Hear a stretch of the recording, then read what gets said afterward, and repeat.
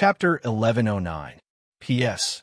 If you want to hear more of your voices and receive more of your suggestions, please search for Dread on WeChat and follow it. Give more support to the strongest killer system. A few minutes ago, it was almost noon in a ravine a few miles away from the lakeside. Didn't you say that you would make a move today? Why haven't you made a move yet? That unreliable guy didn't remember it wrong, did he? Or maybe he's already been caught. Ahem. Why are you looking at me like that? I'm just saying, under the hostile gazes of the surrounding members of the gray space, Philip rubbed his nose and lowered his voice. In the end, he wisely shut his mouth. You have to be patient. Little Tang will do it. Wu Ding raised his head and looked at the sky. Although his tone was indifferent, he spoke with great certainty. Why? Because if I were an assassin, I would choose to make a move too. Wu Ding narrowed his turbid eyes and looked at the island in the distance. The defense of the temple is very good. It could be said that it's watertight. But for an assassin who only needs a chance to make a move, this means little. Now that the crown prince and dozens of people have landed on the island together, and they are holding a celebration and so on, whether it's intentional or not, it will bring some chaos to the temple. This is the best opportunity to make a move. Philip opened his mouth and subconsciously wanted to refute, but in the end, he just sighed quietly and remained silent. To be honest, Philip was in a dilemma. On one hand, he hoped that his good friend Tang would succeed and retreat successfully. On the other hand, he hoped that Tang would not find a chance to make a move, because then his grandfather would not have to make the last move in his life. It was precisely because of these conflicting emotions that Philip felt a little nervous now. He was worried about Tang's safety, but he also wished that Tang would be caught and put an end to it. Elder Wu, you said that you could help the boss escape safely. What do you want to do? Compared to the conflicted Philip, Mi Shou and the others were extremely calm. They had almost blind confidence in Tang Yin. Even if the target was the Pope, they believed that Tang would be able to assassinate him. Therefore, the focus of their attention was on how Tang Yin would safely retreat from the island after he succeeded. To an assassin, the assassination itself was not the most difficult part. The difficult part was how to retreat. However, when Mi Shou saw the silent space Magus suddenly raise his white eyebrows, he realized that his attitude was a little inappropriate. He waved his hand apologetically and said, I'm sorry, Elder Wu. Please don't misunderstand. We absolutely believe in you, but... It's fine. Wu Ding waved his hand and interrupted them. He smiled and said, I can see that you are all very worried about Lil Tang. It is normal for you to have doubts. Furthermore, the overall strength of the temple headquarters is astonishing. It is indeed difficult to harm them with ordinary methods. Let me explain, the white-haired old magician suddenly said. After a pause, Wu Ding shrugged. All right, you're a professional. You do it. The old magician nodded and pointed to the island in the distance. Looking at Mi Shou and the others, he asked directly, Do you know why this island has existed for thousands of years? The members of the gray space looked at each other in confusion. Harry scratched his head. Isn't it because the temple is so powerful that no one dares to provoke it? Mi Shou shook his head. That's not what I meant. You've misunderstood. I'm only referring to this island, not the temple headquarters. The old magician emphasized and then explained, things change and the stars change. This is the law of nature. Nothing can go against it. No matter if it was a sturdy rock or a huge tree that even 10 people couldn't wrap their arms around. Under the wind and rain, under the flow of time, everything would decline and change, and even become a handful of yellow sand. But this island isn't like that. It stood here 1,000 years ago, and today, 1,000 years later, it's still here, and there's almost no change. Do you know why? That was the logic. The old magician only needed to explain it a little, and Harry and the others immediately understood. Yes, nothing can escape the word change. Even if it can avoid all kinds of natural disasters, it absolutely can't escape the judgment of time. This is the truth since ancient times. But how can this famous island in front of them, which is said to have not fallen for thousands of years, exist until now? Could it be magic? Mi Shou thought of Wu Ding's attitude just now. and he suddenly thought of something. To be precise, it's a magic array. The only well-preserved, large, ancient magic array on the whole continent. The old magician nodded first, then shook his head and sighed. There are not many forces in the world that have a history of thousands of years. Only the Temple of Light, the Bran Royal Court, and the Sirius royal family in the northern wilderness are half of them. But there are too many objective factors, so let's not talk about them. For example, the Bran Royal Court has the longest history of the three, but the disputes of the royal power have been chaotic since ancient times. Although the inheritance has never been broken, the gap between the generations will only worsen. Only the Temple of Light, because of its special nature, has been passed down steadily and orderly from generation to generation. There's almost no chaos. Not only is there little loss, but with the passage of time, the accumulation is deeper and deeper. People often say that the heritage of the temple is the so-called heritage of thousands of years. Just like this large, ancient magic array that can maintain the foundation of the island for thousands of years, only the temple can have it intact. It was common knowledge that every magician was a knowledgeable and competent scholar. And this old magician was obviously even more abnormal. He was almost at the level of a professor or an old pedant. Even though the magic array of the temple was a secret that was hard for the common people to know, it seemed to be very easy for him to talk about it. However, obviously, it was not a good time to talk about the secrets of the temple. Everyone was not very interested in the secrets of the temple. Following the old magician's train of thought, Misho quickly grasped the key point and thoughtfully guessed, "You mean, Elder Wu destroyed the ancient magic array, and then shook the foundation of the temple, and then created chaos on the island to help Boss break out of the encirclement? That's pretty much it, but he..." Pausing for a moment, the old magician turned his head and looked at Wu Ding. The corner of his mouth raised into a dangerous smile. If we really destroy the ancient magic array, then the consequences won't be as simple as just creating chaos.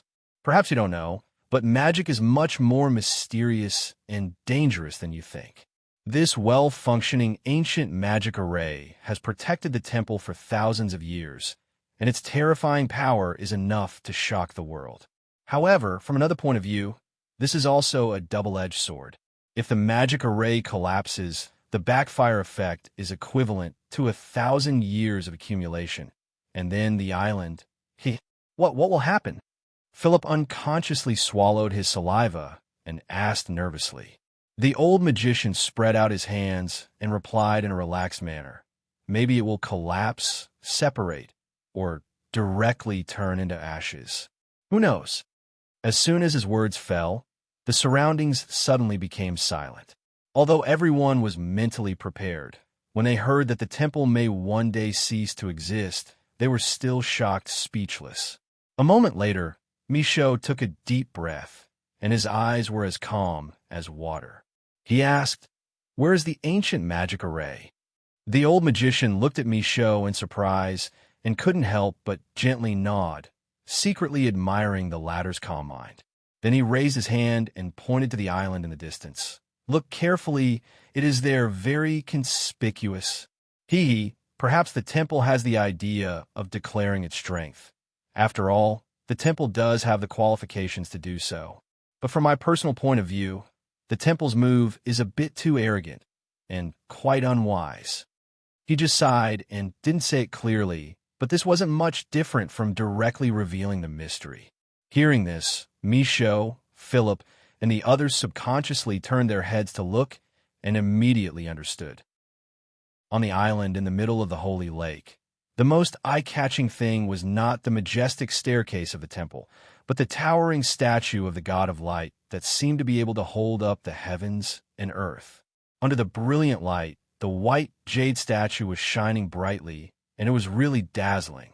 Staring at the towering statue, Harry subconsciously opened his mouth and murmured in a low voice, "So blatant. It is indeed arrogant. No, it is just idiotic enough." Wu Ding's impression of the Temple of Light was as bad as ever, so when he heard this, he disapprovingly curled his lips and did not hide the ridicule on his face. At this time, suddenly, a loud bang sounded.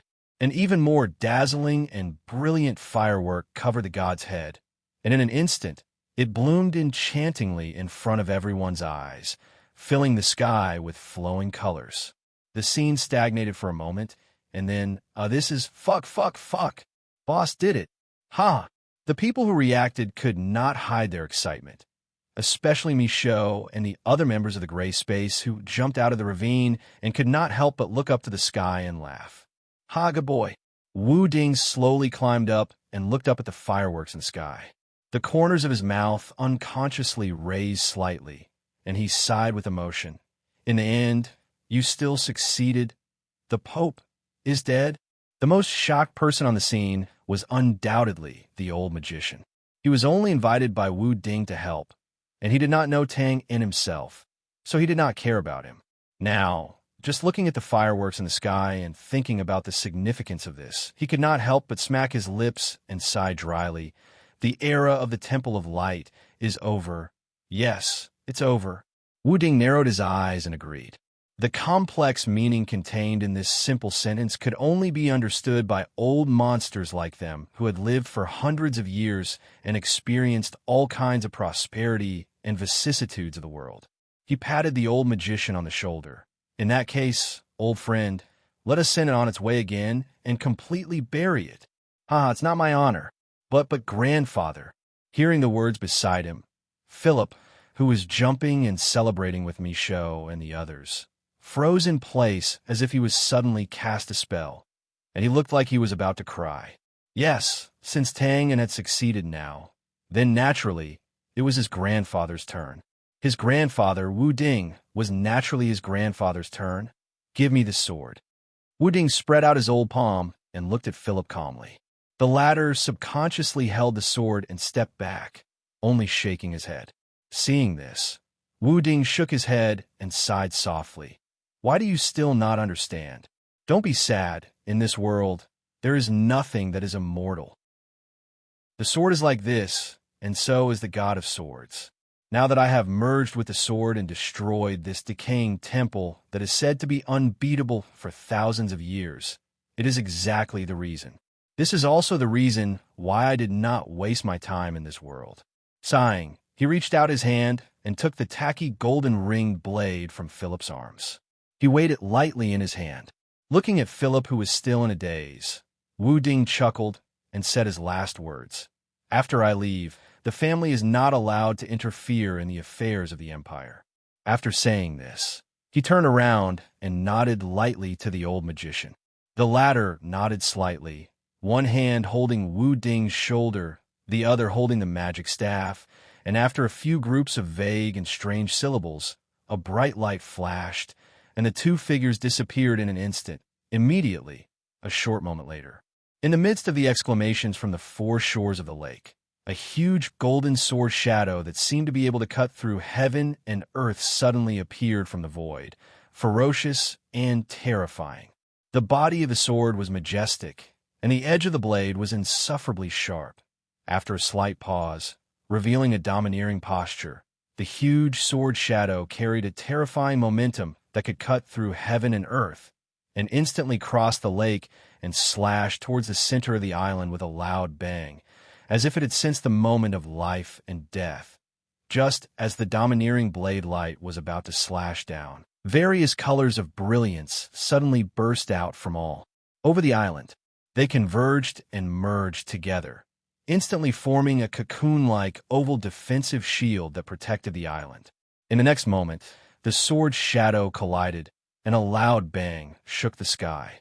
The thousands of hectares of lake water around the island suddenly soared into the sky, like a curtain that connected the sky, and also like a waterfall that flowed backwards, instantly covering the entire island completely. Walala, through the splashing water, a colorful light could be faintly seen flowing within. The defensive shield was not broken, and the huge sword shadow was slightly repelled, as if it was a draw. However, in the next moment, a flustered and exasperated roar suddenly came from the island. This power. It's you again. The scene before them was indeed not unfamiliar to the Divine Hall headquarters. About half a year ago, there was a similarly terrifying sword shadow that attacked the island. Then it split open the outer defensive shield and left, leaving the Divine Hall headquarters with a great deal of humiliation. As the saying goes, the first time is unfamiliar, the second time is familiar. Since it succeeded last time, it was obvious that this time would not be an exception. Sure enough, after the sword shadow retreated slightly and pulled out a diving distance. First, there was a faint snort, and then a thunderous roar suddenly resounded through the world. Break, the strongest skill of the sword god, World Annihilation's sword. Oh no, now it's World Annihilation's sword. In an instant, the golden light shone brightly, and the layers of sword shadows were like swimming dragons, flashing and disappearing. With just a flash, the seemingly impregnable seven-colored cocoon below split into two like an eggshell from its weakest point, revealing the entire island inside. This was not the end. It was just the beginning. The domineering sword shadow that broke the outer defensive shield was unstoppable like a comet falling to the earth. Under the horrified gazes of countless clergymen inside, it fell straight and accurately at the center of the island, where the towering statue of the deity stood. No, boom, boom, boom. My novel, The Strongest Killer System, will have more fresh content on the official WeChat platform, and there's also a 100% chance of a lucky draw gift for everyone. Open WeChat now, click the plus sign at the top right to add friend, search for the public account Dread, and follow it. Hurry up. Chapter 1110. P.S. If you want to hear more of your voices and receive more of your suggestions, search for the official WeChat account Dread and follow it to give more support to the strongest killer system. Boom, boom, boom. Perhaps the master god of fate had never been a good boy, but more like a temperamental brat. Therefore, when we look at the world's affairs, we will always find such a bloody hidden law. Blessings never come in pairs, and misfortunes never come singly. This was definitely not nonsense. It was based on facts. For example, right now, when countless clerics had yet to recover from the shock of the assassination of both the Pope and the Crown Prince, they were stunned to see that the impregnable outer barrier of the island was easily breached. Then, the holy statue that symbolized the pillar of faith crumbled under the evil radiance of the blade, wailing as it fell to the mortal world at this moment. Whether it was the clergymen who were chasing or giving orders, they were all dumbfounded. They stared blankly at the towering statue that had stood there for thousands of years. They thought that it would stand there forever, but now it was covered by endless dust and smoke. They were numb, and they couldn't make a sound. Some nuns and handymen who had weaker psychological defenses couldn't help but cover their faces and cry when the statue was destroyed. An era had passed somewhere. Tang In, who was running for his life, couldn't help but stop. He looked back at the ruined statue in the distance, raised his eyebrows, and calmly looked away. Then he turned around and faced the south, staring at the blue sky in a daze. There, the domineering sword energy just now had disappeared. All that was left was a shining star falling from the sky. After a moment of silence, he bowed, bent, and saluted at a 90-degree angle. This was a salute, a thank you, and a farewell. For outsiders, with the complete collapse of the god of faith, the era of the Temple of Light had officially come to an end. But as the person involved, Tang In was still clear about one thing. That was, at this very moment, an era that was not inferior to the former in terms of meaning or glory had quietly passed. Sword God, Elder Wu, please have a safe journey. Generally speaking, with the end of an era, it often meant the official arrival of a new era. This was the evolution of the laws of nature. However, this rule was untenable under the current circumstances. Here, the end of an era was accompanied by the fall of another era. Wu Ding, who had guarded the empire his whole life, finally chose to use up all his strength to cut down the Temple of Light from the throne. It was a pity that not many people knew about such a magnificent feat. At least, the people in the Divine Hall did not know about it, nor would they have thought about it. Right now, They could only watch as the Father God's incarnation was suddenly chopped into a pile of ruins, and then their feet kept trembling. That's not right. It was as if the entire island was shaking. It was as if there was a huge dragon under the island that had just woken up and could not wait to flip over. Following that, waves of intense tremors and shaking became clearer and more obvious. Was it an illusion? Or was it because the statue was destroyed and God blamed them for not protecting it well? So thunder was angry and punished them, just as everyone was bewildered and uncertain. Suddenly, boom, another thunderous sound was heard, and a pillar of dust rose into the sky. On the stone path in the center of the island, a group of high-ranking members of the Divine Hall who had just regained their senses were instantly thrown to the ground by the noisy airwaves. They screamed and rolled on the ground in embarrassment. The scene instantly became chaotic. When they crawled up from the ground, their faces covered in dust, they subconsciously turned their heads and saw that at the end of the stone path, the main hall that was originally used to hold the coronation ceremony had collapsed under the smoke and dust. Broken walls and fences were everywhere. They looked at each other in dismay. What happened? Damn it. Did someone else sneak in? No, this agitated magic element. That's not right. Well, although they had witnessed the collapse of the statue with their own eyes, they still did not think that there would be a problem with the ancient magic array. Their thinking was a bit strange. But to be honest, these high-ranking members of the Divine Hall who were still confused couldn't be blamed. The phenomenon of darkness under the light was normal. Moreover, unless it was someone like Wu Ding who had a clear goal from the beginning, who would remember that an ancient magic array was buried here 1,000 years ago. Yes, that's right. These high-ranking members of the Divine Hall had spent most of their lives walking around this magic array. But weren't all people like this? They always paid attention to other people's things, but turned a blind eye to what they already had. Fortunately, just because they couldn't remember it now didn't mean that they would never remember it. When the dozen or so high-ranking members of the temple who possessed the strength of archmages heard the unusual warning, they subconsciously released their senses. They sensed that the light magical elements around them that were originally as gentle as water suddenly surged with great waves, as if a hurricane had passed through a turbulent sea surface. As they did so, a memory that had been sealed in their minds for a long time was gradually awakened. In the next moment, with a swoosh, the dozen or so white heads suddenly turned and looked in the same direction, the collapsed statue of the god. Their expressions instantly turned ashen, as if they had lost their parents. It's over. This time, it's completely over. It shook again and continued to shake. It was as if they were riding on a broken boat that didn't pass the quality test, barely sailing on a stormy sea. Not only was the hull on the verge of collapse, but the people on the boat were dizzy and numb.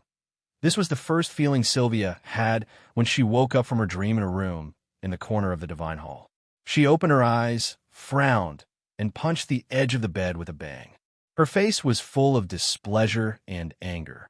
Yes, I can understand. The emotions of a pregnant woman in labor are so unstable. Fortunately, our Lord Head Knight Sylvia wasn't an ordinary pregnant woman. After barely suppressing her desire to curse, she instantly realized the abnormality in her surroundings. Beside her ears, there was a continuous rumble that sounded like a house being torn down and a wall being smashed. There were also faint screams outside the door. Hesitating, she reached out her hand and touched the edge of the bed. Under her palm, there was a continuous shaking. The teacup on the wooden cabinet at the head of the bed, the water that had long cooled down, rippled in circles. Earthquake? It can't be. Sylvia blinked her eyes in confusion. Thinking about it, the Divine Hall on the island didn't seem to have a history of natural or man-made disasters. Immediately, she raised her head and shouted outside the door, "Mia, Mia, where did you go?" "Mia." There was no response. Frowning, she asked, "Who is guarding outside the door? Come in and answer me." Xiao Weian was no longer the holy head commander she used to be. Instead, she was now an authentic captive. With her great reputation in the Divine Hall and her valiant battle record, even if the Pope personally made a move to restrict her, the Divine Hall still couldn't let their guard down. Of course, there would be no shortage of guards to keep an eye on things. But now, Sylvia called out a few times, and the guards outside the door, who should have immediately pushed open the door and entered the room, did not move for a long time. Seeing this, Sylvia was stunned. She quickly realized something, but she wasn't sure. Thinking about it, she simply lifted the blanket and put on her clothes. She got off the bed and slowly walked to the door with her big belly. Creak! She opened the wooden door and looked around. Outside the door was a long and quiet corridor. Sylvia's room was in the middle of the corridor. Other than that, there were thick stone walls on both sides of the corridor. Overall, it was a qualified place for house arrest. As expected, the two sides of the door and the corridor that were supposed to have a sentry every 3 steps and a guard every 5 steps had all disappeared. In her line of sight, there wasn't a single Divine Hall guard. What's going on? Could it be he's here to make a move? This he was, of course, referring to Tang-un. Sylvia frowned and muttered to herself. She didn't immediately take the opportunity to escape. Of course, with her current physical condition, she wouldn't be able to escape if no one came to rescue her. Just as she was thinking, the sound of footsteps suddenly came from the corner of the corridor on her right. Sylvia turned her head and saw a familiar figure turn the corner. He lowered his head and tidied up the knight's armor that seemed to be a little mismatched as he hurried over. She looked up. Ah, Owens!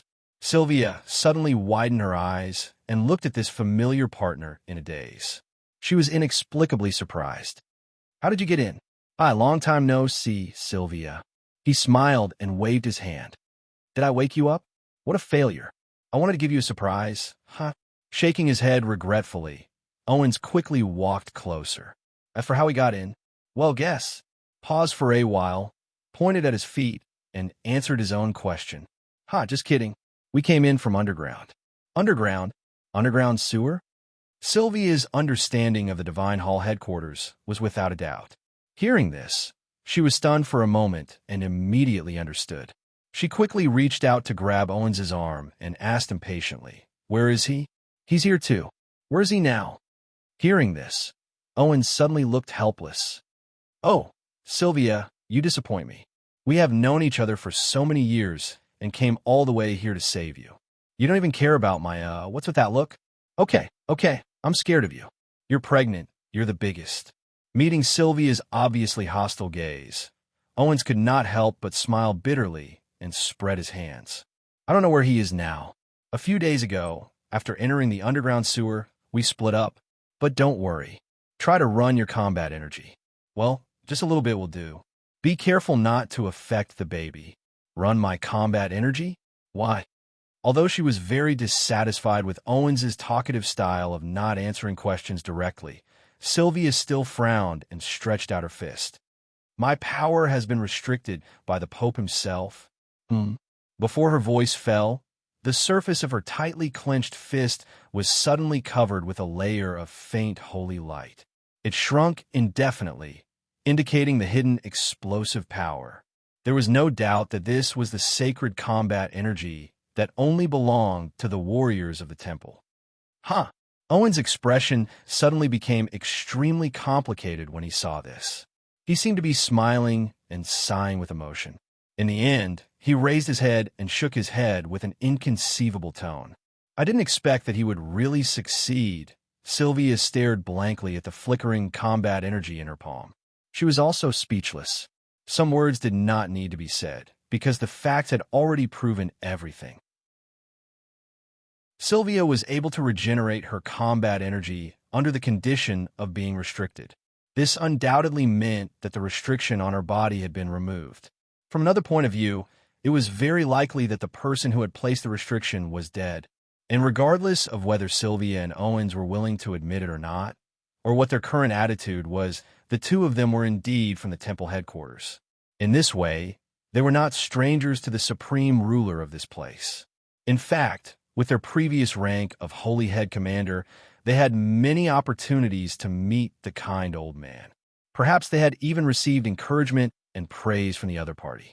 Now that they learned that the other party had suddenly died, and not long ago, it would be a lie to say that they did not feel anything at all The corridor was silent, and the roar of distant and near became more frequent. After a moment, "Okay, let's not think about it." Shaking his head, Owens was the first to recover. He stepped forward and held Sylvia's arm. "Time is of the essence. Now that the ancient magic circle protecting the island has been destroyed, I think this place will completely collapse. We have to hurry up and retreat and leave the island." "What?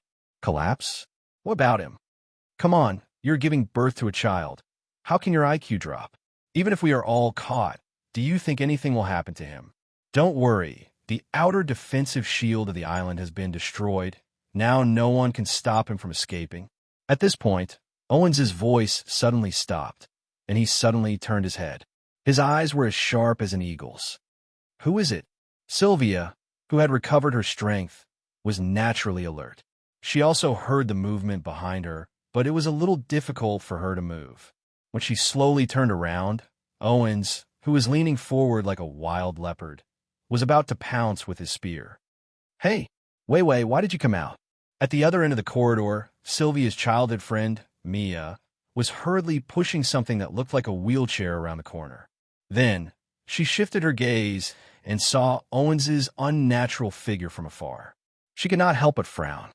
"Who are you?" "The other guards." Mia's words paused, and she did not continue to ask. There was no need to ask. The temple guards would not leave their posts at this time, unless they were quietly killed or directly knocked out and carried away. Looking at Owens's unfamiliar face and the knight's armor that was obviously not the right size, everything became clear. Damn it! Owens's eyes twitched, but he did not immediately rush forward to solve the problem. This did not mean that he knew this beautiful young woman in front of him, but in the other direction behind the young woman, there were sounds of footsteps and the crisp sound of armor colliding with each other. There were obviously a lot of people. Owens was not afraid of fighting.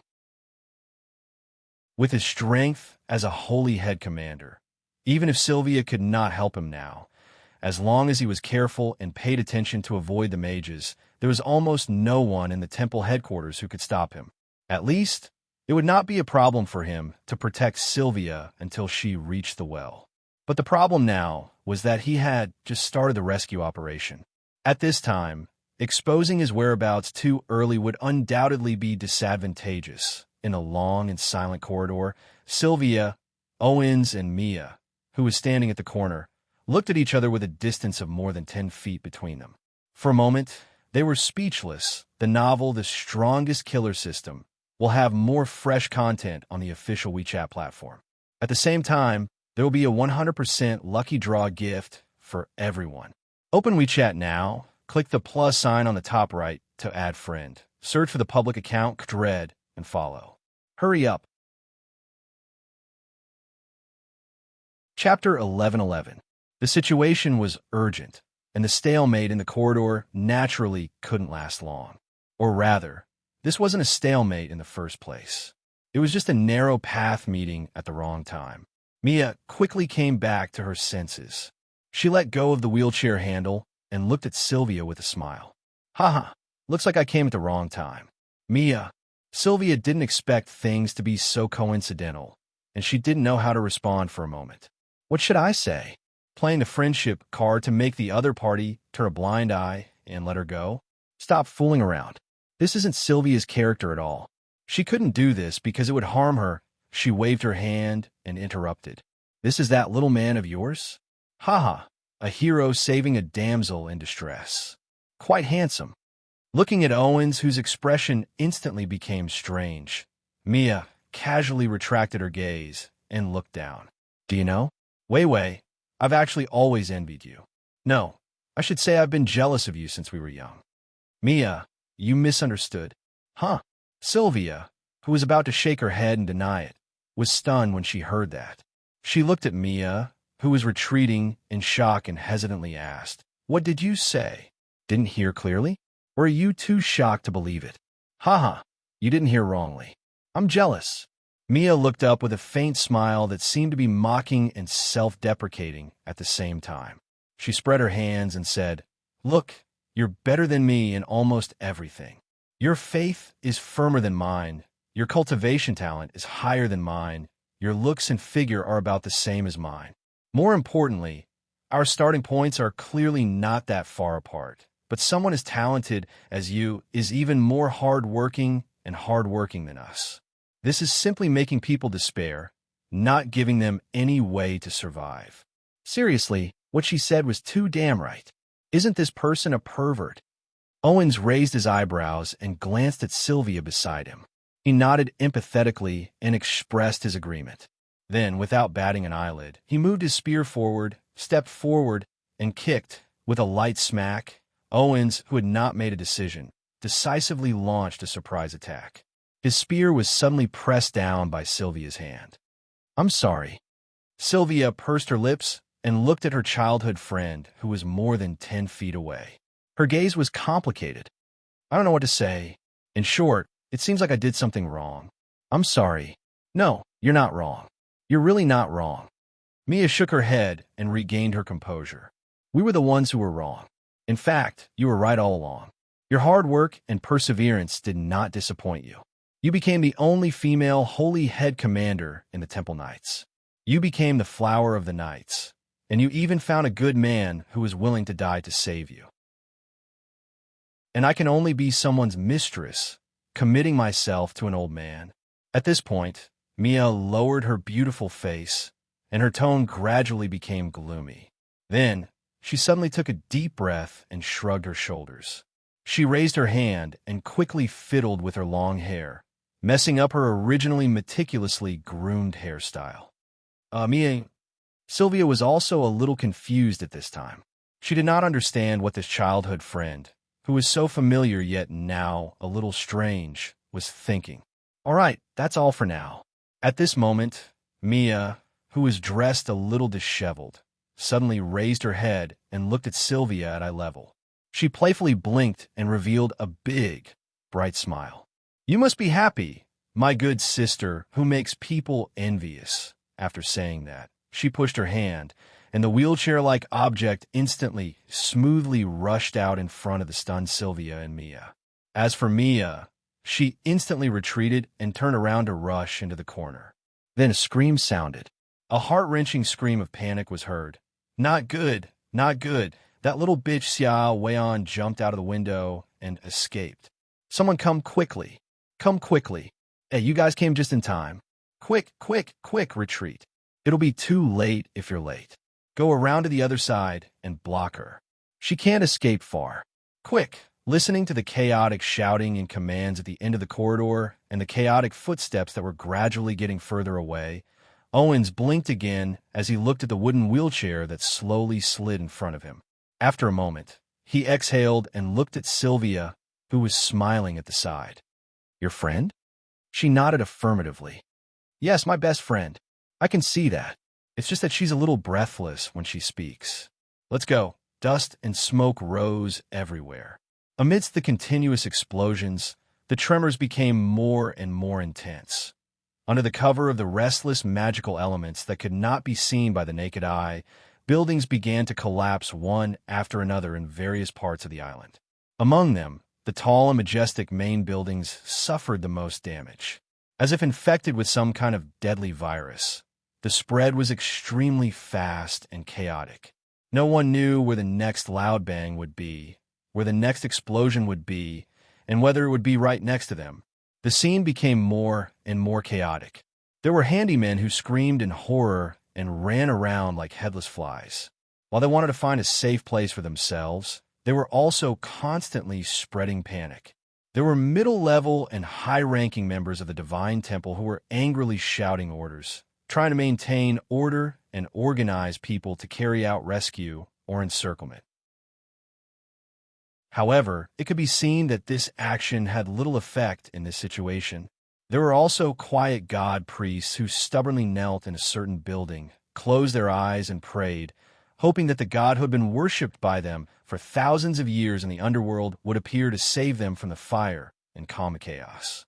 However, most of the time, the devout ones were completely buried by the collapsed buildings before they could wait for the god of their faith to come, to be vigilant in times of peace. This was an eternal truth. It was a pity that the temple headquarters had been peaceful for too long, so long that they had completely forgotten how to deal with the chaos and disaster. They who used to be high and mighty really did not have any experience in this area. Even if there were high-ranking members of the temple who could keep a clear head, they did not know where to start. While hesitating, looking at the increasingly uncontrollable scene in front of them, the people in the temple could not help but be completely lost, of course. There were always exceptions.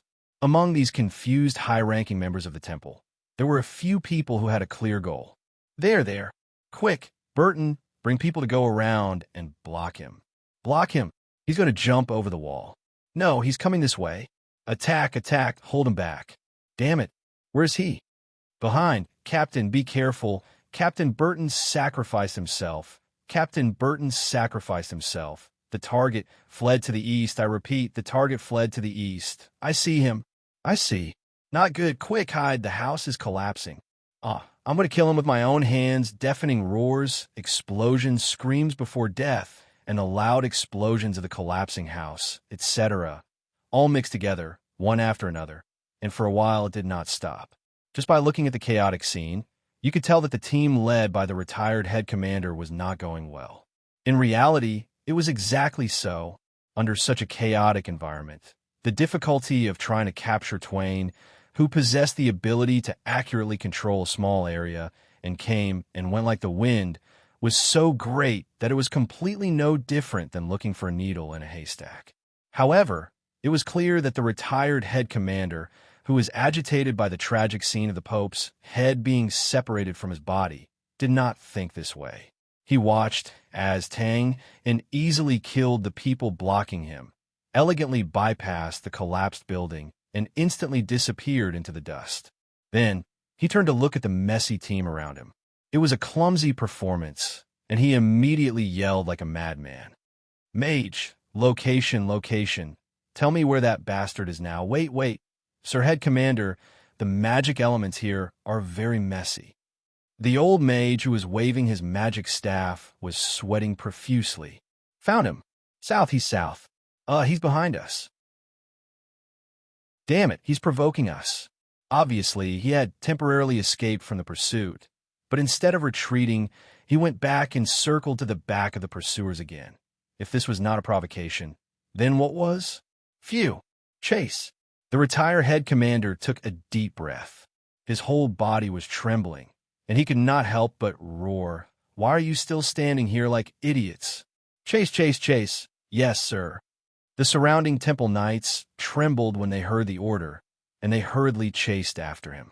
At this moment, a knight suddenly yelled and ran over.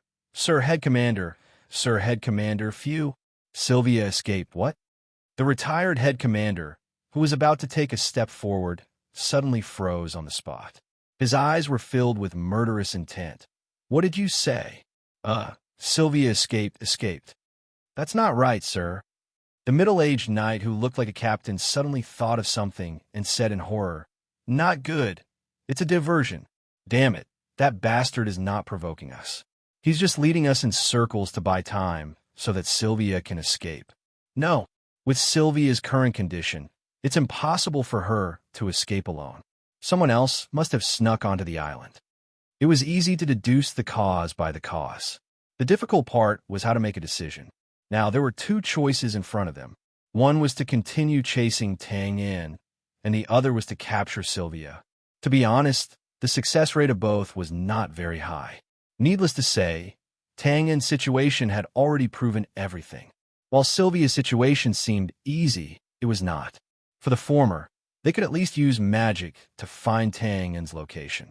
However, Sylvia and Owens were different. They were originally from the temple, and they practiced the power of light elements. There was no way they could use magic to quickly find clues. Continue, Chase. The retired head commander was very decisive. Or maybe he did not even think about it. He quickly made a decision with a ferocious face. He waved his spear and roared, We only have one goal. Kill that bastard. Yes. Chapter 11-12. This is the retreat route you guys came up with? Owens, are you sure you're not joking with me? After Mia lured away the first wave of pursuers, Owens pushed Sylvia, who was sitting in the wheelchair, out of the prison corridor without any obstructions. At this time, the chaos on the island had reached an extremely serious level. Almost everywhere they went, they would bump into people from the temple, or wounded knights and guards, or nuns running around in disarray, and so on. However, it was precisely because they had no time to care about the chaos around them that Sylvia and Roland managed to sneak their way through. They safely traveled more than 1,000 feet and arrived at a small courtyard. This should be a place used to fetch water and wash up. Around the ancient well in the center of the courtyard, there were wooden buckets of water, as well as wooden basins of various sizes used for washing and rinsing. It seemed to be a bit messy. There was limited time to escape, so Owens naturally had a special purpose for bringing Sylvia into this courtyard instead of retreating. In fact, that was indeed the case. That ancient well was the exit of the passage that Owens had jumped onto earlier. If they could exit, they could naturally enter. Owens' plan was to bring Sylvia into the ancient well, then return along the route that he had used to sneak in. Finally, they would safely leave the island without anyone noticing. It should be said that Owens' plan sounded very reliable. However, looking at the ancient well in front of her, Sylvia, who was sitting in the wooden wheelchair, frowned and looked up at Owens with a strange expression. "Are you sure you want me to enter from here?" "Of course." Owens quickly kicked away the wooden buckets and basins that were scattered around the ancient well and explained comfortingly, "Don't worry, I've asked around and know that pregnant women shouldn't touch cold water. I've already led the well water below to another passage. Also, although the underground passage is a little narrow, you don't have to worry. You just have to lie on the wooden plank after you go down, and I'll push you forward." After a short pause, he waved his hand confidently and concluded, "In short, leave everything to me. It won't have any effect on the baby in your belly." "You're quite thoughtful." Sylvia pinched the space between her eyebrows, then sighed and pointed at the ancient well. "Then, may I ask, how do I go down through the well?" "Go down?" Owens blinked in confusion. "Just go down like this, huh?" Owens suddenly paused. Looking at Sylvia's silent action of gently stroking her swollen belly, he suddenly realized something. His expression immediately became unusually interesting. He suddenly turned his head to look at the narrow well, then turned his head to look at Sylvia's belly, then turned his head to look at the well again. They turned their heads stiffly back and forth like puppets. The atmosphere was awkward and silent. Clang, clang, clang. A huge blunder that shocked the ancient and dazzled the contemporaries appeared out of nowhere. Yes, that's right. Don't doubt your judgment. The fact was that with Sylvia's current swollen body, especially with her protruding belly, it was impossible for her to pass through the narrow well in front of them. She was destined to be stuck. Every plan had its flaws. Every plan had its flaws. No matter if it was Owens, who was staring at the well in a daze, or Tang In, who was leading the pursuers of the temple in circles, they would never have thought that their rescue plan, which had been carefully deliberated several times, would have such a huge blunder. 9 mountains for a mountain, and a failure at the final stage? Wasn't this a joke? But then again, this blunder was easy to understand. After all, Tang In and the others were all men, and they were still single. They seriously lacked relevant experience. So how could they know the huge waistline of a pregnant woman? After a moment of silence, Owens's cheek muscles twitched, then twitched again. He took a deep breath, coughed twice, and decisively turned the wooden wheelchair around. There's still time. Let's find another place. Plans could not keep up with changes. There is absolutely no way for Sylvia to go down the ancient well in front of them. If they forced their way down, it would be very easy for them to bump into something. This was a risk that Owens and Sylvia did not dare to take. Therefore, they could only give up their original plan now and find another spacious ancient well. The island of the temple was not small, and there were even more ancient wells. With Sylvia and Roland's familiarity with this place, it was naturally not difficult to find another suitable ancient well. But before Owens could push Sylvia out of the courtyard, a shout suddenly came from behind them. "Stop!" A small team of more than 10 knights rushed into the courtyard against the gray smoke that filled the sky. They looked up and saw Owens and Roland leaving with their backs facing them. They shouted, "Where did you come from?" Did you see any traces of outsiders? Owens paused and lowered his head with a frown. He knew that the time limit of Mia's cover had passed. There was no doubt that these were the pursuers who came to search for them. Fortunately, because he was disguised as a low-level knight, the other party did not immediately suspect him. Owens thought for a moment and turned his body slightly to block Sylvia's figure. He bowed his head and said, "Captain, we came from the east side of the side hall. My companion was injured and was about to send him for treatment. We did not notice any traces of outsiders." Of course, Owens did not care about this small team of knights. But after all, he was not Tangun. He was not confident that he could kill these knights instantly without any warning. So, it would be best if he could pass through safely without alerting the enemy. That small team leader did not see through Owens's disguise. In fact, he was just casually asking. Hearing this, he simply nodded and waved his hand. "Okay, brothers, let's go ahead and take a look." Before his voice died away, a low-level knight at the side sized up Owens, who was leaning sideways and lowering his head with a puzzled expression. He felt that Owens looked familiar. Suddenly, his eyes widened, and he exclaimed, "Owens? You are Sir Knight Owens's man." F***CK. Owens, who had already turned around and was ready to leave, suddenly froze. He was very depressed. Was this the tragedy of being a famous person? I have already disguised myself like this, and you can still recognize me? Sir Owens? Didn't that betray? Damn it, it's them. Catch them. You are courting death. Seeing that his identity was exposed, Owens naturally did not hesitate. He decisively waved his spear and turned around, ready to pounce and annihilate the other party. However, at this time, the small team leader who ordered more than 10 knights to surround and attack hurriedly retreated and instantly flashed to the back of the crowd. Don't get me wrong, this was not the style of a leader in the modern world. On the contrary, this was an extremely wise reaction. Everyone knew that it was impossible for them to keep Owens and Sylvia. After all, the difference in strength was obvious. He wanted to take the opportunity to let out a long whistle to warn and summon the surrounding companions to encircle and annihilate. At this moment, suddenly, something happened.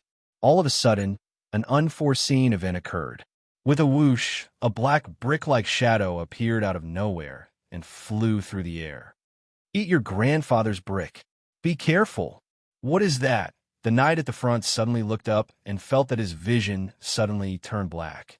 A strong wind quickly smashed toward his head, and he instinctively raised his spear. His aim was good, accurately stabbing. However, at the next moment, boom! Flames rose and waves of air rolled.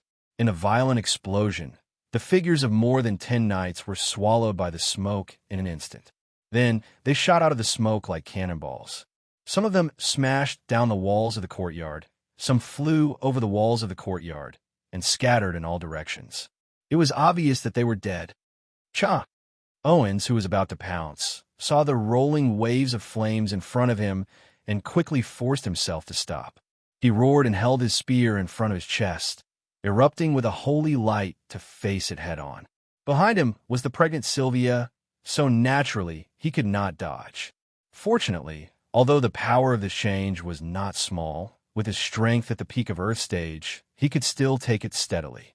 Of course, some embarrassment was inevitable. Jack. Cough, cough. Your grandfather. Ha. Isn't your grandfather, Jack? That's right, looking back, who was jumping up from the ancient while like a groundhog. If it was not Jack, who was it? He looked up to the sky and laughed. I knew you couldn't handle it. As expected, you still have to rely on your grandfather, Jack, at the crucial moment. Ha! All right. Although his tone was a little annoying, the truth was not false. Jack's sudden sneak attack and at the small team of knights, and it did not arouse the slightest suspicion from the surrounding pursuers. What? You're asking about the loud explosion just now? Please, the temple lacked everything now, but it did not lack the sound of explosions. Cough, cough.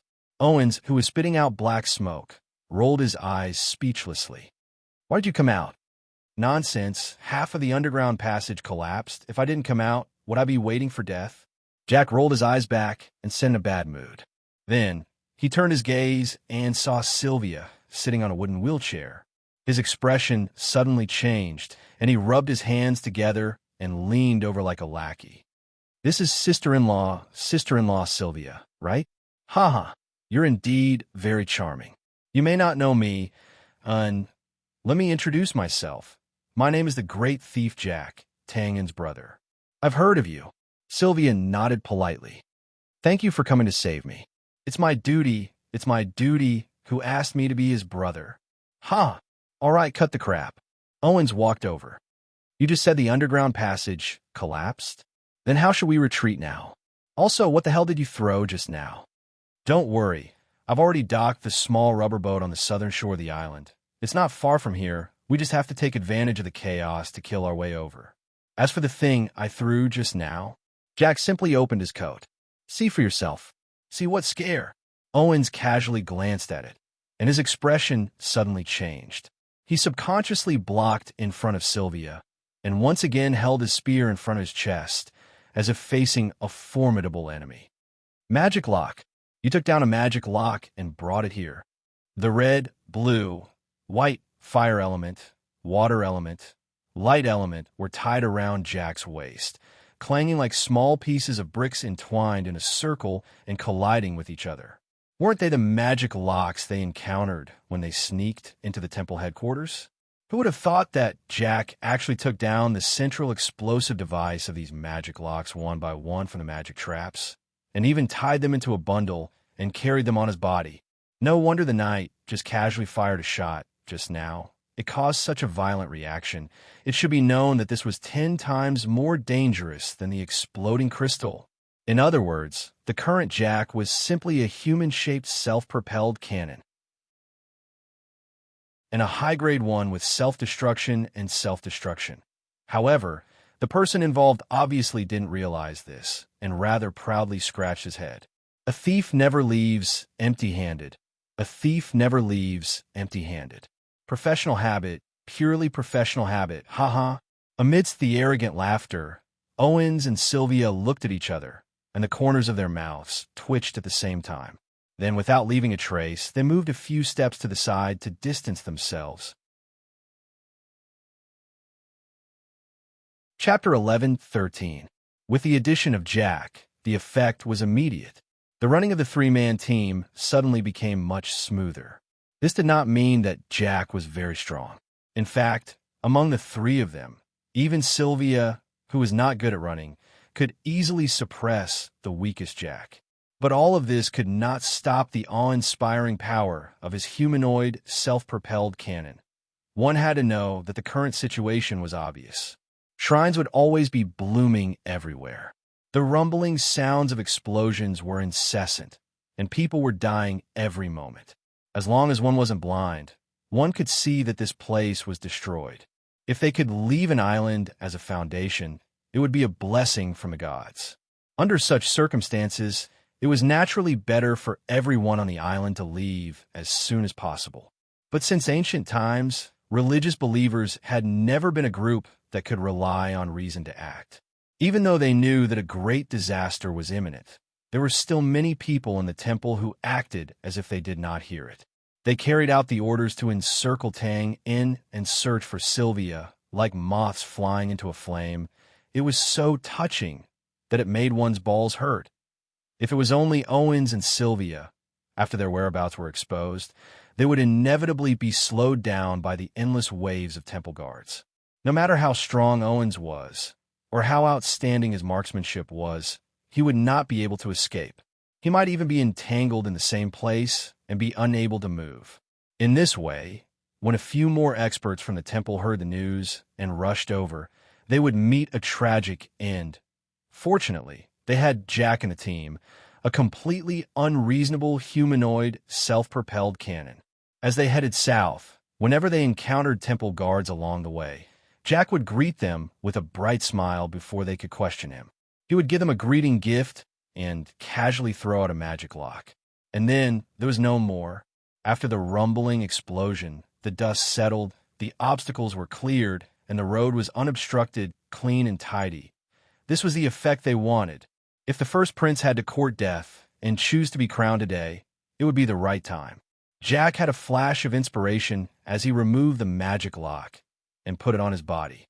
In addition, the collapsed buildings all over the island could also be seen as a geographical advantage.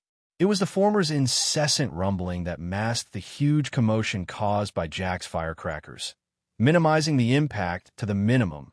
With such great luck, it was not surprising that Xiao Weian and the other two arrived at the southern shore of the island in a short 10 minutes and successfully boarded the small rubber boat. "Sit tight. Quick, row the boat, row the boat." After Owens helped Sylvia onto the small dinghy, Jack did not dare to waste any time. He quickly cut the ropes, and the wooden oars flew. Amidst the splashing of water, he maneuvered the small dinghy like an arrow released from a bow. In an instant, he pulled a distance away from the shore of the island. Because of their unreasonable escape and Jack's good eyesight, the place where they hid the dinghy was well hidden. After they pulled a distance away from the island and looked back, there were no traces of their pursuers on the shore. Phew! Phew! Seeing this, the three-man team could not help but breathe a sigh of relief. It was as if they had unloaded a heavy burden and felt much more relaxed. It must be known that this was the temple headquarters. Even if it was chaotic now, a starving camel was still bigger than a horse. It was indeed fortunate that they were able to escape safely. However, after pulling a little distance away, Jack stopped what he was doing and stopped paddling. Owens, who was reaching for the other wooden oar, was stunned. Why did you stop paddling?" "I'll look at my brain." Before he finished speaking, Owens instantly reacted. He raised his hand and patted his head, spreading his hands apologetically. "Sorry, I was a little excited and forgot about Brother Tang Yin. That was the reason. Although there were 3 of them when they came, Tang and had not killed his way out of the island yet." Perhaps from this point, it could be seen that Owens was not as calm as he appeared to be when he came to the rescue mission at the temple headquarters. After all, it was his old boss. Besides being familiar with him, it was normal for him to be wary. "How about we send a signal?" After hesitating, Owens looked at Jack. The latter looked at Sylvia subconsciously and then touched the signal arrow that he took out from his waist pouch. He was a little hesitant. The so-called signal referred to shooting a signal arrow to tell Tang and that they had successfully broken out of the encirclement and their current location so that Tang and could find them quickly. This was what they had agreed on beforehand. But when it came to it, Jack and the others were a little hesitant. The reason was very simple. Once a signal arrow was shot, of course, Tang Yin would not be the only one who could see it. The pursuers of the temple headquarters were not blind. They could naturally see the signal and follow it to this place. They might be faster than Tang Yin. Don't get me wrong. The reason why Jack and Owens were hesitant now was not because they were worried about their own safety after their whereabouts were exposed, but because Sylvia was lying on the side with her arms around her stomach. It was not easy to rescue her. If they fell in again because of this mistake, it would not be worth it. While they were hesitating, Sylvia suddenly said firmly, "Send the signal." She stretched out her hand and pointed to the island that was constantly roaring. The situation of the island is a little wrong. It seems like it's going to collapse. No, it's going to explode. We can't wait any longer. Send a signal immediately to get Tang Un to come out. Hearing this, Jack and Selena could not help but be stunned. They subconsciously turned their heads to look and found that the island was indeed a little abnormal. The frequency of the trembling and shaking was increasing, causing the surrounding waters of the holy lake, which had always been as smooth as a mirror, to ripple. What was even more strange was that the dust that was raised due to the collapse of the building was not blown away by the lake wind. On the contrary, it was distorting and condensing irregularly, enveloping the sky above the island. From afar, it looked like the bloody mouth of a devil, ferocious and terrifying, eager to devour the food on the plate under its mouth. This is not good. Magic elemental backlash. Owen's expression suddenly changed greatly, and he cried out in alarm. Yes, this strange scene in front of them was the sign of magic elemental backlash. Just as Wu Ding's old friend, the old space magician, had said, magic not only represented mystery, but also extreme danger.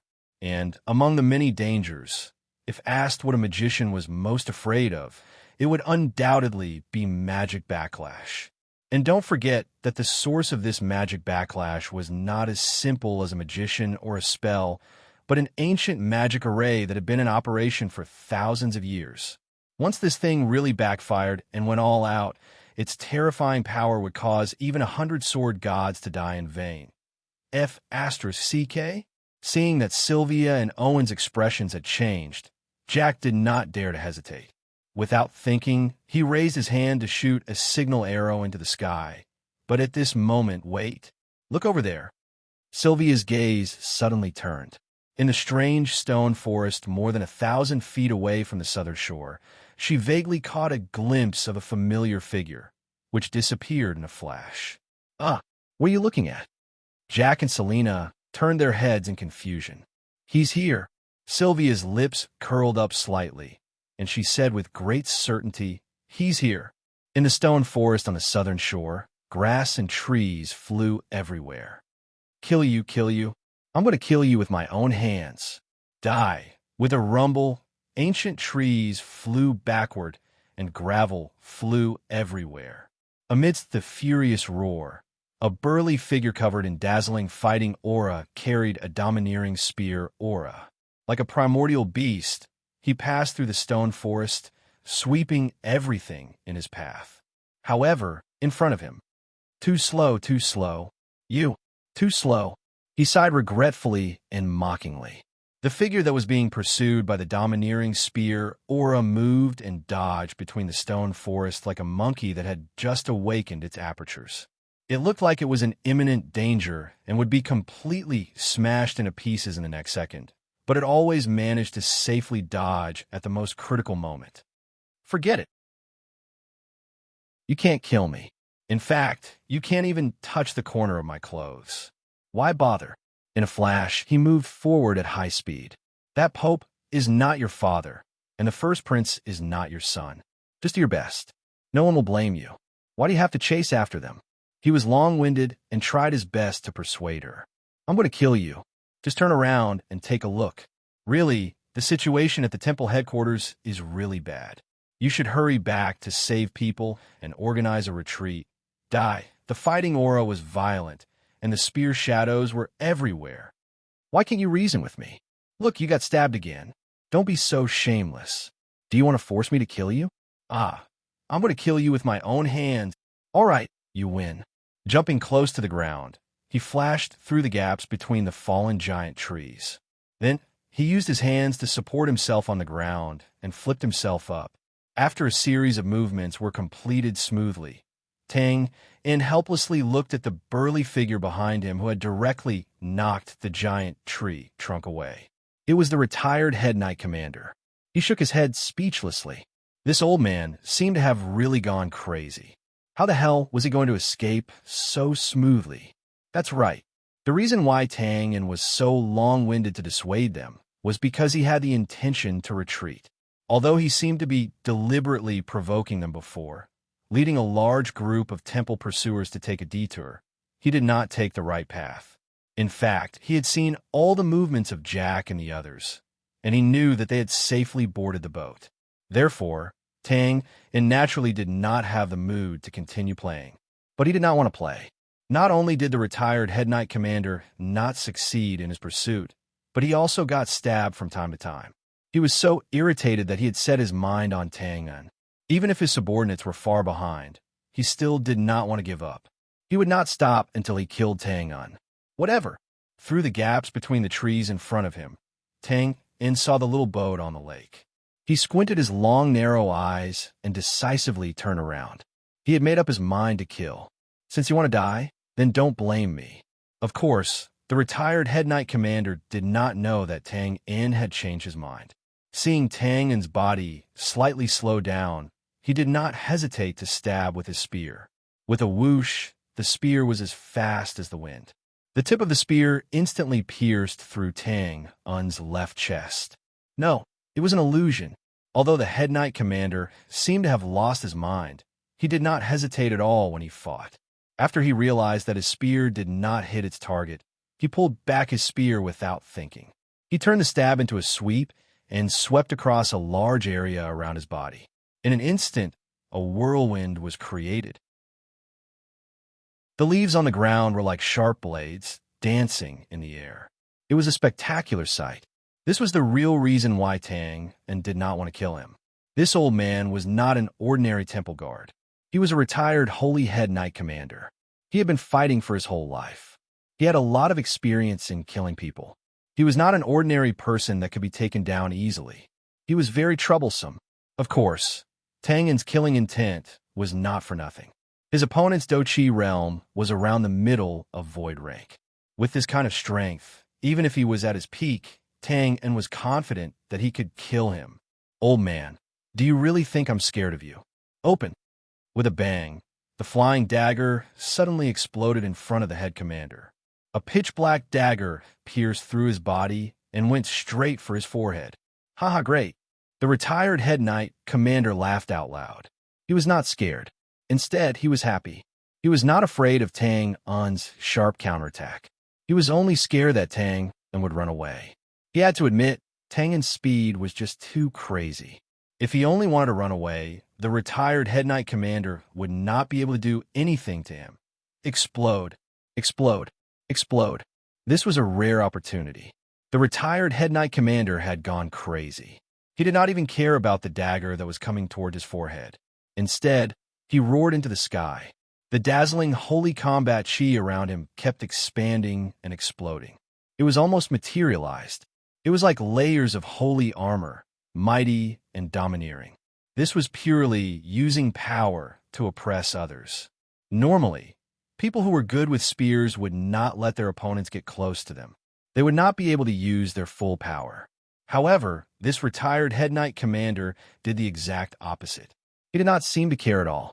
This was also because he was used to it. He did not believe that the strength he had gained over half of his life would be weaker than a young kid. Die. Seeing this, Tang's eyes flashed with murderous intent. He really wanted to see what kind of expression this retired head commander would have when he pierced through his combat chi armor and between his eyebrows with his blade. However, it was only a thought. Although Tang was confident that he could kill this reckless old man with his blood chi dagger, at the same time, he would also be injured by the intermediate void combat chi. Although the result wouldn't be to the extent that he would be lying on the ground like a corpse, he would still be severely injured, and he was still in the temple's range. It was not worth it. With this thought in mind, Twain fainted with his dagger and leaped up. The tip of his foot tapped lightly, and he stepped on the body of the spear that was whistling toward him. Suddenly, there was an uproar as he soared into the sky, smashing the branches of the ancient trees above his head, and disappeared. Haha, coward. Take my spear again if you can. Seeing Tang running away without a fight, the retired head knight commander's heart calmed down.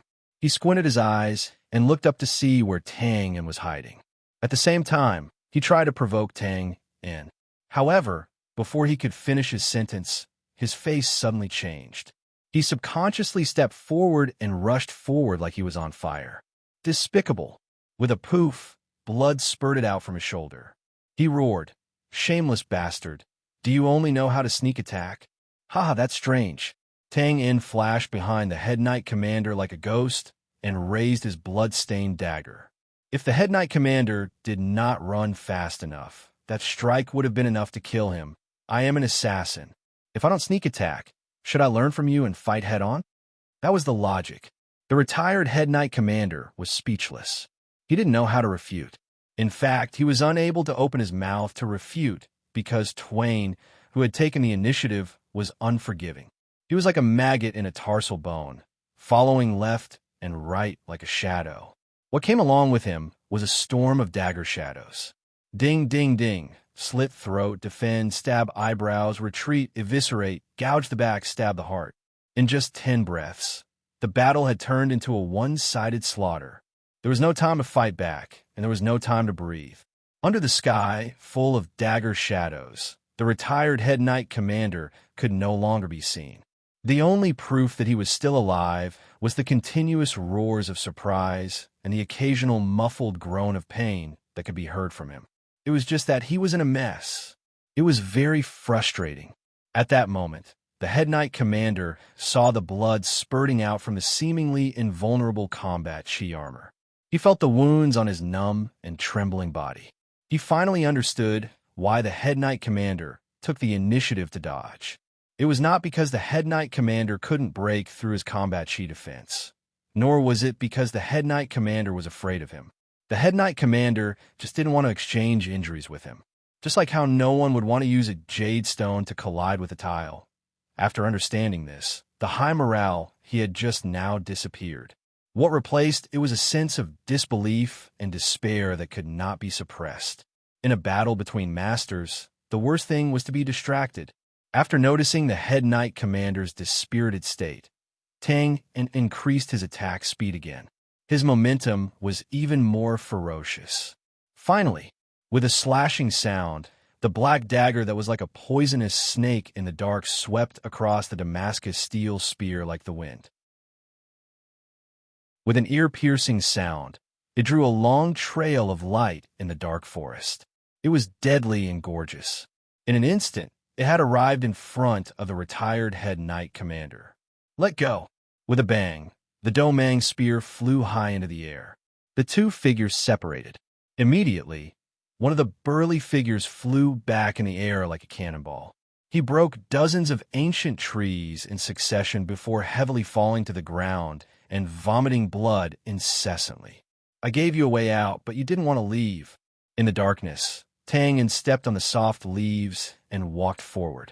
He looked at the head knight commander, who was half kneeling and gasping for breath with an indifferent expression. Then I can only fulfill your wish. Again, huff, huff. The evil bastard will not escape the judgment of the light. Come and fight me again. Come on. The head knight commander struggled to stand up with his bloody hands supporting the trunk of an ancient tree behind him. He madly screamed at Tang. His face was twisted and terrifying. Shaking his head, Tang did not want to waste any more time with this crazy old man. He held his dagger and stepped forward to end him. But at that moment, suddenly rumble, there was a strange explosion and the ground shook. Tang was caught off guard. He staggered and almost fell to the ground. After stabilizing his body, he subconsciously looked under his feet. His pupils suddenly shrank. On the ground, layers of fallen leaves were rustling like waves, undulating up and down irregularly. At some point in time, numerous fine cracks had appeared on the ground beneath the fallen leaves. Like a spiderweb, the cracks continued to radiate and spread with the increasing frequency of the tremors. Not good. This is too much. Even if you haven't eaten pork before, you have seen pigs run.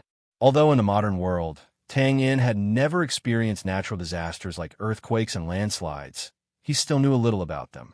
The cracks that kept spreading in front of him were the most common cracks seen in earthquakes. Fuck, I can't stay here anymore. In the face of natural disasters and man-made disasters, personal strength was absolutely not enough. Thinking of this, Tang Yin, whose scalp was numb, did not dare to hesitate. He stepped on the cracks in the ground and instantly ran at full speed. Want to leave? Stay. Just as he rushed a few steps, a black shadow suddenly pounced from the side and madly hugged Tangen's legs. It was the retired head knight, who was covered in cuts and bruises. He knew very well what this abnormal situation meant. If there were no accidents, the Millennium Temple had reached its end. Such an irresistible trend could not be stopped by a single person's strength. There was nothing more sorrowful than a dead heart. His only thought now was to keep Twain, to keep the culprit behind all this. Of course, the previous situation had already shown that he could not keep the other party by relying on his strength alone. So he thought of exchanging a life for a life. As long as he could hold on to Tang Yin, he would rather die than let go. It was a pity. Although this idea was not bad, how could he, who was seriously injured and on the verge of death, be able to hold on to Tang Yin's speed? Sure enough, with just a slight sidestep and without reducing his speed, Tang Yin swept past the bloody palms like the wind. During this time, he did not even look at him. Don't go. You can't go. Come back. Come back." The mournful cry of despair, with sorrow and sorrow, echoed for a long time, and the only response he got was a resolute figure that quickly disappeared into the bushes and trees. The next moment, the ancient trees fell and boulders were scattered. What a collapsing world. Chapter 11:14. The four shores of the lake were in an uproar. The statue of God fell. Why do I feel like the entire island is shaking? Did my eyes deceive me? What's going on? After all, the lake was thousands of feet away, and the people who had followed the first prince to watch the ceremony naturally did not know what was happening on the island. However, although they could not see the various details and could not speculate the outcome, this did not mean that they were blind. At the very least, they'd seen the peerlessly overbearing and dazzling saber light that had appeared out of nowhere, and the sudden collapse of the white jade divine statue that towered into the clouds that supported the heavens and the earth. Just these two matters were enough to make the four shores of the lake go silent and fall into a deathly silence. Then, an ear-piercing scream of a noble lady came from somewhere, instantly breaking the silence. The scene was in an uproar, and an uncontrollable panic suddenly spread. Some covered their mouths, some covered their eyes, some hugged their heads, and some simply fainted. The nobles and commoners who came along could not believe what they were seeing, and discussed animatedly. At the same time, the temple guards who were maintaining order on the four shores of the lake roared in unison after a moment of absent-mindedness. Like hungry tigers descending the mountain, they quickly pounced on a certain mound by the lake. That was where the blade ray had originated from. However, when they rushed up and surrounded the mound, it was already empty, and there was not a trace of person. Of course, there were still traces of space magic. However, before they could call for the mages to follow the clues to find the melon, another unforeseen event occurred. If the collapse of the statue of God of Light made the onlookers unable to believe their eyes, then now the continuous and even more violent shaking of the island made the onlookers want to rub their eyes out. The bystanders were always more clear-headed than the people involved, standing on the shore of the lake, whether they were willing to admit it or not. At this time, even the most staunch clergy could see that the island was not in a good state, as if it was going to collapse. In fact, it was exactly so.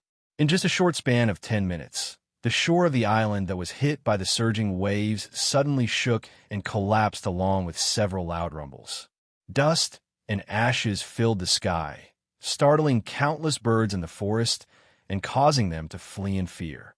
Then, huge rocks fell all over the ground and rolled down the slope into the surrounding waters, creating an uproar and even bigger splashes.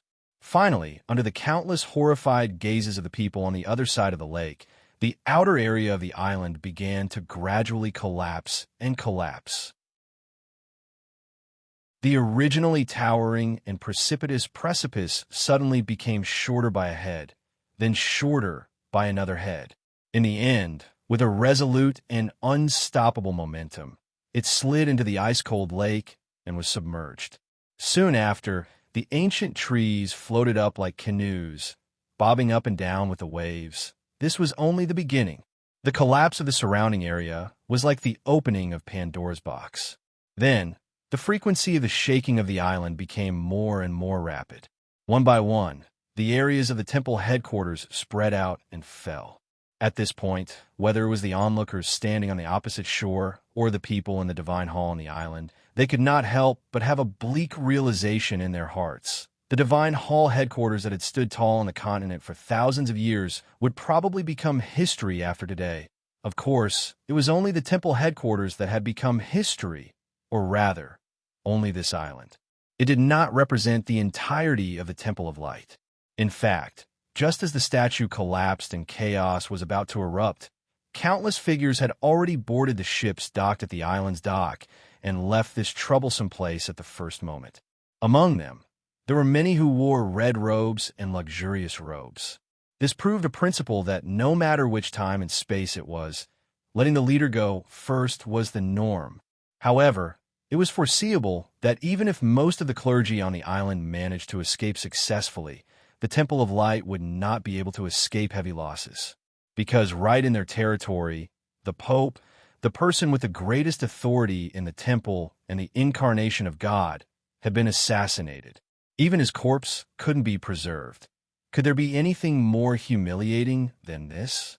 In addition to the Temple of Light, the other victim of this incident, the Bran Palace, would undoubtedly usher in the throes of mourning.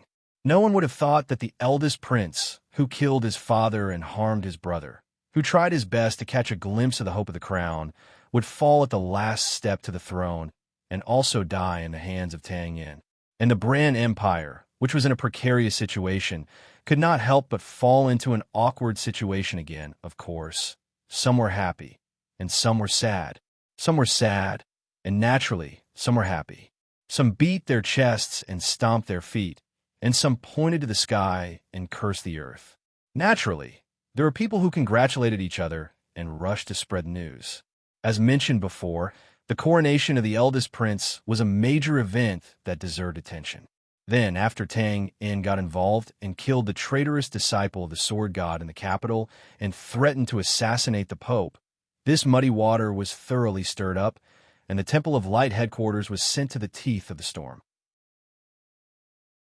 Therefore, the current chaotic situation of the Temple of Light headquarters naturally could not be hidden from the eyes and ears of those who wanted to know. Almost half a day later, on the wall of a devastated town in the south of the Bran, the second prince, who was covered in blood and dirt and looked like a madman, was in a daze after listening to the report of the old noble in front of him, whose voice was trembling with excitement.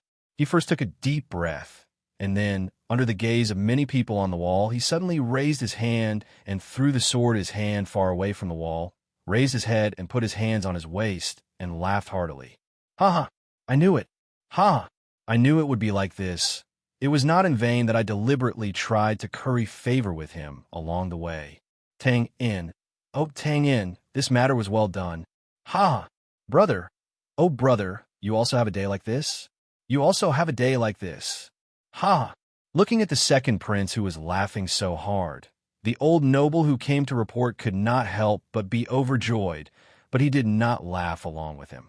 This was not to say that the old noble was very good at keeping his composure, but because he had received the news first, he had already laughed and celebrated a few times, so naturally, he could barely suppress the ecstasy in his heart at this time. Moreover, the old noble also had a different thought in his heart, and that was his admiration for the second prince in front of him.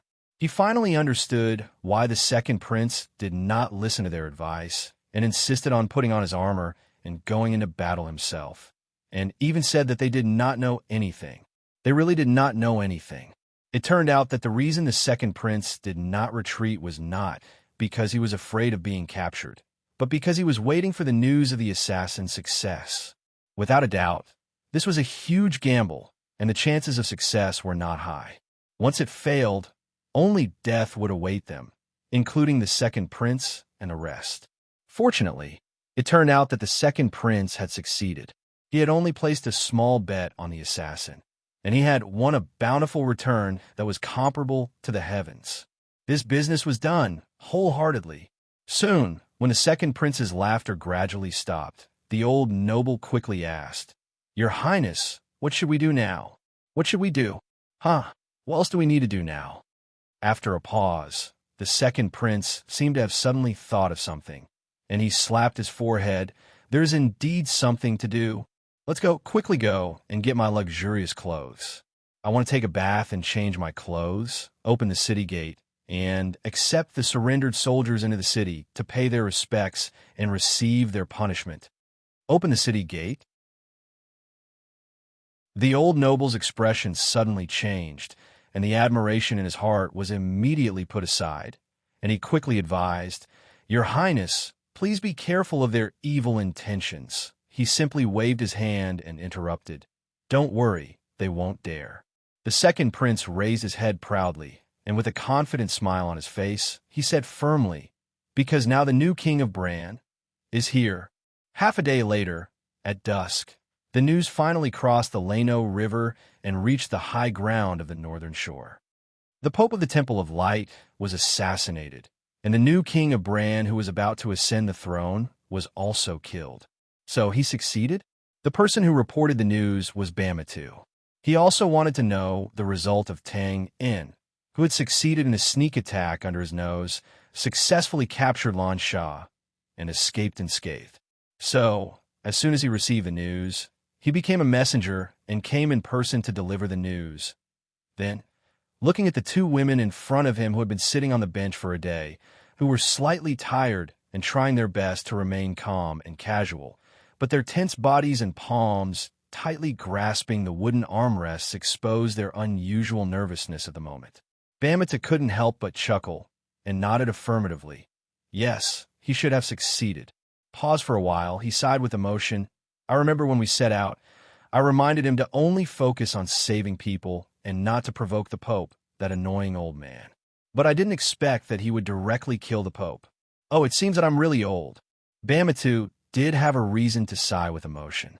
Although he didn't know Tang In for a long time, when he thought of the little guy who was shocked by his momentum in the library of the royal city, and then looked at what Tang In had done and achieved today, it was no wonder that he couldn't help but sigh in admiration of his old age. But it was obvious that neither Josiah nor Lan Shah would care about the old man sigh now. Since he succeeded, then he must be able to get away safely, right? Josiah unconsciously licked his lips and asked with a slightly dry voice. Looking at her and Lan Shah's nervous posture, anyone could tell what answer they wanted to hear. And Bamata didn't have the intention to keep them in suspense. Of course, if he really chose to keep them in suspense at this time, he believed that the two women with frightening backgrounds in front of him wouldn't mind fighting him to the death. He nodded again. Don't worry, that kid is very crafty. Since he chose to make a move, he must have 100% confidence in getting away. Phew. They let out a long sigh of relief at the same time. Although it was only 2 questions, one for each person, after Bamata gave an affirmative answer, Josiah and Lan Shah both seemed to have run hundreds of miles with weights on their backs. They closed their eyes and leaned against the back of the wooden chair. Their hands and legs were weak, and their whole body was weak. They didn't even notice when Bamatu quietly left. After a moment, Lan Shah was the first to come back to his senses. He broke the silence. In the end, we still let him succeed. Paused for a while. He glanced at Sylvia, who was resting with her eyes closed. His eyes flashed, and then he laughed. Haha, he got the beauty back. Now that I think about it, his risky move is really worth it. Without a doubt, these words hit the heart, but thinking about it carefully, it was also appropriate. After all, since the external conflict had been resolved, then the internal conflict naturally had to be brought to the table again and properly discussed. But regrettably, although Lan Shah's knife was sharp enough, Josiah's expression was extremely calm, as if he didn't understand the other party's deep meaning. He shook his head and said softly, "Whether it was worth it or not, I don't know. I only know that after this incident, I'm really scared, so—" He turned his head to look at Lan Shah, who was in a daze, and said indifferently but firmly, "When he comes back, I will get married." Get married? With who? With him? Josiah said lightly, but when the words entered Lan Shah's ears, it was like a big bell. Her delicate body instantly trembled, and a series of questions blurted out. She couldn't stay calm anymore, because even if Lan Shah, who had been competing with the other party until now, was very clear that as long as the woman in front of him really proposed marriage, that person would definitely not refuse. At that time, how could she compete? Compete for what? But after all, Lan Shah was Lan Shah. After taking a deep breath and stabilizing her emotions, she immediately thought that the other party wanted to see her make a fool of herself, so deliberately said this. How treacherous! She narrowed her beautiful thin eyes and shrugged, as if she didn't care, and said with a smile, "Oh, is that so? Then I really have to congratulate you. But I'm afraid that you have the intention, but that person has no intention. After all, he's really busy now. Well, counting the time, that delicate flower of nights should be about to give birth. injuring the enemy 1,000 times but losing 800 times. This was the close combat after shedding all pretense of cordiality. However, Josiah was still calm and even shrugged his shoulders like Lan Shah. It doesn't matter anyway, we're going to get married.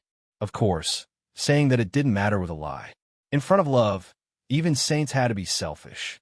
However, in order to see the more tangled and depressed appearance of the rival in front of her, Josiah naturally wouldn't refuse to do a deal that harmed others without benefiting herself. In fact, she did succeed. Lan Shah heard the words, and the corner of her eyes instantly twitched.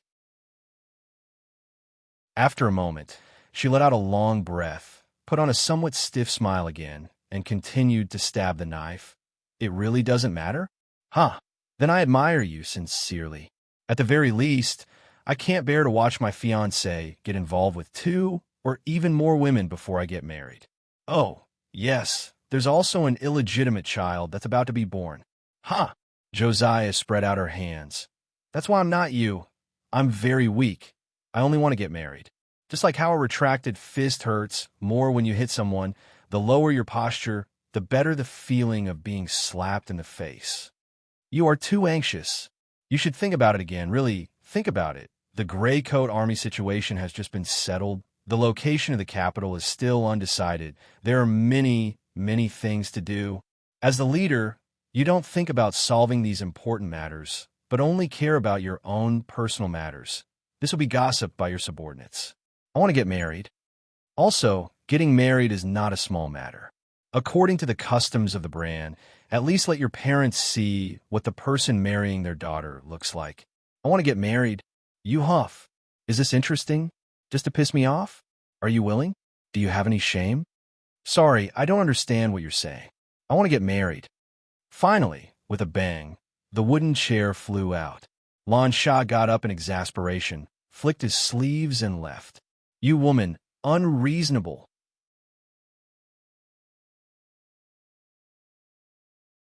Chapter 11:15. Perhaps some of the cliché logic sounded a little pessimistic and realistic, but countless examples had already proven that it was indeed the truth. For example, no matter how honorable your position was, how much wealth you had, how much power you had, how much you were worshipped in the eyes of the world, how much you were unreachable when your physical body was obliterated, which was also known as death in the common sense. All of these would naturally fade away with the wind and be mercilessly replaced by those who came after you. At most, your grave would be built a little more magnificent than others. This was the truth. To put it bluntly, the world would function normally without anyone. Hence, dang, the noise died down. Dust returned to the earth. A month later, North Shanghai City. Morning, an unassuming inn in a certain street. With a loud bang, the wooden door was pushed open heavily. A hearty laugh came in before a burly figure covered in dust. Aha, old Tom, thank me. I'm here to take care of your business again. Give me a cup of barley wine. If you add water, I'll smash your signboard. Damn it, my door. Roaring angrily, a figure that was even more burly than the former, or to be more precise, bloated, stretched out of the counter and looked at the door. He was stunned. Reuben, it's you. Didn't you say that the situation was chaotic and that you wouldn't come out to do business for a year? The burly man with a bag on his back and dressed like a merchant helplessly shrugged. I have no choice. You know that my family depends on me. If I don't come out, who will? Okay, stop talking nonsense. Give me a cup of barley wine. I ate so much sand along the way. One could see that this merchant known as Reuben was really familiar with the owner of the inn. He was not courteous at all, smashing the counter as a greeting. All right, wait a moment. 3 silver coins. What? The burly man who was about to throw out a silver coin widened his eyes when he heard the tavern owner's words. He looked at the fat tavern owner with a "Are you kidding me?" expression. Old Tom, are you joking with me? 3 silver for a cup of barley wine? Damn it, you're robbing me. Wasn't it a silver in the past? Like you said, that was in the past. On the other hand, the tavern owner was quite calm. Now that food is scarce, there's a limited supply. Don't even think about using it to brew wine. Since you're an acquaintance, I'm only charging you 3 silver coins. The starting price at other places is at least 5 silver coins. The burly man was taken aback when he heard this. He seemed to have thought of something, and his expression eased. After hesitating for a moment, he reluctantly took out 2 more silver coins and grumbled, all right, this damned world, be content." The seemingly fat tavern owner quickly stretched out his chubby hand and put away the 3 silver coins. "This situation is only temporary. The price will soon drop. And if the world is really bad, you wouldn't have the guts to come out, would you?" You're right." The burly man scratched his head. Then, when the fat owner turned around to get the wine, he habitually turned his head and roughly glanced at the tavern hall. It wasn't very lively, and the morning was never the peak time for businesses like taverns. In the spacious tavern hall, there were only 2 tables of people. One table was in the corner, and there were a few men and a woman. It could be seen that the woman wearing a wide hat was the leader. She ate and drank very quietly and kept a low profile. From these people, the burly man smelled the scent of his peers. If he guessed correctly, these people should also be running a business, but the scale was definitely much larger than him. They might be a small business group or something. As for the other table, there were a few young and strong men. They clinked their bowls and loudly urged people to drink. It was very noisy, but this was the normal atmosphere of the tavern. As he was sizing them up, the wooden counter in front of him suddenly knocked twice. "All right, here's your barley wine." "Thanks, old Tom." I only want 1 cup." The burly man turned around and looked at the 2 cups of barley wine on the counter. He couldn't help but be stunned. "I know, the other cup is mine." Opening the small door beside the counter, the fat owner moved out with difficulty. He picked up the wine cup and waved. "Let's go. It's rare to meet an acquaintance like you. I'll drink with you and get to know my new friend." Friend? The tavern had never been a peaceful place. After a few cups of horse urine, fights were common. As a result, those who dared to open taverns naturally had a wide range of social connections. It was necessary to make a few more friends when they had nothing to do. Who knew when they would come in handy? However, although he knew the inside of the tavern, the burly man still hesitated when he heard this. Because of the 2 groups of people in the hall, the only ones who could become friends with the owner were those few young and strong men. And this was the reason why the burly man hesitated. For someone like him who was running a business, he had to meet all kinds of people every day. Naturally, his vision was different. For example, these young and strong men in front of him, although they were not wearing any armor and did not have any blade around their waists, but judging from their iron-blooded killing intent, he knew that they must have killed people before. They should be soldiers or law enforcers in the city. Regardless of the former or the latter, with the burly man's experience in running a business, he knew that they were difficult characters that he couldn't provoke. "Why don't we forget about it, old Tom? I'm not familiar with them after all. Let's find a place to drink by ourselves." Without waiting for the burly man to decline, the fat owner laughed and shook his head. "Ha, don't worry, Reuben. I know what you're worried about, but it's really different now. This is the territory of the Gray Coat Army." Pointing at his feet, paused for a while, he put his arm around the burly man's shoulder. "I won't hide it from you. They're the Gray Coat Army, but they used to be soldiers. Now, they play a role similar to the garrison cavalry, protecting the security of the city. They do things by the rules. You'll know once you get to know them. Besides, even if you don't trust them, don't you trust me?" "All right then." The burly man naturally didn't have any reason to refuse. He held his wine cup and followed behind the fat owner, walking nervously to the table of the young and strong men. "Andy, Colin, and these 2 little brothers. How's my wine? Are you satisfied with it?" "Yo, old Tom, you've taken our money and even come to our door to ask us to praise you." To be honest, old Tom, your winemaking skills are superb. It's spicy enough. Not bad. Right, if we say we're not satisfied, you won't refuse to let us in next time, right?" That's not possible." It could be seen that the fat shop owner was indeed familiar with these soldiers in the Gray Coat Army. He called out the names of 2 of them and even put his chubby hand on the shoulder of a soldier in his prime. He greeted them enthusiastically. "Let me introduce you. This is Reuben, a merchant. He's a friend of mine, old Tom. If you need to bring any goods or send a letter to your family, As long as you're on his business route, it won't be a problem. Ah, that's right. Reuben greets you, my lords. The fat owner could be presumptuous, but the burly man naturally didn't dare. He braced himself and stepped forward with a smile. He raised his glass and said, "It's the first time we've met, my lords. Let me treat you all to a drink. I'll pay for the drinks." His attitude was respectful and courteous, but in reality, he was treating them to a meal. The burly man felt that his response was quite appropriate. However, just as he finished speaking, the warm atmosphere suddenly froze. The two young gray coat army soldiers' faces even changed. What's going on? Did I say something wrong? The burly man's heart pounded when he saw this.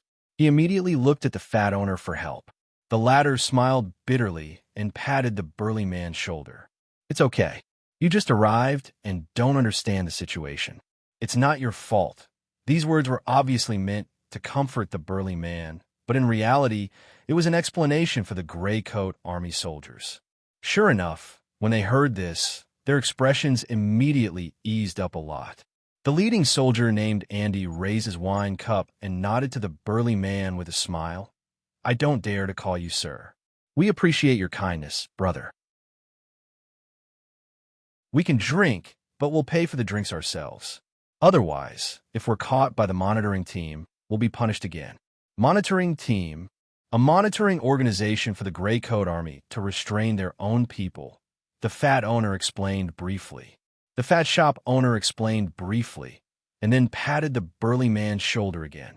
He sighed and said, "I just told you. It's really different here now. But it's just a glass of wine." The burly man seemed to understand. He scratched his head and couldn't help but be speechless. "It's just a glass of wine now, but if we accept it, it might be different in the future." Andy shrugged. "The leader said that it's called taking precautions." "Then I'll propose a toast to my lords. Big brother. Half a glass will do." "Huh, the price of wine isn't cheap now. Let's share it and have a taste." Now that they were talking, the atmosphere eased up. The few gray coat army soldiers and the fat owner were obviously used to this and didn't find it strange. Only the burly man was still in disbelief. Everything he saw and heard before him was undoubtedly very different from his previous experience as a merchant. In fact, it was the complete opposite. However, this was still a good thing. If it wasn't necessary, no one would want to bow and scrape and bribe people everywhere, right? Soon, after drinking a few mouthfuls of wine, the burly man, who gradually became more courageous, sighed with emotion. Half fawning and half sincere, he said, "No wonder my journey here is much more peaceful than before. There are not many bandits who rob people on the way and ask for money. This is also the work of your gray coat army, right? To be precise, we just started doing it." A young gray coat army soldier took over the conversation with a slight sense of pride. "You know, there have always been many bandits in the north, and there's never enough to wipe them out. However, most of the bandits are just civilians who take risks because they don't have enough to eat. Now that the north has been taken over by our gray coat army, there's no exploitation. As long as you're willing to work hard, you'll always be able to get food to eat.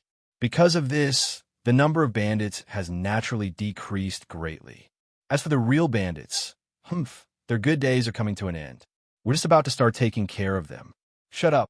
Hearing this, the leading soldier, named Andy, suddenly frowned and interrupted rudely. "You're drunk. How can you comment on military matters so casually?" The young soldier couldn't help but tremble when he heard this. He knew that he had said too much and quickly lowered his head without saying anything. It's fine. Reuben and I aren't talkative people. Drink, everyone drink." The fat owner tried to smooth things over while winking at the burly man.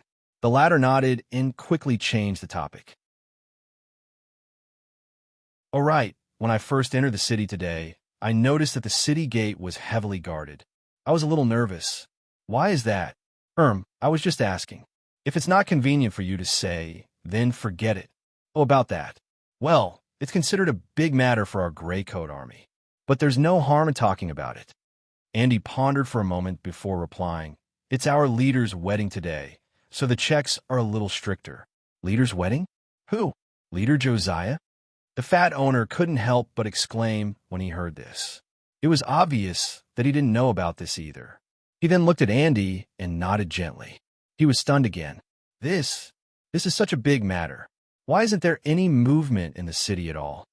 The leader has emphasized that he only wants to have a simple wedding, so there's no need to spread the news. In fact, not many people were invited. As far as I know, some of the higher-ups weren't invited either. I see. Leader Josiah is too. The fat owner didn't say anything. The fat shop owner sighed with emotion for a long time. In the end, he didn't say it clearly.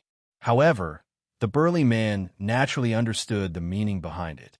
Not to mention that the leader of the Gray Coat Army now had a supreme status that was equivalent to splitting the land and conferring the title of king. Just talking about those rich and famous people that he had seen in the past, or those small nobles that couldn't be shown in public, they would play gongs and drums when they held their weddings. Was it really different? In the silence, the fat owner was lost in thought.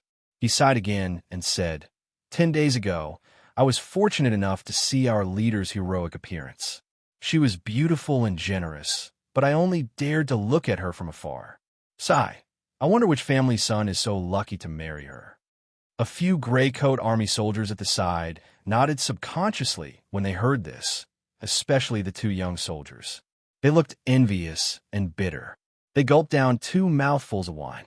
For a moment, they felt a chill in the depths of their hearts. The small thoughts that they didn't dare to tell others were instantly washed away. Captain, don't you always brag that you're a veteran from the city of Dawn? Then do you know who our leader's husband is? After putting down the wine glass, a young soldier couldn't suppress the thoughts in his heart. Perhaps he wanted to make himself give up completely. So he took advantage of the alcohol to ask this question. Yes, Captain, tell us. Another young soldier couldn't wait to persuade him. Only the fat owner and the burly man were dumbfounded when they heard this. This was too low-key. Did the Gray Coat Army soldiers not know who their leader's husband was? Don't ask me. I've only heard some rumors in the past. I'm not sure. Unable to withstand the incessant persuasion of his subordinates, the leading soldier called Andy, thought for a while, and reluctantly replied, Don't force me. If it's really that man. He paused and seemed to have thought of something. A few traces of imperceptible fear appeared in his eyes. He shook his head and said, I can't say. Sigh, Captain, you're too dishonest. You're only telling us half the story. That's right. You're keeping us in suspense. Let's drink. Let's drink. Seeing that Captain Andy refused to say anything, no matter how curious everyone was, they had no choice but to give up. Instead, they put their resentment into persuading him to drink. The hall was bustling with noise. Just as they were persuading him to drink, a few men and a woman from a small business group at a table in the corner had finished eating and drinking. They stood up quietly and quietly walked toward the door. Along the way, only the fat owner turned his head and saw them. He smiled and greeted them. Come again next time. A middle-aged man from the former politely turned around to return the greeting and then walked out of the shop. Mississippi. As soon as he left the area of the pub, the middle-aged man took a few steps forward and took the initiative to distance himself from the guards behind him. He came to the side of the woman wearing a wide hat that covered her face. He hesitated and asked, Miss, are you here to attend the wedding of the leader of the Gray Coat Army, Josiah? The woman stopped in her tracks and raised her eyebrows in surprise. Uncle Luo, you still remember Josiah? Of course. The middle-aged man nodded. If it's that genius sorceress from Lion City, she was your best playmate when you were young. Of course I remember her. Paused for a while, frowned in confusion. I just don't understand. Since you have such a relationship, why haven't you visited her these past few days? Because it's different. The woman shrugged and spread her hands. In the vast territory of the North, her current status is slightly higher than the second prince of the empire who was hastily crowned in the South a few days ago. What about me? I'm just a young lady from a declining noble family. The difference in status is huge. She shook her head lightly. If I visit her in a hurry and she doesn't recognize me, that scene, just thinking about it, makes me feel awkward. Is that so? What else? As they spoke, The two of them walked to an ordinary horse carriage parked by the side of the road. The woman waved her hand carelessly. "All right, Uncle Luo, don't think too much. Wait for me to adjust my mentality, and I'll visit her to curry favor. After all, family business is more important." She blinked her eyes playfully and then turned around and walked into the carriage. The curtain of the carriage was lowered, and her eyes drooped slightly. Her relaxed expression also disappeared. After a moment of silence, she picked up the teacup, and a faint sigh slowly echoed in the carriage. "Marriage. I'm sorry, my best playmate when I was young. I didn't mean to disturb your happiness, but there are some debts that should be repaid."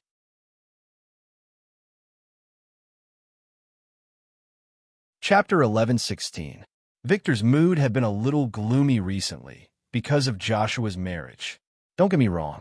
As the chief bodyguard of the leader of the Gray Coat Army, he was almost middle-aged. He had a wife and a daughter, and his family was harmonious and happy. Naturally, he wouldn't be like those young people who had fantasies about Josiah that shouldn't exist. Moreover, because of his identity and profession, he knew a lot about Josiah. He knew very well how terrifying the man who had won the heart of the beauty was. It wasn't an exaggeration to say that if he dared to steal that man's woman, even if he had 9 lives, it wouldn't be enough. The real reason why Victor was upset was because the news of the marriage came too suddenly, too hastily, and too casually. He remembered very clearly that it was a month ago when he left the north bank of the Leno River with the leader Josiah. When they walked out of the Northern Wilderness Army's camp, the somewhat silent Josiah suddenly asked him casually, "When is the best day of your life?" Victor remembered that he was a little confused when he heard that, but after thinking about it, he answered honestly, "A month from today, it's a good day." Then, the wedding date was set just like that. He was responsible for the overall planning of the wedding at that time. Victor's shock and astonishment could no longer be described with words. It should be known that at that time, Josiah's status was enough to be on the same level as the king of the Bran and the Northern Wilderness Empress. The significance of such a person's wedding was obvious. Fortunately, Victor had seen big events before. It was his duty to serve the direct leader Josiah. Therefore, not long after he came back, he collected countless relevant information through various channels and gathered professionals in the field again and again to discuss, debate, and overthrow. In the end, he carefully selected a few wedding plans and confidently put them in front of Josiah. Then there was no then. Josiah was stunned for a while and directly rejected all of the plans. Then she apologized to him, not knowing whether to laugh or cry, and made a request. She wanted to do it more concisely. Although Victor was a little upset that his hard work was not recognized, Josiah's request made him feel relieved. As long as the leaders set the tone, everything would be easy to handle. With this thought in mind, Victor once again confidently organized the relevant personnel to discuss and debate. Soon, he came up with a few simple and stylish plans. This time, Josiah didn't kill them all, but he didn't know whether to laugh or cry. He simply asked him, "How do ordinary people hold weddings?" When Victor heard this, he finally understood how concise Josiah was talking about. Victor denied such a whimsical idea without hesitation. This didn't mean that Victor wanted to be extravagant and wasteful. In fact, he was thinking about Josiah. The latter was now the ruler of a country and the first empress who created the world. Under the influence of such a legendary aura, some things were no longer up to Josiah to decide. Let's not talk about anything else, just this wedding. It was something that had to be recorded in history and passed down generation after generation for future generations to study and praise. If they followed Josiah's wishes, when future generations looked at this period of history and realized that the scale of the wedding of the legendary Empress Josiah was not even comparable to that of a rich man from the countryside, how could they accept that? Hence, he spoke with emotions, moved with reason, argued with justice. Victor's spittle flew everywhere, while Josiah kept nodding his head.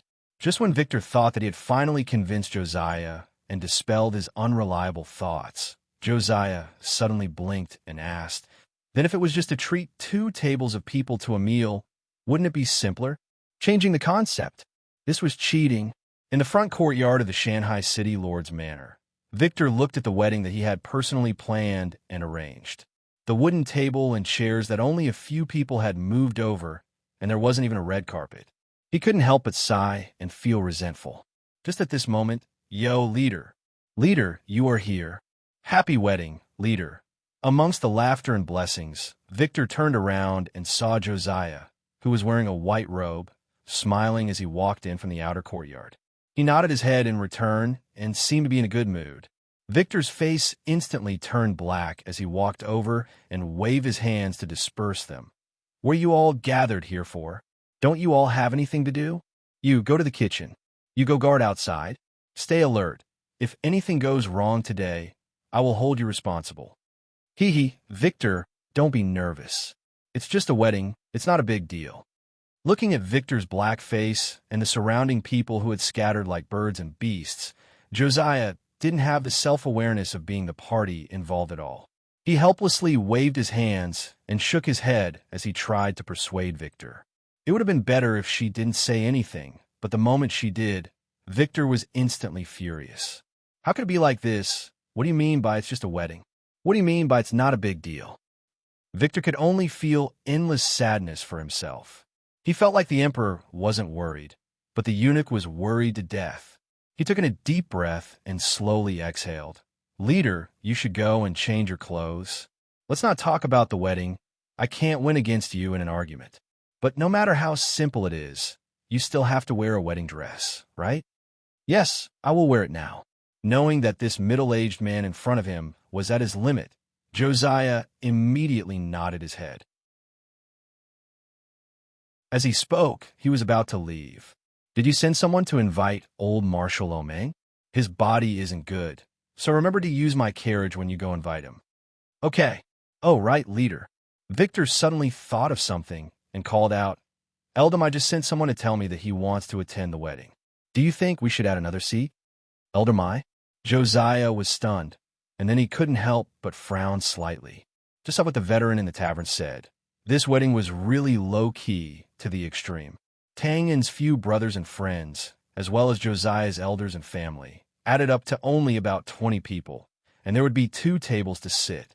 The higher-ups like Elder Mai had already informed them beforehand that they wouldn't be invited, and there were no seats at all. He hesitated and shook his head. "It's not good to add another seat, otherwise it'll be hard to explain to others. Elder Mai probably wants to come to plead for his grandson who injured people in the city a few days ago. Then we'll go back. No need to invite him." Hearing this, Josiah's frown deepened, and he didn't hesitate anymore. He waved his hand and refused directly. He reprimanded unhappily, "If such things happen again in the future, stop them for me. We're the Gray Coat Army, not the Rotten Brand Empire. Even if it will become rotten in the future, it can't be in my hands." "Yes." Victor's expression froze when he heard this, and he solemnly accepted the order. He waved his hand. "Okay, I'll go look for Tang Yin. You do your thing, it's been hard on you." In the backyard of the Castellan's mansion, when Josiah came looking for him, Tang Yin, who was dressed in formal attire, was explaining something to Harry in the courtyard. When he looked up and saw Josiah walking in with a smile, he immediately paused, waved his hand perfunctorily, and concluded, "That's all for now. Keep an eye on him." "Okay, boss." Harry nodded and then turned around. When he saw Josiah, he immediately put on a fawning smile. "Greetings, sister-in-law. Today is a happy day. Harry wishes you two 100 years of marriage, and give us a little boss as soon as possible." "Ha! Little boss." Josiah chuckled meaningfully. "Isn't it already?" "No, oh, it's a girl over there." Cough, cough. As soon as he said this, Harry started sweating. F***, I'm done for, this mouth of mine. That's right, after escaping from the temple headquarters, Sylvia successfully gave birth to a girl, and both mother and daughter were safe.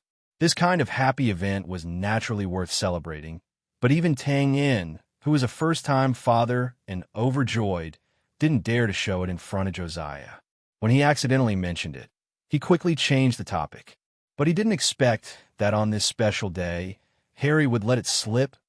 Looking at Josiah, whose expression instantly darkened when he heard this, Tang, and put his hand on his forehead. He couldn't wait to strangle Harry, this unlucky child, to death immediately. The latter undoubtedly felt the resentment and murderous intent, so he didn't dare to raise his head. He randomly said that he still had something to do and fled in embarrassment. So, if it's a girl, do you have a name? In just a short breath, Josiah adjusted his expression and approached Tang in as if he didn't care. By the way, you just said to keep an eye on him. Keep an eye on what? Could it be that she's not in good health after giving birth? Oh, it's okay if you're in a hurry. You can go and take a look, I don't mind. He spread his hands, showing great generosity. However, if I believe you, I'll have lived my life in vain. Tang touched his nose and smiled bitterly. You misunderstood. It's not her. It's not her. Oh, Josiah suddenly clapped his hands, as if he really understood. I just heard that for some reason, since this morning, that person has been at the front line, personally leading hundreds of thousands of tribal troops to attack the Leno River Waterway checkpoint in Bran. It's as if she's crazy, and she hasn't stopped for a moment. Are you concerned about her? Tang's bitter smile was a little stiff, and he subconsciously raised his hand to touch his temples. Well, let's talk about the topic just now. The topic just now? Josiah raised his eyebrows. The one who just gave birth. Phew, you really misunderstood. The person I asked Harry to keep an eye on is not her. Letting out a long breath, Tang felt like he was about to cry, so he quickly explained, it's our old acquaintance, and she's also your best friend. Best friend? Mine? Josiah pointed at himself in confusion, his face full of confusion. Tang nodded. Yes, she's from Lion City. I haven't heard of this place for a long time. Thinking about that time, knowing you there, it's really quite nostalgic. Lion City, best friend. Josiah muttered to himself for a while. Then his eyes suddenly lit up. Betsy. It's Betsy, right? Facing the surprised gaze, Tang smiled and nodded again. It's really her. She's here too. When did she come? Why didn't she come to find me? She came a few days ago, and she's been staying in Shanghai City. Tang smiled and spread his hands. She probably wanted to find a suitable time to give us her blessings. Really? Where is she now? I'll go find. Pause for a while. Looking up at Tang's faint smile, Josiah's voice gradually lowered, and he blinked inexplicably. Not many people were idiots. At least Josiah wasn't one. After the initial surprise, some memories of the past surged up. I remember. Betsy's brother, Bevan, died in your hands. You remember? You have a good memory. Tang shrugged. But to be more precise, it's my two brothers and Bess. Although he committed suicide, I was indeed holding the hill to my hands at that time. Then Betsy came this time. Looking at Tang and spreading his hands helplessly, Josiah's expression suddenly changed, and he hurriedly said, but there was a reason at that time. It was obviously Bevan who wanted to harm you first and hurt your friend, so you counterattacked and killed him. No, I have to find that silly girl now and stop her from doing anything stupid. Don't always judge people with old eyes. She's not stupid now. Pulling back Josiah, who was about to turn and leave, Tang smiled and shook his head to comfort him. I only found out after receiving the information. She's not some spoiled noble lady now, but a strong businesswoman who's the pillar of her family, with a bright future. And take this matter as an example. I just said that she's been in Shanghai City for a few days. Do you know what she's been doing during this time? She's setting up. First, she heard about our marriage. Then she decided to take action. The first person she contacted was Obi, who is your second uncle's younger brother. She pretended to meet him in a foreign land, and then used that as an excuse to get Obi to bring her into the city lord's manor, the place where we got married, and familiarize herself with the terrain. Why? Obi never mentioned this to me? Josiah frowned, thinking about something, and his expression gradually turned ugly. Tang was slightly stunned, and then he couldn't help but laugh, raising his hand to smooth out the wrinkles between his brows. It's not as serious as you think. Obi didn't have any intention of colluding with outsiders to harm me. In reality, it's just an excuse. For Betsy, who's traveled extensively, it's too easy to fool Obi. For example, she said that she wanted to give you a surprise, so she asked Obi to keep it a secret. Isn't that easy? No wonder he stuttered when talking to me a few days ago. I thought he did something wrong and didn't dare to let me know. This stupid kid. Josiah recalled the relevant memories, and he couldn't help but feel angry and amused at the same time. It's a good thing that my brother-in-law is stupid, cough cough. Back to the topic. Using Obi, this stupid kid, Betsy went in and out of the City Lord's manor a few times, and she basically knew the situation here like the back of her hand. After collecting intelligence and familiarizing herself with the terrain, the next step was to choose the right time and method to take action. Needless to say, it's definitely going to be today. And seeing my enemy fall when he's at his proudest. That scene, just thinking about it makes me feel good. Closing his eyes, he slightly opened his arms and breathed in the fantasy. In Josiah's eyes, Tang-Un's actions and expressions were a little excited and a little perverted. Is this an occupational disease? I really didn't expect that the big-breasted, brainless bitch from before would have the talent to be my peer. You can't judge a book by its cover. He shook his head with emotion. As for the choice of assassination method, I guess it's poisoning. And if it's successful, there's also the possibility of a dozen more stabs to take revenge. How do you infer? In fact, what Josiah wanted to ask Tang, and more, was, seeing how calm and natural you are you sure you know that the person who might be stabbed more than a dozen times is yourself? It's a very simple inference. I'm not boasting, but with my infamous battle record and reputation, other than poisoning, she should know that there's no hope for her to succeed. And what's worth noting and admiring is that all the above actions were done by her alone, without any helpers. And she's probably worried that she won't get approval, so she didn't even trust the family guards that she brought with her. In this way, she, who's weak and wants to take revenge, is only left with the path of poisoning. But, pause for a while, he shook his head. Although there's no possibility of internal strife being exposed if she acts alone, she's been exposed to the public many times, so naturally, she's noticed by Skinny Monkey and the others. That's why she was discovered. So, a professional is a professional, and a half-baked one is a half-baked one. The difference is obvious, so you have to be careful.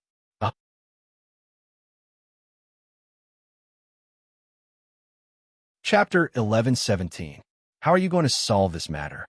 To be honest, Betsy, who had been holding back her killing intent until now, was still acting in secret.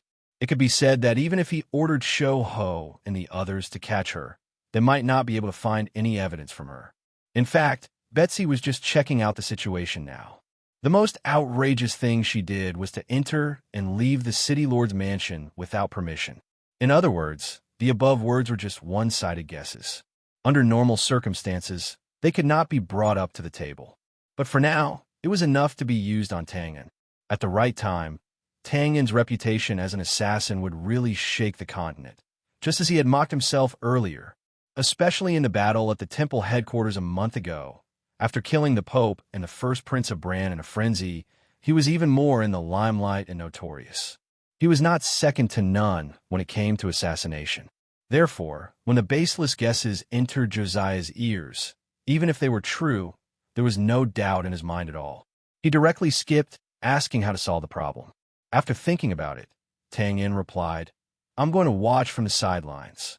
He was stunned. She's coming to kill you." "I know, let her kill me.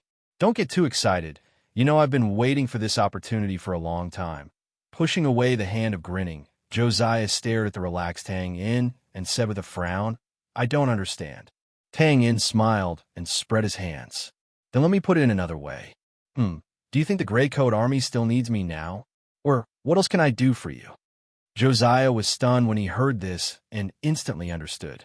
"I know you've always wanted to retire, but this and Betsy, you want to fake your death to get away." Smart. You're indeed my wife." Tapping Josiah's straight nose, Tang-In raised his head and laughed proudly. Then, he took a deep breath and narrowed his eyes as he looked into the distance. I know that you have been secretly trying to clear my name and make the Gray Coat Army accept my existence again. I know that the effect isn't good, and there's a lot of resistance, especially from the higher-ups. This wedding is a once-in-a-lifetime opportunity. It could have been grand, but because of me, you chose this simple and even shabby wedding. Other than Fei Rue and Fry, you didn't invite anyone else. I'm sorry. The sudden confession and apology clearly caught Josiah off guard. He turned his head to the side in a slight panic. I still don't understand. Haha, you understand, but you don't want to say it. Tang reached out and brushed away the strands of hair floating in front of Josiah's eyes and gently tucked them behind her ear. Including the matter of clearing my name. Actually, you know very well that nowadays, people's minds have changed. It's basically impossible to clear my name. Why don't you just let me retire? This way, the higher-ups can completely relax and be under your control. I'll make them nod their heads. Even if they don't want to, they have to. Josiah clenched his fists and replied stubbornly, showing his dominance. Of course, she had the right to be so domineering now. But Tang shook his head when he heard this. Forget it. It's better to just cut off their heads. Haha, they're afraid of me. As long as I'm standing behind you, they won't be able to sleep peacefully. That was the truth. If it was said that most of the higher-ups of the Gray Coat Army previously ostracized Tang because of the former leader, Rosa, but now they were openly and secretly complying with Josiah's intention to clear Tang's name. They didn't want Tang to have the chance to stand in the limelight. There was no other reason but because Tang-Un's fierce reputation was too widespread. It could be said that he was the most terrifying weapon in Josiah's hands. The current Gray Coat Army was no longer the motley crew of the past. Instead, it was a huge country that was slowly rising. To put it bluntly, everyone fought with their lives against the noble class and the Bran Empire for so many years.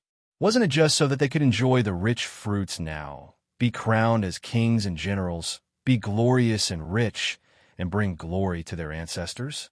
Of course, not all of the higher-ups of the Gray Coat Army thought this way. There were also some who were more aware. But don't forget that most of the higher-ups were still from poor backgrounds.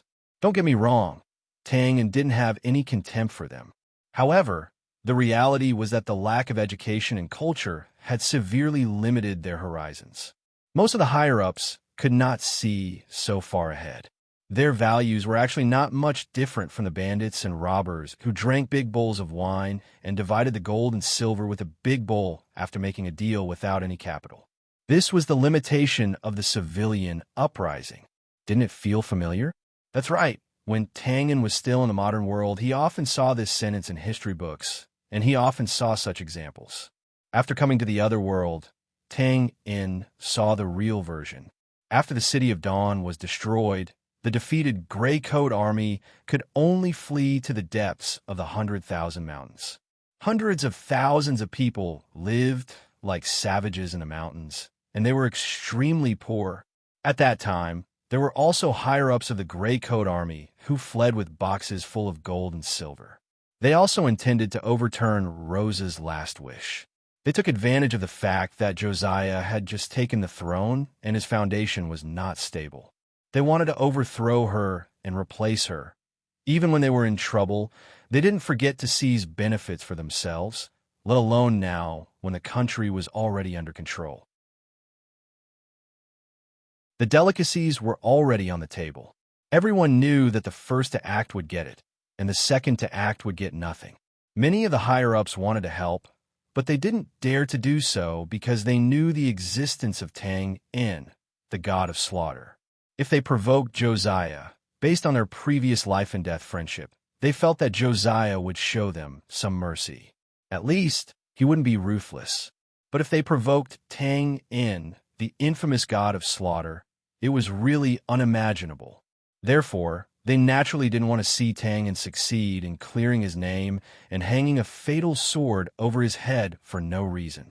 This was a hidden game. It was also the first difficult problem Josiah faced after becoming the legendary queen. Without a doubt, Tang wanted to help her don't think too much. Even if they don't come out to stop me, I will still retreat. In other words, if I don't want to retreat, then no one in the world can decide whether I stay or leave. I'm tired. It's the same whether I leave early or late. Now that I can use Betsy's matter to retreat, it saves me the trouble of finding another excuse. Also, pause for a while. Tangan narrowed his long and narrow eyes. Even if I suddenly disappear, who can be sure that I'm really dead? This was the real purpose of Tang An's retirement, which was to let the higher-ups feel that the shackles had been removed and that they were completely under Josiah's control. At the same time, he could vaguely maintain a deterrent effect, making them unavoidably afraid when they did something excessive. Killing two birds with one stone. The benefits were obvious. Josiah couldn't refute it this time. After a moment of silence, she asked quietly, "How are you going to deal with Betsy?" Being able to ask this question meant that Josiah acquiesced to Tang An's decision to retire. Tang An smiled when he heard this. Let's see how she will behave next. Every injustice has its perpetrator, and every debt has its debtor. If she only targets me, then I will be a good person and let her kill me to end her thoughts. But if you've been blinded by hatred and involves you or others." After a pause, facing the warm spring sun and the gentle wind, a yellowed image suddenly flashed in front of Tang An's eyes. The talented guide died in his arms, murmuring in a dying voice, "If you have time, please help me take care of Betsy. And Bevan, don't kill her. Tang, promise me don't kill Betsy." In a moment of absent-mindedness, Tang An felt his hand being held. Josiah said firmly, "I don't want to see you kill anymore, especially today." "Okay." Tang An was startled when he heard this. He also knew that he had thought too simply. Today was his and Josiah's wedding day. No matter what, blood should not be spilled. He immediately nodded. "Of course, you're the boss today. Whatever you say goes. Only today?" Okay, you'll be the boss in the future too. Haha, go and change your clothes. We have to go out and welcome the guests later." He looked up at the sky. Strange, Alan said that he would arrive early today. Why hasn't he shown up yet? It's quite strange. He got engaged earlier than me, but I got married earlier than him. It's not just marriage. Have you forgotten? Someone even has children. Ahem, let's not talk about it. I should also go and change my clothes. Let's go, Humph.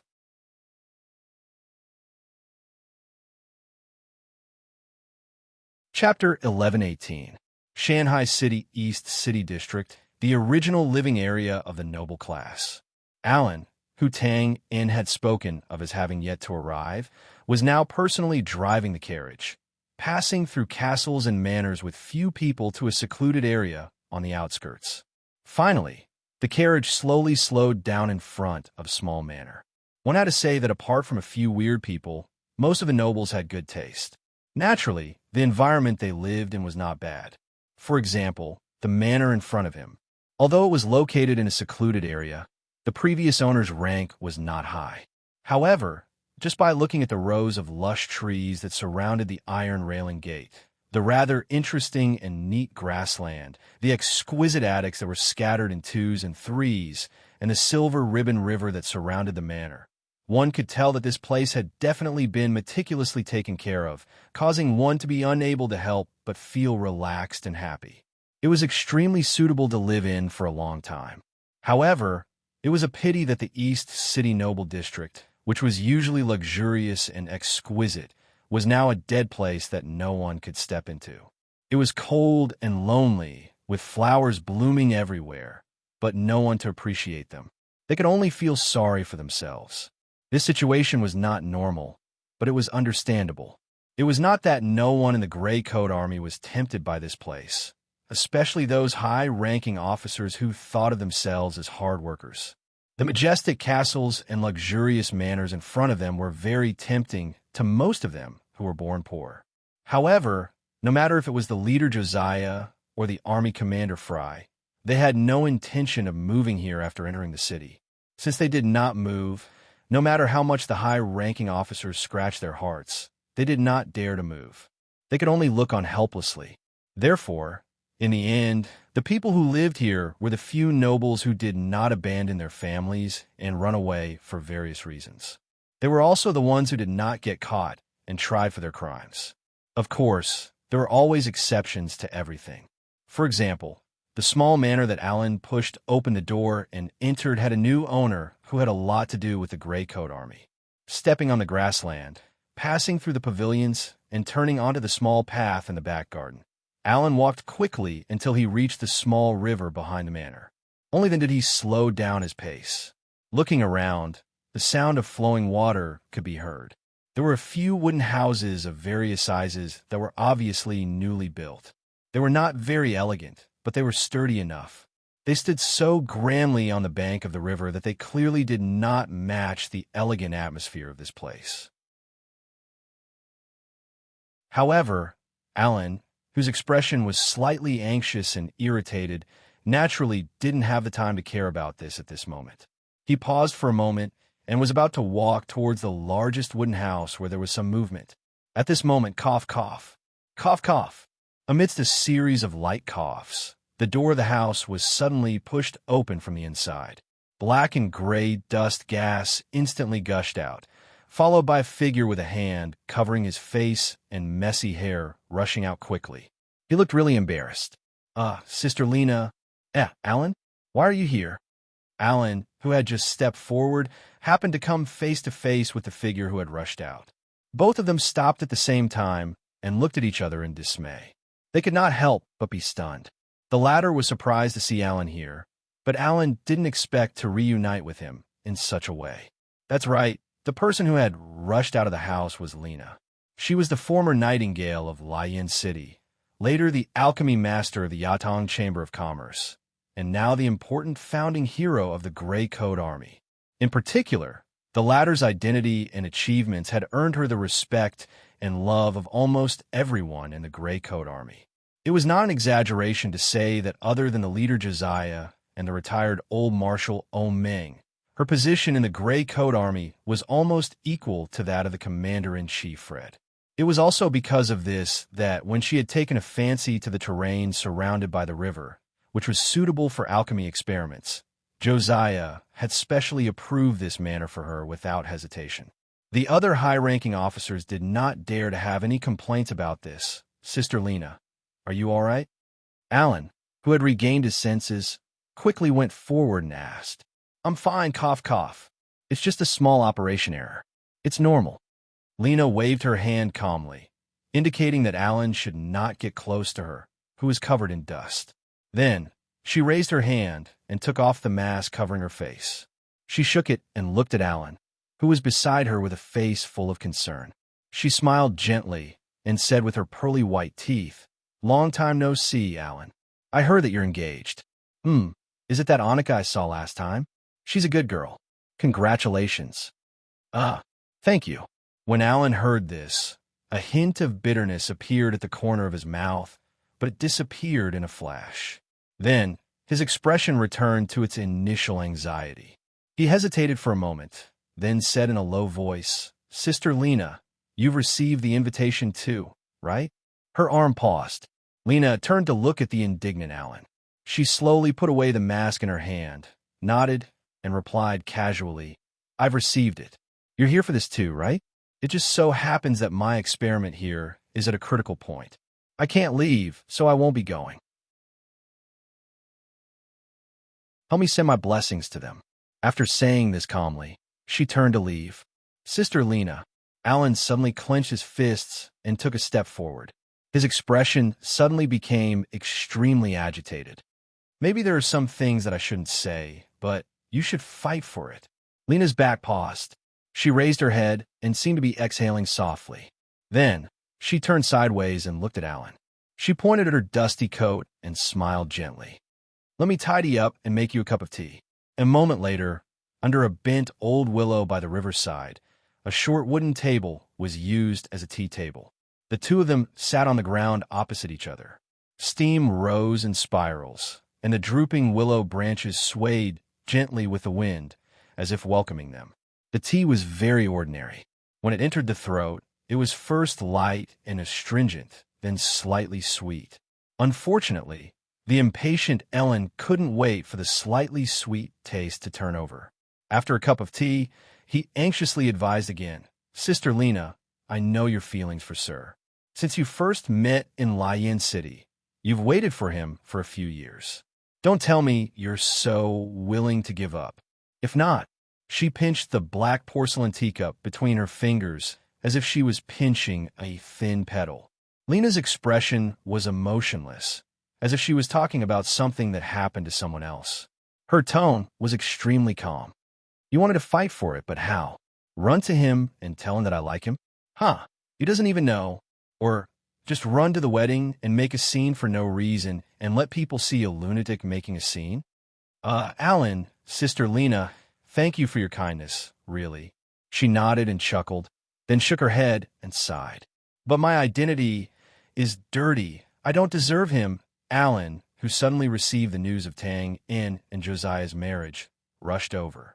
He only wanted to stand up for Lena, but neglected an important problem, which was that he didn't have a valid reason to do so. This wasn't a situation of a heartless scumbag or a mistress. Lena only had a one-sided crush from the beginning to the end.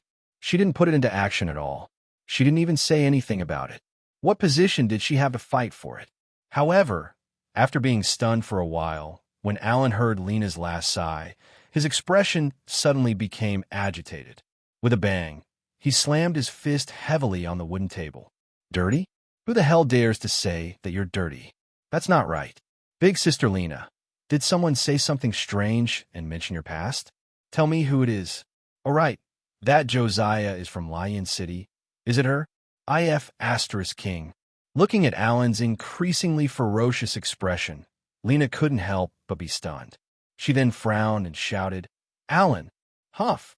After a few heavy breaths, Alan raised his hand and pulled his collar, slightly calming his intense emotions.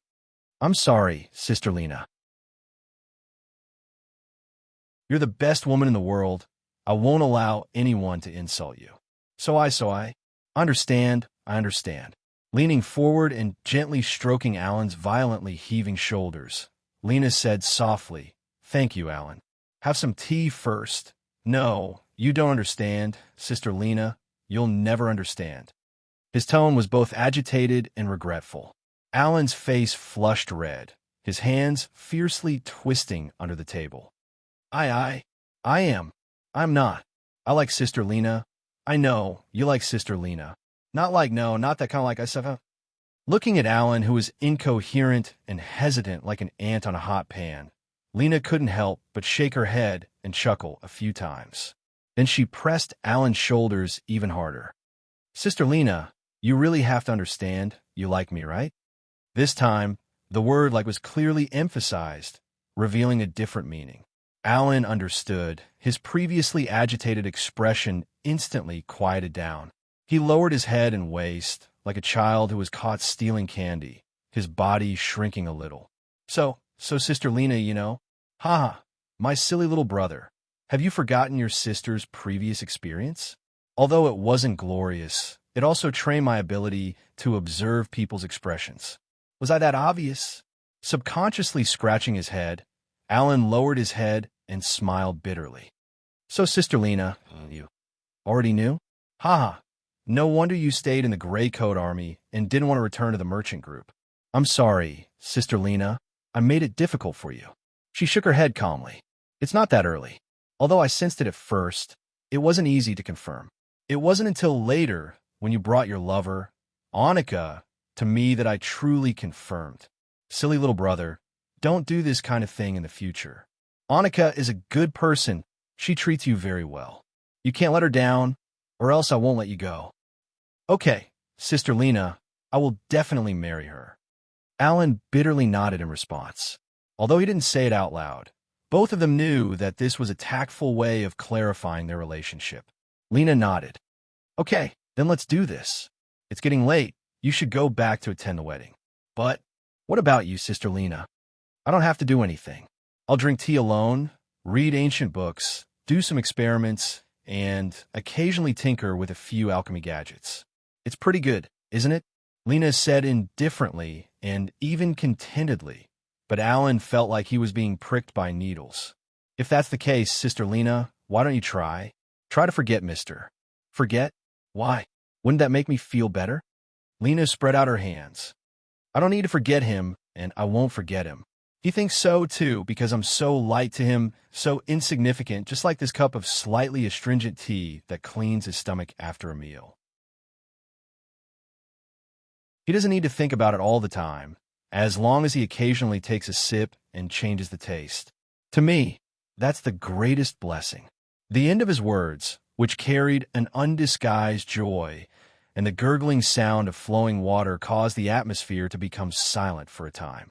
After a while, Alan got up and bowed, turned around, and strode away. Out of the gate of the manor, he drove the carriage back the way he came. He couldn't help but turn his head. Through the gap between the iron railings, he vaguely saw Lena's figure still sitting in the same place, under the bent old willow tree, drinking tea and drinking by herself. Then she turned her head and seemed to have seen him. She raised her hand and waved in his direction. She should be smiling when Alan raised his hand. The rows of trees on the side of the road were already in the middle, and then he could no longer see her. Author's note.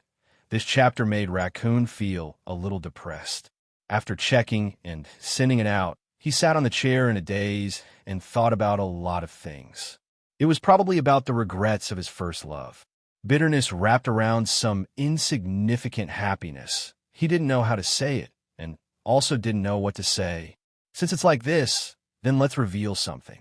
Raccoon confessed that in the original outline, Lena's character actually didn't have much writing, or more accurately, before the end of the first volume, she should have died. The reason was that a senior told Raccoon that the most taboo in writing was NTR. Even the slightest touch was not allowed, especially in the supporting roles that interacted with the protagonist. Therefore, according to the original plot, Lena should have died in the hands of Bevan. This way, Tangen would have sufficient reason to go crazy, kill her, and run away. This idea was very firm. But in the end, Raccoon still kept Lena alive and only let her get hurt. The reason was very simple. Raccoon paid attention to the book review section at that time. As a newbie, he especially paid attention to the opinions of others. In the end, he saw a book friend who said in an extremely confident tone, but Raccoon forgot what it was specifically. Probably the plot is too simple. One look, and I know that Lena will definitely die. Raccoon didn't know why, but when he saw this, he was instantly enraged. His reverse psychology caused him to immediately change the plot and let Lena live just like that. It didn't matter if she lived, but the key was that he had to bury the hole he dug himself. Therefore, Raccoon then racked his brains to revise the outline, change the character settings, adjust the plot, and so on. Finally, he let the living Lena have room to play. Facepalm. It felt good in a fit of pique, but it was heartbreaking to revise. All right, now that Raccoon thought about it, he felt that he was very childish at that time.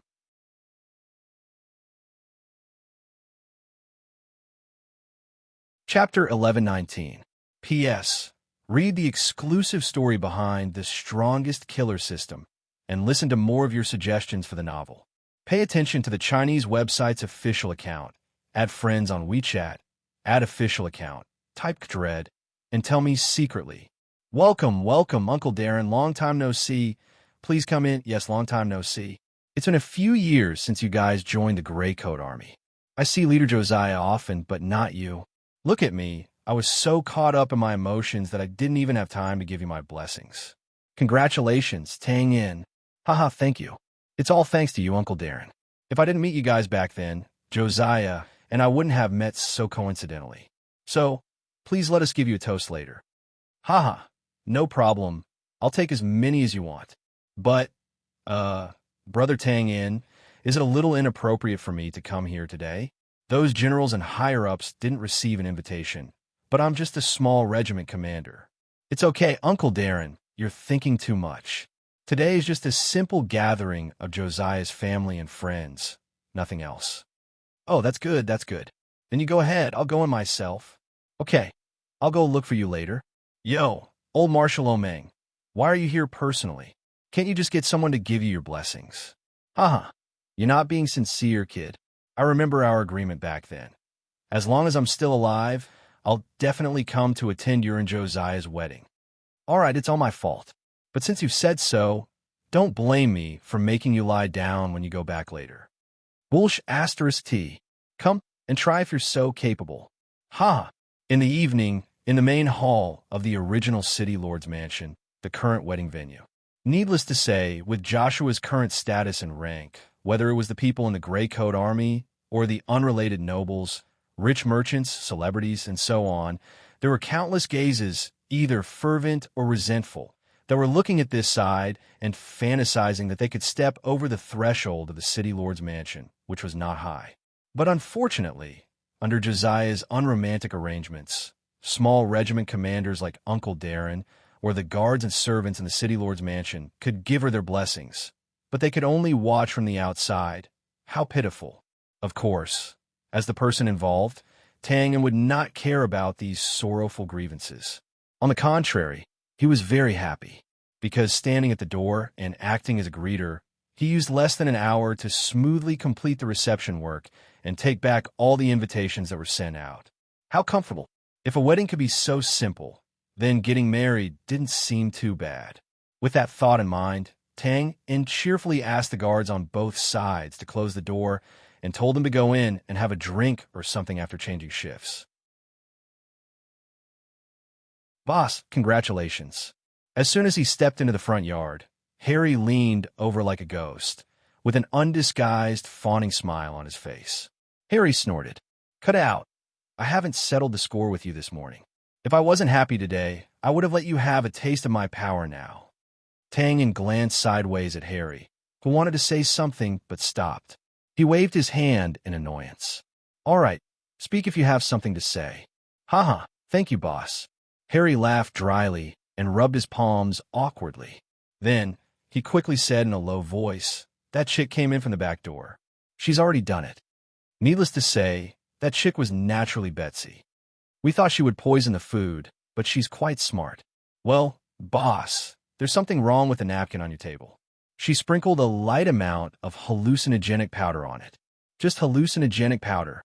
Tangen raised his eyebrows in surprise and nodded with some appreciation. She's quite smart. The so-called hallucinogenic powder was an item that could cause slight reactions, such as sleepiness and hallucinations. It belonged to the category of pharmaceutics.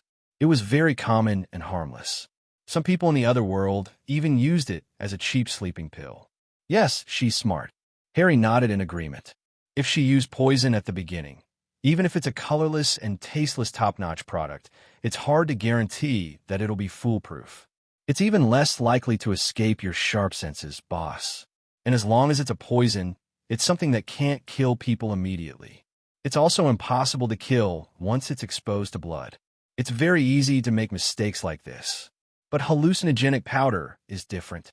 This thing's harm can't even be compared to knockout drugs, not to mention that it's light, so it's very likely that it'll slip through. Other than that, what's even better is that once the wine and the hallucinogenic powder are mixed together, it'll be the best effect enhancer, and it won't arouse suspicion. Others, and even the victim themselves, will just think that they've drunk too much wine, so they'll feel dizzy and sleepy. Harry's explanation was very detailed, and his appreciation for seeing a fellow who wasn't a moron was obvious. However, Tang shook his head after hearing it and pursed his lips. Not only that, that silly girl insisted on making me fall asleep first. It seems that she really wants to stab me a dozen times to vent her anger. Why don't, boss, you just let her stab you a dozen times? Harry spread his hands and sighed. When she came in, I pretended to be a guard and bumped into her. Boss, do you know what I found on her body? It can't be big breasts. It's really ominous. The sleeve arrow on her left wrist, the dagger in her boot, and several powerful explosive crystals wrapped around her belt. She's a moving arsenal. Damn, it scared me so much that I broke out in a cold sweat. Tangen was also stunned when he heard that. After a moment, he shook his head speechlessly. Didn't I just kill her death-seeking brother? What kind of grudge does she have to go to this extent? Pass down the order to act according to that silly girl's first plan. Don't let her go crazy. Then, let her stab me. Boss is wise. Get lost. That's why it's said that people have no choice in the world. If you can use your hands, it's best not to use your mouth. If you can cut the weeds and eliminate the roots, try to kill the whole family as much as possible. Otherwise, won't trouble come? Shaking his head, forget it. On a happy day, harmony is the most important thing. Harmony is the most important thing. Tang Yin quickly adjusted his expression, especially when he saw a middle-aged, beautiful woman with an air of nobility coming in front of him. She was faintly out of tune with the current atmosphere of the crowd. He put on a harmless smile and took the initiative to greet her. "Good evening, Annie. Are you looking for Josiah? She's tidying up her clothes in the back hall. Do you want me to take you there?" "There's no need. She, as father, can accompany her." After a pause, the middle-aged, beautiful woman looked at the humble and polite Tang in front of her, who had an ordinary face and was somewhat of an eyesore. Her gaze was a little complicated. She wanted to say something, but in the end, she just nodded and said, "The wedding is about to begin." "Tang and sir, Little Tang, Annie, you could just call me Little Tang. Well, we'll be a family in the future. You don't have to be too polite." His appearance is average, but at least he looks honest and polite. The middle-aged, beautiful woman, oh, Josiah's mother, secretly muttered in her heart with a smile on her face. However, if she knew that her honest son-in-law was regretting that he didn't kill his whole family just now, it was hard to say how she would feel. "It's almost time. Little Tang, go and get ready." He nodded obediently. "Okay, I'll go now." The wedding began. There was no lingering and moving movement, no flickering candlelight on the high platform. There was no kind-looking presiding priest, nor were there any young boys and girls holding baskets of flowers and throwing petals. This was more like a simple wedding where guests were invited to a meal. The only proper process was the climax of the wedding. The curtain opened. Josiah wrapped her arms around her father's arm. A charming middle-aged man with a small mustache slowly walked from behind. The most beautiful moment in a woman's life was the moment she put on the wedding dress. Tang didn't care much about this saying before because he didn't have a woman who was willing to put on a wedding dress for him. But now it was different. Looking at Josiah, who was wearing a holy wedding dress and walking leisurely, Tang In was stunned and instantly became the most loyal fan of this saying. This pure and beautiful woman was like the girl next door. She was dignified and proud. She was the woman of the legendary queen. Was she going to be Tang Un's wife from now on? Oh, thank God for his blessing. Perhaps because the happiness was too strong, Tang In sincerely expressed his most sincere gratitude to God, who was now covered in dirt by him for the first time. Then he looked at Josiah, who saw his blank expression and unconsciously smiled faintly. He remembered some of the past events. "Classmate, are you looking for a book? Tell me the name of the book. I might know it. I'm a student, but don't look down on me. I'm still a beginner mage. Reading 10,000 books is not as good as traveling 10,000 miles. That's true. I learned it again. Tang, your thoughts are very deep and interesting. Can I come and chat with you often in the future? Have you heard of the Gray Coat Army? It's not a rebellion. It's a reform. Reform is very difficult. It takes a long time to succeed. It might take 10 years, 50 years, 100 years, or even longer. It also needs many like-minded people to work together. Tang, are you willing to help me? The city of Dawn is gone. Aunt Rosa is gone, and many people died. I don't know what happened. Everything was fine before, everyone was fine. How did it become like this all of a sudden? Tang, I'm so tired, really tired. Why did you come back so late? I don't want to bring up old scores, really. When I was in Lian City, I didn't like to attend banquets because I didn't like to listen to those noble women talk about old scores and scold those who were ungrateful. Wasn't this their choice in the past? Since they had already made a choice, of course they had to bear the consequences, right? Haha, I just didn't expect. One day, I would become the kind of person I hated the most. But what else do you want me to do? Tell me, what should I do? Tang, let's get married. There was a thunderous applause. In his memory, there were countless impressions of youthful, kind, stubborn, dignified, and so on.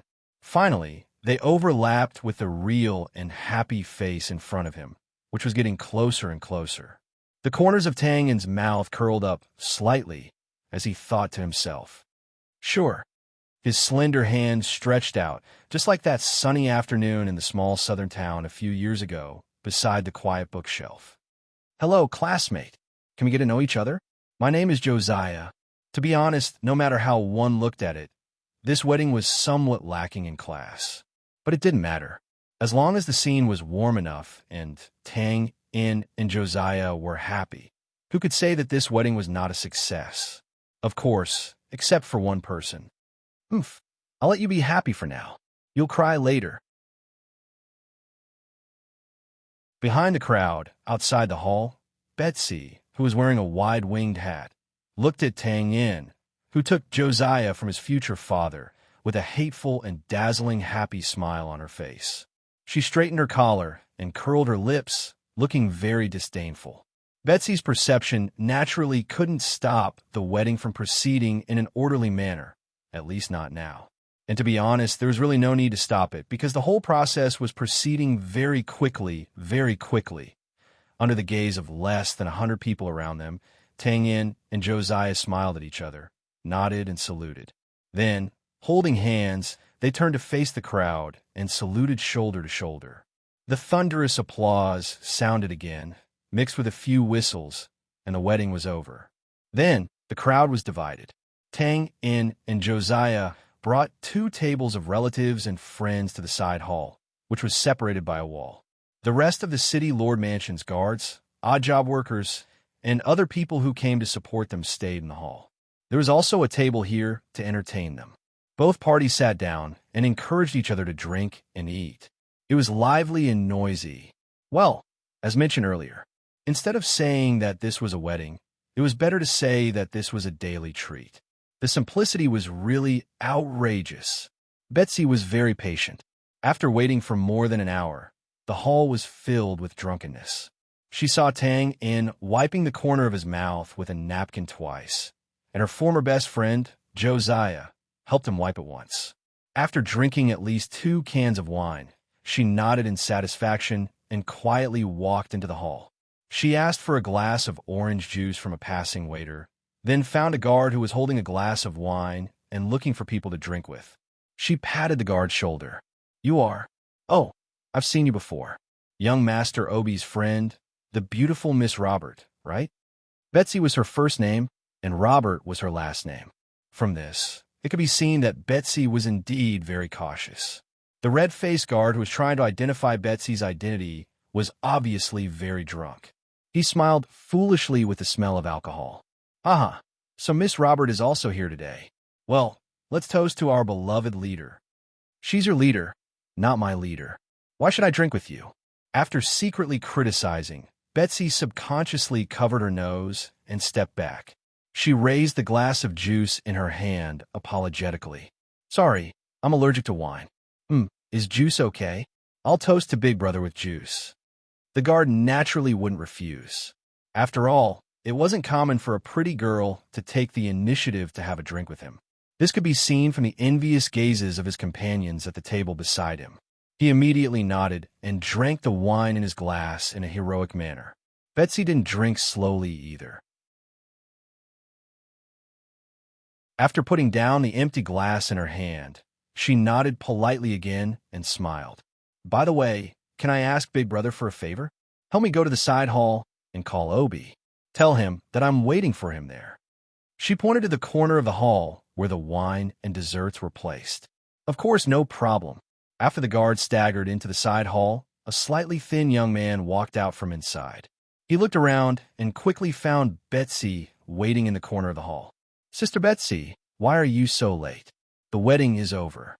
Oh, I'm sorry, Obi. Something came up and I was delayed. Betsy helplessly spread her hands as if she was regretful. Then what do we do now? The thin young man, who was Josiah's cousin, Obi, scratched his head and suggested, why don't you go in with me now and give your blessing in person? Anyway, my sister doesn't know that you're here. This is also a surprise, isn't it? Don't joke around. If I really go in with you, there will only be a surprise, not a surprise. Betsy shook her head without thinking. She replied with a bitter smile, No, Obi, My identity is different from yours now. The less I show my face, the better. Otherwise, if someone with ulterior motives sees it, my people in Bulin will be in danger. Do you understand? Of course, Obi understood. It was not difficult to understand. With the current relationship between the Grey Coat Army and the Brand, it was not too much to see them as enemies. Even they were secretly sent here from the south by their brother-in-law, Tang In. Then what should we do? Tang In's foolish brother-in-law was at his wit's end. Sister Becky, you've come all the way from the south. Can't you even say a word of blessing and go back? That's not necessary. Betsy's eyes flashed. I have an idea, but I'll have to trouble you. When you find a suitable opportunity, you can call Josiah to the small garden behind the hall. I'll wait for him there and give my blessing in person. This will be the best of both worlds. Okay, but what is a suitable opportunity? It's when no one notices Josiah. How about this? I see that brother-in-law of yours. All right, what's his name again? Tang In? And I see that Tang In is almost done drinking. Let's wait for him to get drunk. This way, everyone will pay attention to him and won't notice your sister Josiah. He clapped his hands. Good idea. I'll go and wait now. Obi. He turned around in surprise. And, Sister Betsy, do you need me to do anything else? No, it's just that. It's just that. Well, this time it's all thanks to you helping Sister Becky. Thank you so much. She nodded sincerely. It's nothing. And I also want to see my sister happier today. And I promise your sister will be happy. That's good. I'll go first, so gullible. Looking at Obi, who ran excitedly to the side hall, Betsy could not help but shake her head slightly. Then, she sighed softly and silently apologized in her heart. I'm sorry. Just as you think about your sister, I also have to avenge my brother who died many years ago. Taking a deep breath, Betsy touched the cold sleeve, arrow hidden under her left sleeve. She quickly adjusted her mood and walked to the small door at the side of the hall. Everything was going well. Now, she just had to wait for that damn bastard to fall asleep and walk right into the trap. But at this moment, suddenly, Sister Betsy? What a good event for a free lunch. Cool phone's waiting for you.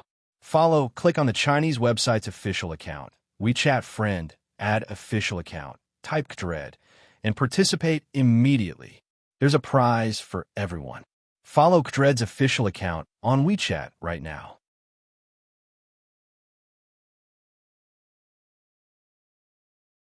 Chapter 11:20.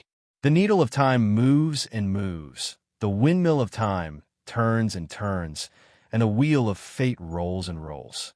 In short, that was what it meant. You just needed to know that it was 3 years later.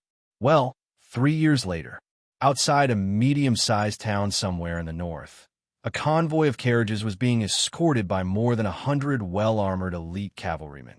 They were covered in dust from a long journey. Then, when they were about 3 miles away from the town, the leader of the cavalrymen whistled, and the convoy's speed suddenly slowed down. The cavalrymen spread out and drew their spears and arrows as they approached the town's entrance at a moderate pace. At this time, with a whoosh, the curtain of the luxurious carriage in the middle of the group was suddenly pulled open from the inside. After a long journey, we're finally here. A vague figure stretched lazily in the carriage. Then, the window rolled down, and a young face with a masculine charm poked out. He first looked at the town in front of him, then turned his gaze to a stone tablet by the road. He narrowed his eyes and read, "Friend Peace. Have love town?" Isn't that a typo? It had to be said that this handsome young man had good observation skills. Of course, his way of thinking was even weirder. But unfortunately, no one answered his question. Instead, a question suddenly came out from the carriage. "This is the place where the target we are looking for lies? Sir Philip, are you sure it's here?" The handsome young man, "Oh no," Philip smiled and retracted his head. He did not answer the question immediately. Instead, he looked at the middle-aged man sitting opposite him and asked, "Sir Mandel, do you know the geographical location of this newly built town in front of us?" "Sir Philip, are you testing me?" The middle-aged man, called Sir Mandel, raised his eyebrows and replied calmly, "As far as I know, this town is backed by Fire Beacon City and facing Polis City, which is the current Mahawa settlement. It's right at the border between the Gray Coat Army and the Northern Wilderness Tribes. It's a no-man's land. Am I right, Sir Philip? Clapping, Philip sighed in admiration, as expected of His Majesty's choice for negotiation. Sir Mandel has done his homework well. But do you know the relationship between the person we are looking for and the Gray Coat Army and the Northern Wilderness Tribes? Mandel frowned. The assassin? I heard that he's the husband of Josiah, the leader of the Gray Coat Army. Isn't that why we're here? That's right, but that's only one aspect. Shaking his head lightly, Philip seemed to have thought of something, and his expression was somewhat emotional. That guy's a winner in life. Well, since we've arrived at our destination, some things should be made clear. That guy is not only Josiah's husband, but also the only prince of the royal family in the Northern Wilderness, who is also the supreme commander of the Northern Wilderness, Lon Shah, who led millions of barbarian soldiers in the Leno River theater of operations and gave the army of our empire a hard time. In fact, well, anyway, I think that this pair of bitches must have already hooked up. He smacked his lips and did not hide the envious and jealous expression on his face. Oh, right. His relationship with the Bran Empire is not shallow either. Perhaps you've heard of this before, Sir Mandel, but it hasn't been confirmed because someone was afraid of losing face, so they blocked it. That's right. He's the assassin who sent the Pope and the Crown Prince to see Godfather 3 years ago. Hiss. Even though Sir Mandel's temperament was very stable, and he had heard of this rumor before, when he received confirmation from Philip, he could not help but suck in a breath of cold air. His scalp was slightly numb.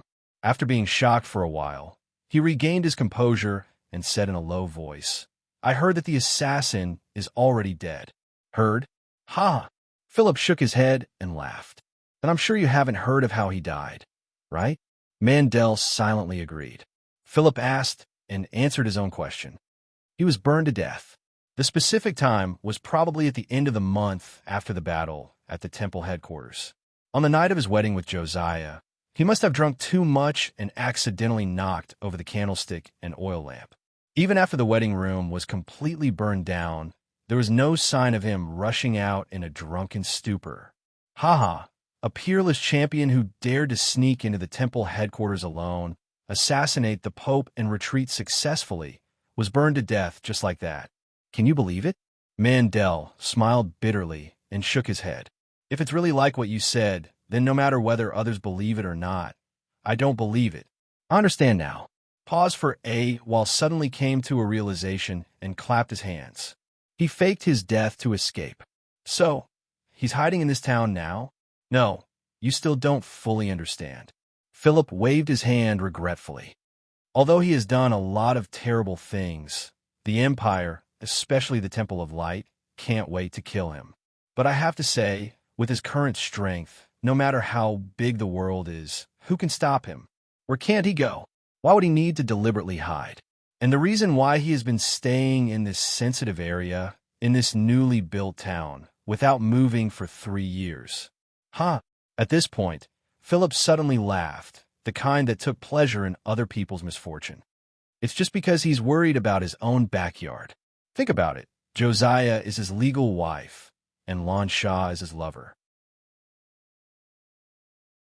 With such a chaotic relationship, if he wasn't here, the Gray Coat Army and the Northern Wilderness Tribes would have already turned the world upside down. So that's how it is. Peace brings love. So that's how it is.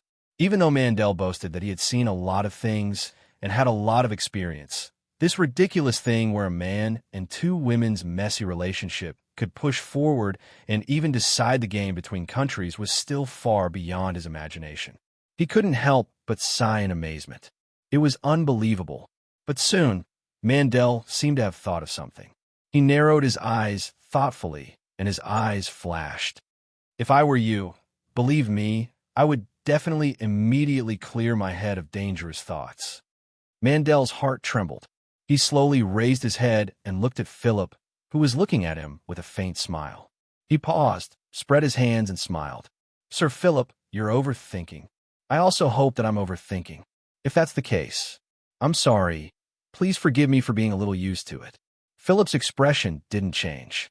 Perhaps Sir Mandel knows that the Empire has had several negotiations with the Grey Coat Army. D*M in it. I played the role of the middleman every time. In the end, how should I put it? I've been tricked so badly that I'm traumatized. So, I feel that it's necessary to remind Sir Mandel here. Philip raised a finger and stared into Mandel's calm eyes. He lowered his voice and exerted pressure. It's best not to have any dangerous thoughts. Otherwise, no one can bear the consequences. To put it bluntly, that guy's indeed the only link between the Grey Coat Army and the Northern Wilderness tribes. But if you want to assassinate him and create chaos between the two countries, it's undoubtedly a path to death. No one is a fool. Not to mention that this plan has no chance of succeeding. Even if it does, believe me, in the face of two crazy women who have lost their loved ones, the first to pay the price of annihilation will definitely be the Bran Empire. Sir Mandel, please believe me on this. Mandel didn't avoid the oppressive gaze. He, who was good at negotiations, had an extremely strong psychological quality. He smiled calmly. After a moment of silence, the carriage stopped slightly. It should be officially entering the town. Mandel shook his head and sighed. Sir Philip, your position seems to be problematic. When you've been tricked too many times, you'll be like this. Of course, I still believe in your professionalism. I also hope that you can achieve a satisfactory result for the Empire this time. Thank you. I also hope that you can face up to your position. After all, you have the glory of the Empire's family. Haha, you're too kind. Same to you. There was no problem with Mandel's homework. This town, with a somewhat strange name indeed, had some characteristics of being unregulated. For example, when this eye-catching convoy of more than 100 elite cavalrymen entered the town, they didn't encounter any interrogation at all. There were also no guards or law enforcers within their field of vision. They were unimpeded all the way. However, if this place was deemed as an unregulated area, it would be a bit unworthy of the name. This was because the atmosphere here was much better than expected. There were all kinds of shops with their doors open on the side of the street. There were stalls selling their wares on the side of the road. Pedestrians came and went in an endless stream. When they passed by the convoy, they were slightly scrutinized by the cavalrymen. Most of the pedestrians' expressions were calm. After a few glances, they were bored and looked away. It seemed that they were used to it. After some of the eye-catching convoys entered the town, it was like a clear spring flowing into a lake. It almost didn't cause any ripples and calmed down. It was noisy but not chaotic. This was the first impression that the town gave people. If they observed carefully, they would find that there seemed to be an invisible rule that ensured the town was orderly and lively. The convoy's goal was very clear. Or rather, they found a good guide, Philip. Therefore, there was almost no detour. After passing through half of the town, the convoy finally stopped in front of a tavern-like building in the east of the town. Arima Tea Bar. Stepping out of the carriage, Philip looked up at the simple signboard and couldn't help but grin. Well, although I don't know what a tea bar is, I'm sure I know where this town's weird name came from. What? Mandel didn't understand. Nothing. I just suddenly feel that it's understandable that it has no taste, but it's not good to have bad taste. Come on, let's go in. After saying this, which made Mandel shrug his shoulders in confusion, Philip took the lead and walked into the strange shop. As soon as he stepped in, his eyes suddenly darkened. Don't misunderstand. It wasn't that he was covered in a gunny sack, but the environment of the shop.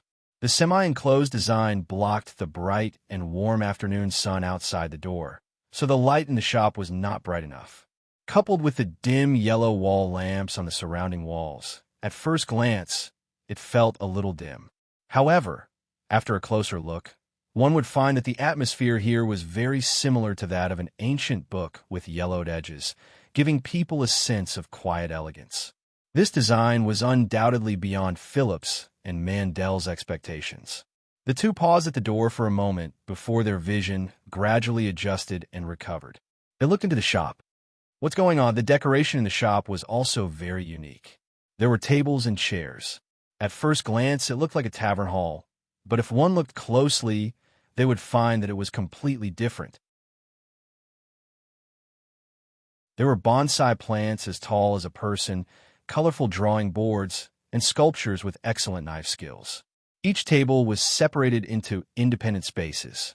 It looked messy but orderly, and there was a strange sense of balance and harmony. TSK, a little interesting. The above two contradictory statements came from Philip's mouth. It had to be said that the eyes of the wolf of the imperial capital were quite sharp. Although he was shocked by the novelty in front of him and frowned, he quickly recovered and faintly figured out the charm and beauty of it. It was indeed extraordinary. It is indeed a little interesting. Mandel nodded in agreement. However, his focus was not on the overall decoration of the shop, but on some details, such as the wine rack and counter placed in the deepest part of the hall, which was different from ordinary taverns. The place to collect money is so far from the door. Aren't you afraid that the customers will just leave after drinking? Philip laughed and shook his head. Huh, trust me, no one would do such a stupid thing. Mandel was stunned when he heard this. Then, he thought of the terrifying identity of the owner of this place and could not help but laugh at himself. That's true. I was wrong. If the owner of this strange tavern was really the man who dared to assassinate the Pope, then he really did not know how to write the word death if he dared to escape paying the bill here. The wine rack and counter was said to be in the deepest part of the hall, but this strange tavern was not big, so it was only a dozen steps away. Philip and Mandel walked from the threshold to the counter. Unfortunately, there was a burly young man in gray waiting in front of them. He did not look like a customer. Sensing that there were people behind him, the young man in gray subconsciously turned his head and looked up and down at Philip and Mandel's clothes. He could not help but be stunned for a moment. Then, he turned his head to look at the luxurious fleet of knights parked outside the door and frowned slightly. At this time, the wooden door behind the counter opened, and a figure carrying a small cloth bag walked out. It was also a young man, but he looked more mature. He had a harmless smile on his face. Just as he was greeting them, he turned his gaze and saw Philip, who had a slight smile on his face, as well as Mandel, who had a complicated expression on his face. He could not help but be stunned for a moment before he reacted and raised his eyebrows at the former in greeting. Brother Tang, you're too polite. I didn't wait for long. The young man in gray, called Little Kim, had a friendly attitude. There was even a hint of respect in his tone. He reached out and picked up the small cloth bag that the young owner put on the counter. He could not help but be stunned. This monthly payment is too much, right? It's not much. It's just enough to make up for what I owed you last month. The young owner smiled and shook his head. Little Kim, why didn't you tell me that the monthly payment has increased since last month? You paid for it yourself, didn't you? Haha, Brother Tang still found out in the end. The young man in gray smiled and scratched his head. His fierce aura was instantly diluted, but his attitude was extremely firm as he pushed the extra money back. Actually, it's okay. Brother Tang, my family is indebted to you. A few years ago, if you didn't take my mother to work here and always pay her excessive commission and deliberately let my mother bring food back, I, Little Kim, would have starved to death on the streets. I'm already very ashamed to come here to collect the monthly payment. My mother beat me a few times because of this and almost didn't let me into the house. So, I really can't take more money. That's enough, Little Kim. Just take it when I tell you to. The gang had its rules. Since they were out to do things, they had to be fair. This is the rule. You can't mess with it. Shaking his head again, the young owner forced the money into the young man's hands. Also, our town's geographical location is not good. No one cares. The reason why it's peaceful now is all because of your daily patrols and management to maintain order. So, this money is what you deserve. It has nothing to do with anything else. Well, if you really want to thank me, then come visit me more often when you're free. Help me increase my turnover. Forget it. I'm afraid I'll be beaten again if I bump into my mother. Also, brother, your place is good, but it's too clean and quiet. We don't feel comfortable here, so we don't dare to speak loudly. We can't even drink to our heart's content. Damn, so you're here to attack me today. Haha, I don't have the guts. What I mean is, brother, you're taking the high-end route. The people you serve are all rich and noble. We're rough people, so He waved his hand in annoyance. All right, kid, hurry up and take the monthly payment and get out. Okay, I'll go. Although he said he was going to leave, the young man in gray did not move his feet. He glanced at Philip and the other person beside him and asked with a smile, "By the way, these two look unfamiliar. Are they your friends, brother?"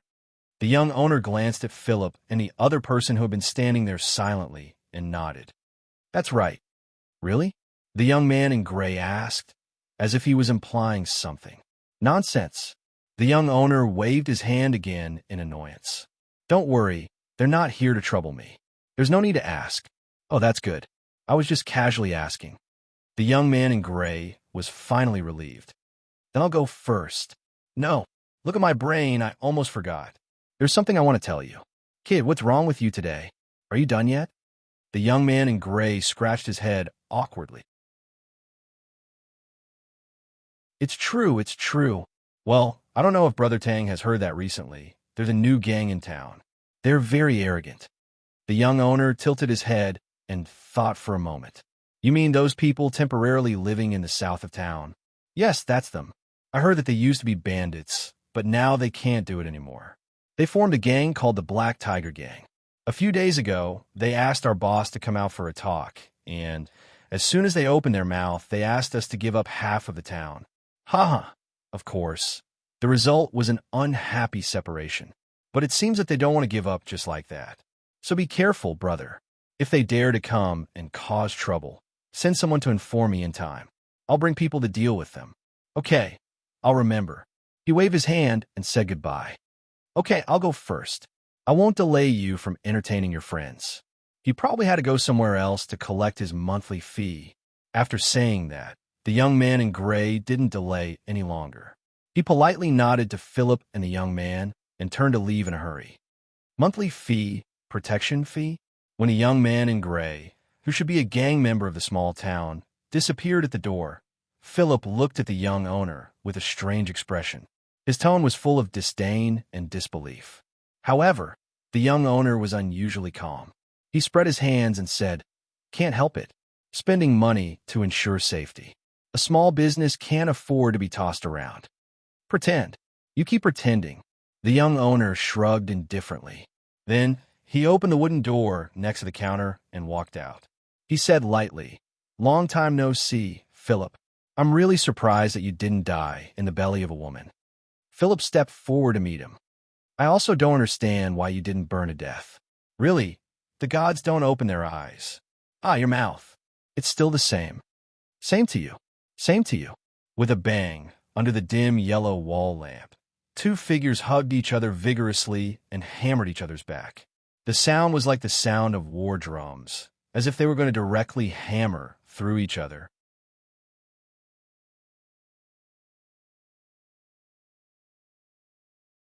Chapter 11:21.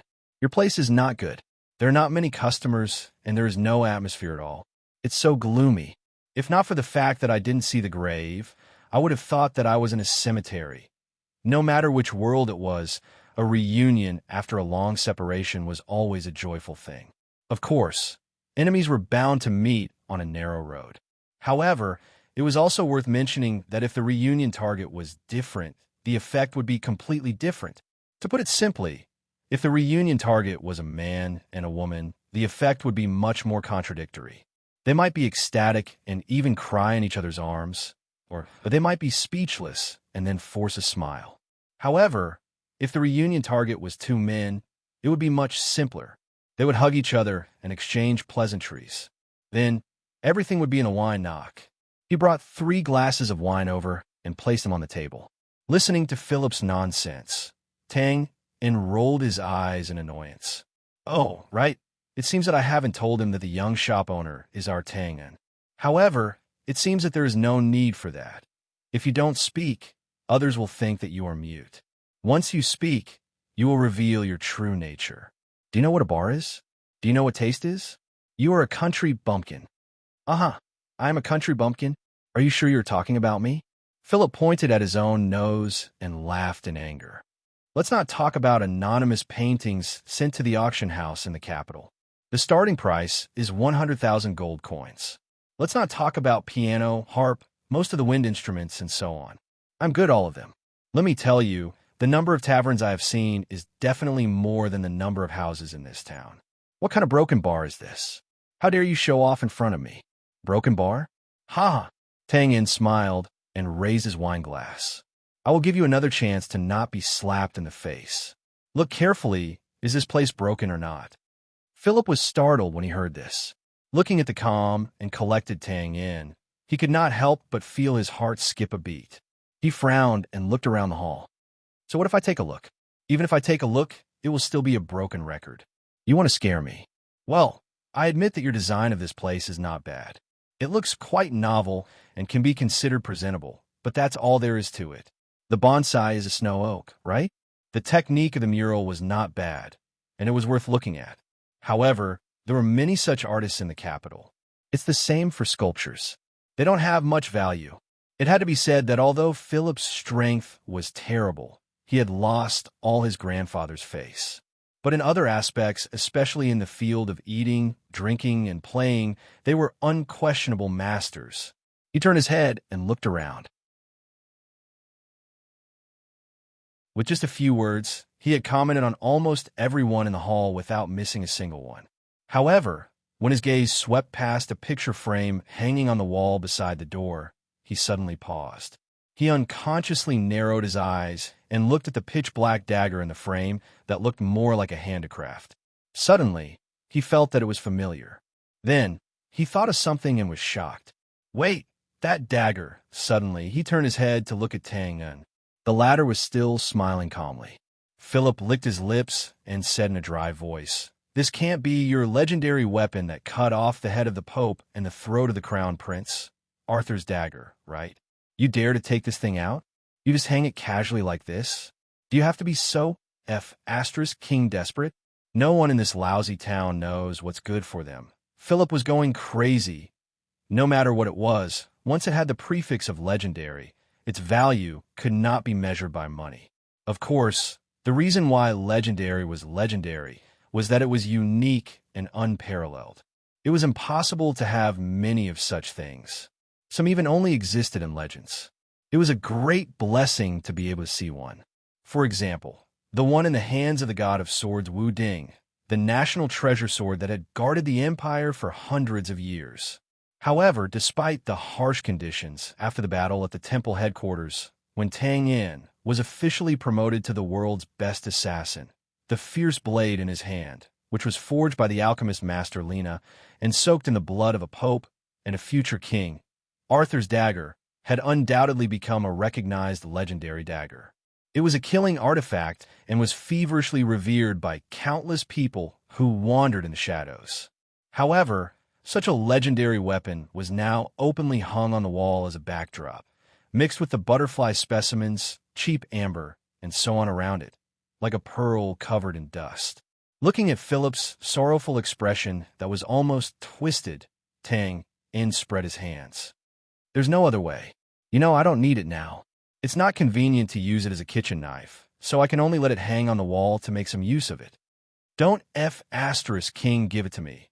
This was the roar that was roaring in Philip's heart, but he did not dare to say it out loud. It was not that he was afraid that Tang Yin would refuse, but that he really did not dare to take it.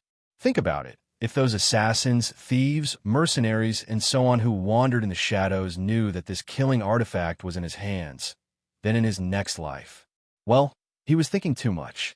It was very likely that he would not have a next life. You're scared?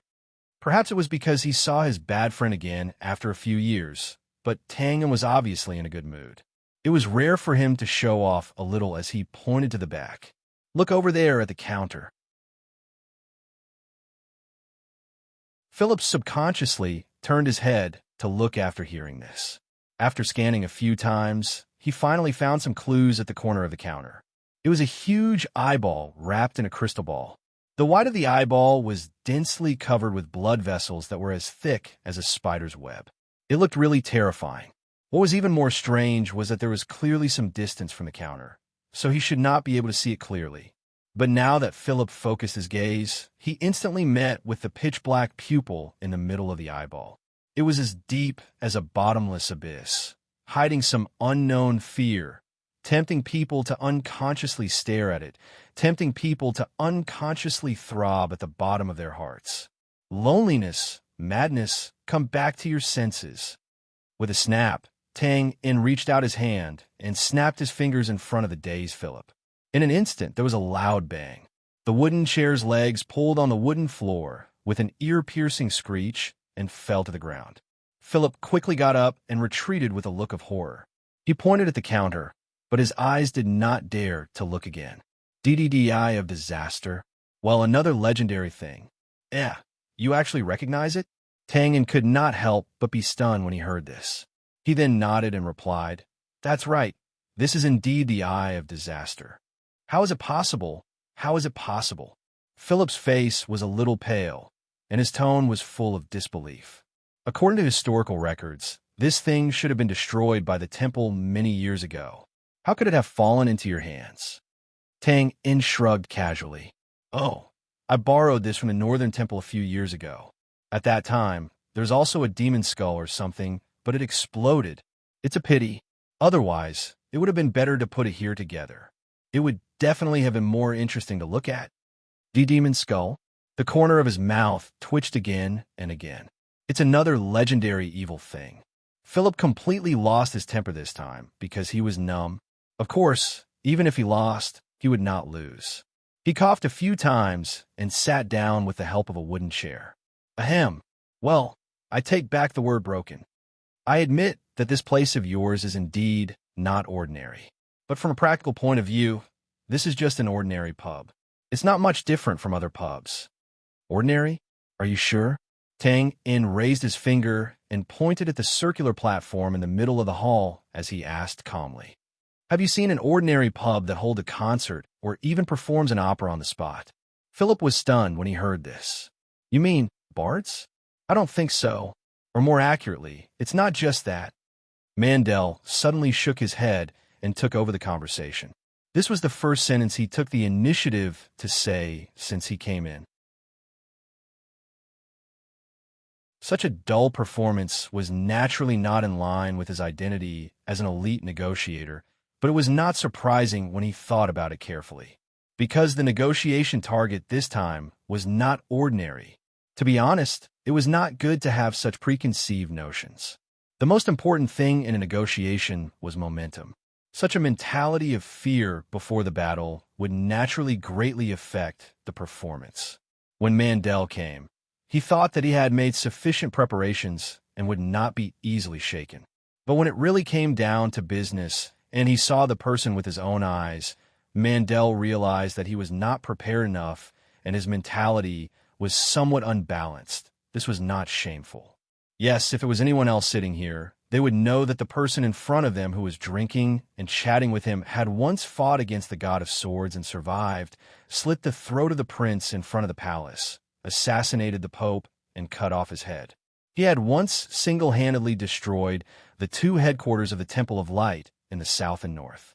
Everywhere he went, there was a rain of blood and corpses everywhere. Even now, there were a number of people wandering in the shadows who recognized him as assassin, guest of king. He would not be able to remain calm. It was already good enough that he did not wet his pants, however. After all, he had a heavy responsibility on his shoulders. Naturally, Mandel was not willing to retreat without a fight. Of course, the more important thing was that after he observed, he found that this king of assassins did not seem to be as terrible as the rumors said. Medium build, mediocre temperament, and a common face that did not care about the honor and disgrace of the secular world. No matter how one looked at him, he looked harmless. Moreover, right under his nose, Mandel had actually been robbed of his protection fee by a gangster. Well, if he did not believe that Philip would not have joked about this, and then he saw the legendary dagger himself, Mandel would really think that the two people in front of him were in cahoots to tease him. After taking a slight breath, Mandel's observation had undoubtedly stabilized his confidence. He did not hesitate and decisively interrupted. This bar, looking carefully at the stylish stage space, Mandel tentatively opened his mouth and said, "Is it a high-end tavern that creatively combines part of the musical performance with the effect of an opera house?" This way, the guests can enjoy the visual and auditory feast while tasting the fine wine and delicacies. I wonder if I'm right? Haha, listen, Philip, you country bumpkin, listen carefully. This is what it means to know the good thing. Laughing heartily, Tang In mercilessly attacked Philip harshly. Then he turned to look at Mandel and nodded politely. By the way, this is Marquis Mandel, also the person in charge of the negotiations between the Empire and the Grey Coat Army this time. Although Philip was uneasy now, he was the one who brought Mandel here, so of course he had to introduce him. He nodded reservedly. Mandel, it's our first meeting. Your Excellency can just call me Mandel. Before we set off, His Majesty had repeatedly asked me to convey his late gratitude from 3 years ago. Pause for a while. Mandel took a deep breath, stood up solemnly, and bowed 90 degrees. Thank you, Your Excellency Tang In. Your Majesty? Oh, it's the second prince. After being stunned for a moment, Tang In suddenly reacted and waved his hand casually. Sir Mandel, you don't have to be so polite. To be honest, at that time, I was just in a hurry. I just hope. Well, the second prince won't blame me for killing his brother. Look, why was there such a big difference between people? He killed the older brother, and now the younger brother is here to express his gratitude. Unlike that big-breasted but brainless silly girl who only wanted to stab him. He sighed slightly and turned to look at Philip. By the way, you said negotiations just now. What negotiations? Between the Empire and the Grey Coat Army? Seeing Philip look away awkwardly and nod gloomily, Tang In couldn't help but laugh. Haha, I don't want to nag you, Philip, but are you addicted to being a middleman? Look at you again and again. TSK, you think I want to? Your Excellency Tang In, you misunderstood. Philip was just following orders. All right, then let's not talk about him first. Tang In waved his hand indifferently. He then looked at Mandel, who had raised his head and straightened his back. His eyes were bright, and he was obviously in a negotiation mode. He shook his head lightly and said, Although I'm a little sorry, I have to tell you regretfully that you probably came for nothing this time. I'm just a small shop owner now, and I'm already dead. So, I know nothing about the Grey Coat Army, and I can't provide you with any help. The rejection was straightforward and thorough. However, Mandel's expression didn't change. He still said calmly, It's your choice whether to help or not. We have no intention of interfering. But please see that we came all the way here. Even if we're just guests, it's not too much to waste your time to drink a glass of wine, right? As the saying goes, one doesn't slap a smiling face. Since Mandel was so sincere, Tang In naturally couldn't be unreasonable. He spread his hands casually. It's not too much. All right, tell me, I'll listen. Thank you. Mandel smiled and nodded.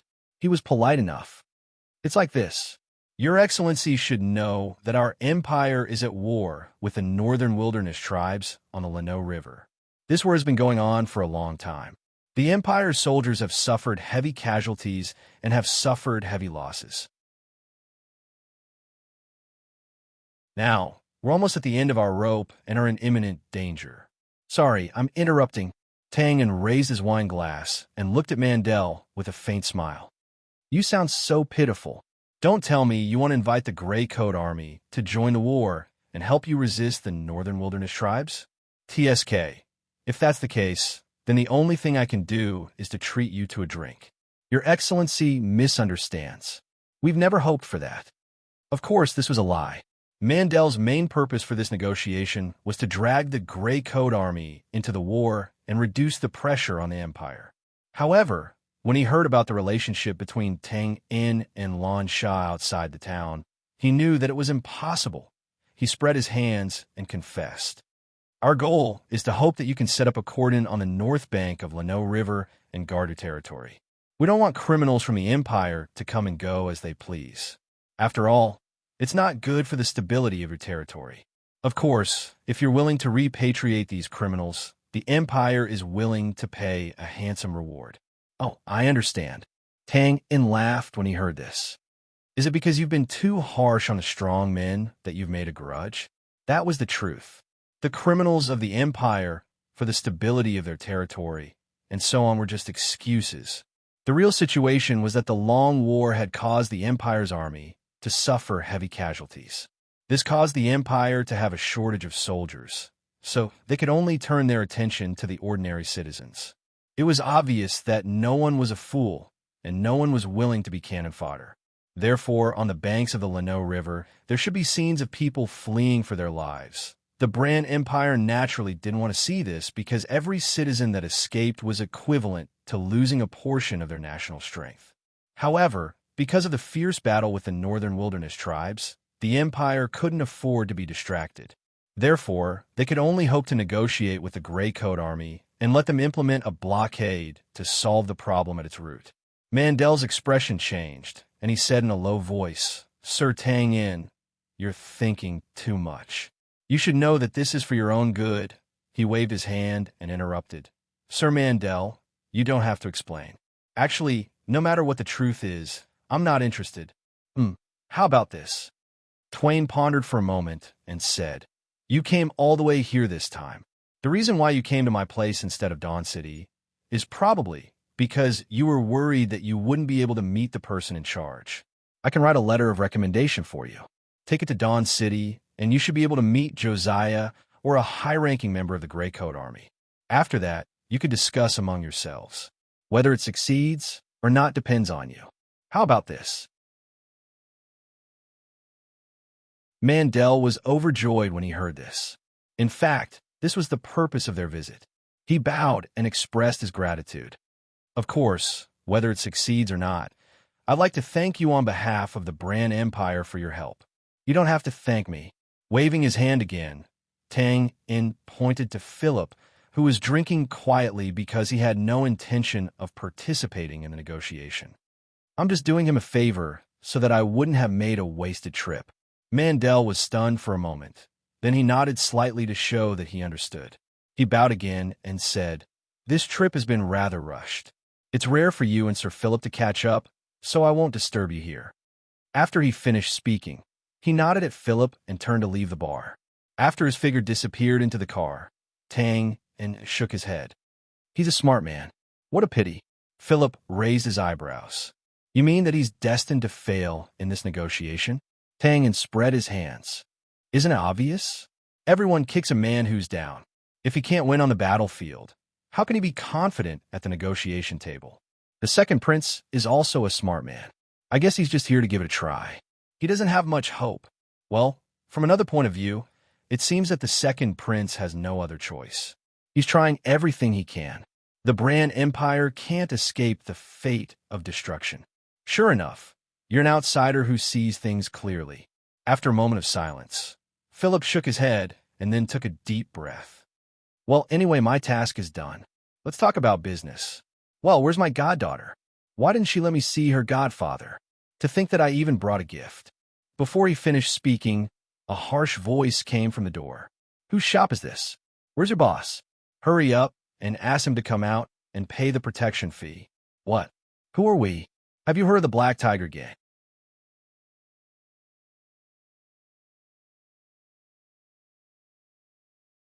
Chapter 1122.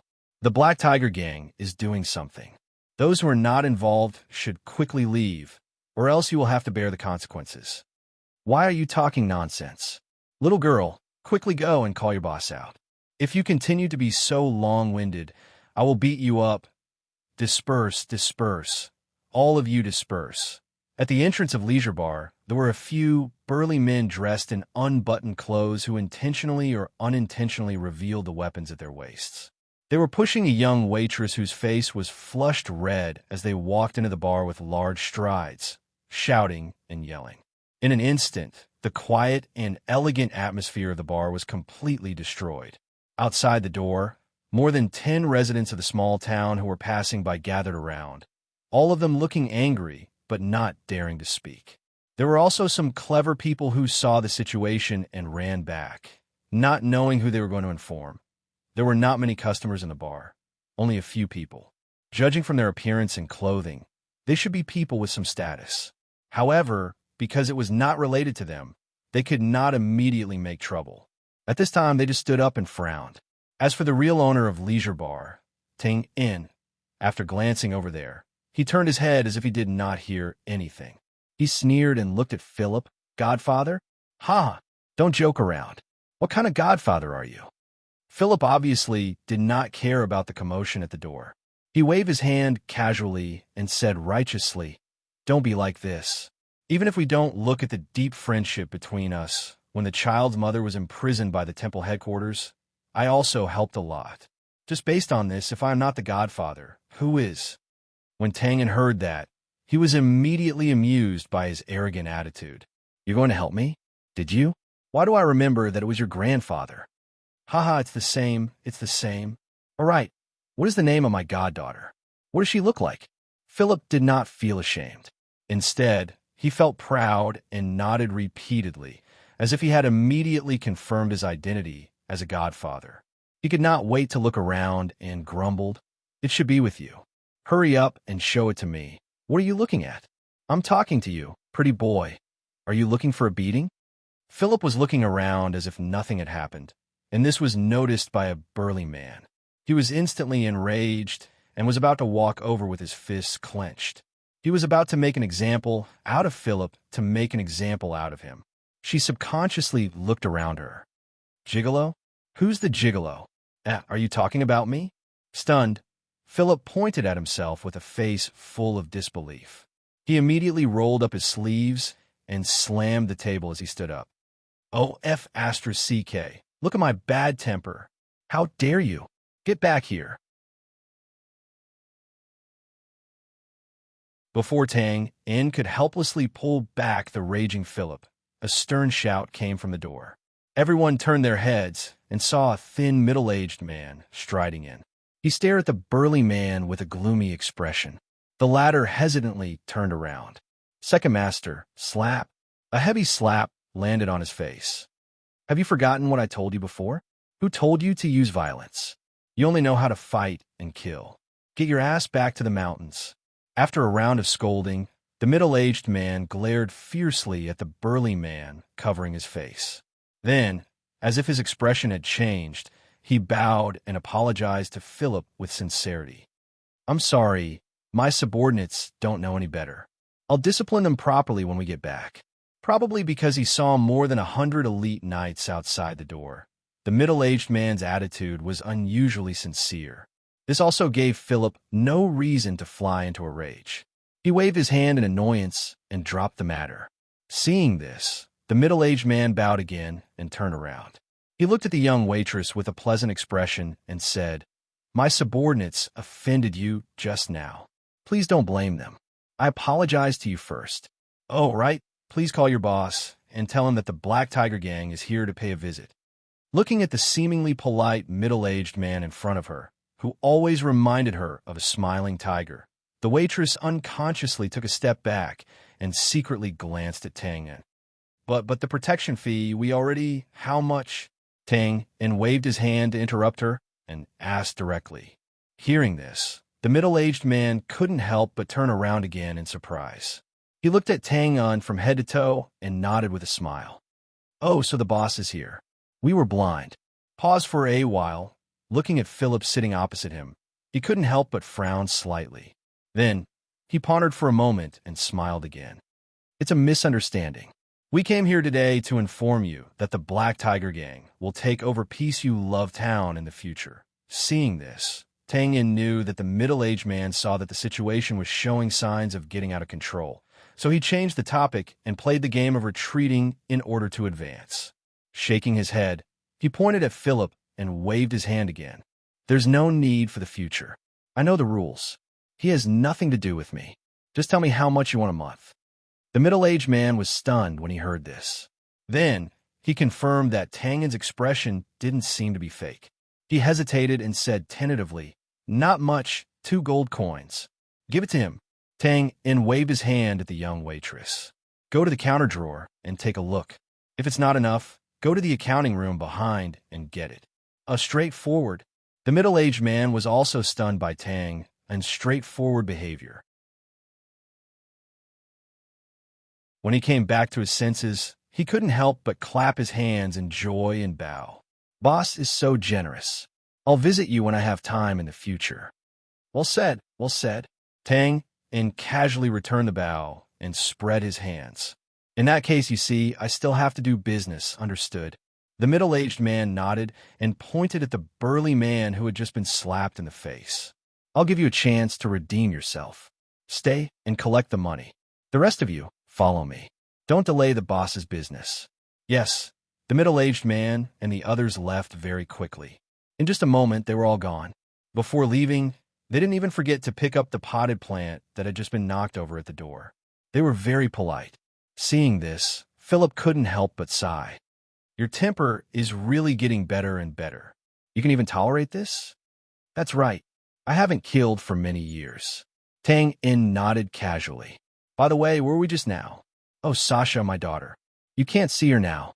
She was taken away by a friend of Cindy's, Sylvia's, early in the morning to go shopping for clothes. Not here? What a pity. I brought a greeting gift. Philip scratched his head regretfully and waved his hand to call the night guard outside the door. The knight brought in a rectangular box and placed it on the table. This is the thing. Nessa's doll, a blonde beauty. She can change her clothes and headwear as she pleases. I heard that it's an entertainment product of a master alchemist. It's very popular with little girls. However, the production is very small. I only got it by chance at an auction. Looking down, Tangen looked at the rectangular box with a strange expression and rubbed his forehead. Do you know my daughter's full name? You haven't said Nessa Tang. Philip was startled. What a coincidence. She's also called Nessa? Ha, it seems that I've chosen the right gift. Raising his head in surprise, he looked at the speechless Tang In and instantly reacted. He opened his mouth. No way, you're not saying that your daughter and this doll, Tang In spread his hands. This doll is named after my daughter. It was also made for her. Isn't a master alchemist? It's a master alchemist. You've seen her before. It's Lena. F***CK. Philip was completely speechless. Such a coincidence made Tang In feel a little helpless. Brother, I appreciate your kindness. Really, but this Nessa doll already has a house full of them. Don't say anything, don't say anything. Philip lowered his head and waved his hand. He wished that he could find a crack in the smooth floor and crawl into it. What a F***king embarrassment. He brought this doll to show off like he was presenting a treasure, but he didn't expect that Nessa was the real source and had a house full of them. Ahem. Tang In coughed twice. After all, Philip meant well. Tang In naturally didn't want to see him continue to feel awkward. He changed the topic. All right, how are the acquaintances that we know? You know, I'm a little uninformed here. Other than a few letters, they basically don't communicate with the outside world. Who do you want to know? Well, we still have time anyway. If you can remember, I'll tell you one by one. Philip quickly adjusted his state of mind. He tilted his head and thought for a while. He said, You and I both know each other, and I'm most familiar with the second prince. Well, it's similar to what you guessed. Although he became the king of Bran thanks to you, now that the tribal soldiers are more familiar with naval warfare, his life is getting harder and harder. Once the Leno River battle line is lost, he will definitely become the shortest-lived king in the history of Bran. The general trend is irresistible. You can't blame him. Philip nodded in agreement. Yes, he's really unlucky to have picked up such a mess. Speaking of the Leno River battle line, I have to mention your valiant lover. She's getting more and more powerful. Her strategic and tactical command ability is comparable to millions of elite soldiers. Even if the god of War Z is reborn, he won't be able to take advantage of her easily. To be honest with you, since the beginning of the war, the Empire has been trying to assassinate her nonstop. They sent out countless masters one after another, but unfortunately, they didn't succeed. The Empire's intelligence department always thought that you were the one who stopped them, but now it seems. It's not me. Tang In shook his head. She has the tribal masters protecting her. If you want to stop her, I'm afraid that your grandfather, the god of swords, will have to be reborn. Tang In was talking about Bamatu, the terrifying old man who was only second to the god of swords and dominated the northern wilderness. However, Philip nodded and said, There are indeed experts from the tribe, especially a young man from the tribe who never leaves Lan Shah's side. He's young and handsome, but his strength is ridiculously strong. It's really King strange. Tribal boy? Tang En's heart skipped a beat. What's his name? His name is quite hateful. He's called the Emperor of Bran. Why do you know him? It's really him. Tang En shook his head and smiled. He thought of the skinny, stubborn boy from the charming Fox tribe in his memory. His handsome face was full of serious longing. I want to be the strongest warrior in the northern wilderness. Protect my sister and the tribe. Ha! You did do it. I met him once. He's quite a cute little guy. Cute? The corner of Philip's mouth twitched. Only a pervert like you would have such an evaluation. You should know that at least 10 famous masters of the Empire died under his seemingly cute hands. Tang En shrugged indifferently. My skills are not as good as his. What else do you have to say? Philip was speechless when he heard this. Then he realized that it was not surprising that Tang En would have such an opinion. He curled his lips and continued, Don't gloat too much. Although Lan Shah is strong, he's only one person after all. His energy is limited. It's impossible for him to maintain such a terrifying state where he doesn't make any mistakes in this long war. I'm not afraid to tell you that the reason why we were able to pass through the war zone and reach the shore so smoothly this time is because the tribe's attacks have gradually stopped recently. The military thinks that it's because the tribe's commander-in-chief, Lan Shah, doesn't have enough energy. That's why it's like this. Ahem, you guessed wrong. Tang En touched his nose when he heard this. He seemed a little embarrassed. It's not that he doesn't have enough energy. He just put his energy in other aspects. And you can rest assured that in the next year, the war zone should be like this. There won't be any big changes. En? How do you know? Of course I know. Well, he's pregnant. Pregnant? What's... Damn! The exclamation broke the quiet atmosphere again, causing the guests at the other tables to stand up and look at him in dissatisfaction. But Philip, who was completely confused, obviously didn't care about this. He grabbed Tang En's sleeve and stammered. You said he's pregnant. It's not what I understood, right? Tang En just touched his nose and remained silent. Damn, he's really pregnant. Philip grabbed his hair in disbelief, as if he wanted to lift himself up. He took a few deep breaths and forced himself to regain his senses. He asked, Does Josiah know about this? Yes, I told her. Tang En replied honestly. Then he smiled bitterly and spread his hands. And she didn't come here for 2 months. She didn't reply to any of my letters. The teleportation portal to Dawn City was also closed. She deserved it. She deserved it. She asked for it. Philip had a look of satisfaction on his face. Tang En rolled his eyes speechlessly. He could not be bothered to deal with this obviously jealous playboy. I don't want to criticize you. Now that Sylvia is pregnant and Lan Shah is pregnant, Josiah is your legal wife, and she's even officially married. But there's no news at all. What do you want her to think? It's obvious that she's unhappy. F***CK. Is this something I can control? At the mention of this, Tang En was also depressed. To be honest, among the three of them, Josiah was the closest to him, and he was the most frequent. The fact that this unknown town hid a high-end teleportation portal was proof enough. But how could things be so strange? Lan Shah, who occasionally sneaked over, was pregnant, but Josiah, who was the closest to him, was not. How could this be? Haha, aren't you the best assassin in the world? You've killed so many people, it shouldn't be difficult to create another one. This was blatant schadenfreude. Tang En also realized that he had found the wrong person to confide in. He took a deep breath and said expressionlessly, Let's change the topic. If you still want to be my daughter's godfather. Philip shrugged and stopped while he was ahead. Then let's continue. Let's not talk about Josiah and Sylvia. I believe you know better than me. I don't know much about the other acquaintances. After all, the Empire is only in the southern region and is still at war. It's hard to gather information. That little brother who admires you so much, Alan, got married not long after you got married. It was held in the South, and he also sent me an invitation. But I was worried that his identity would be exposed, so I didn't go. I only sent someone to give him a gift. Later, when he left the South with his family, he also told me about it. Actually, there's no need for that. I won't expose him, so I can only wish him a safe journey. Also, that brat Jack has stopped stealing and has changed to picking up scraps.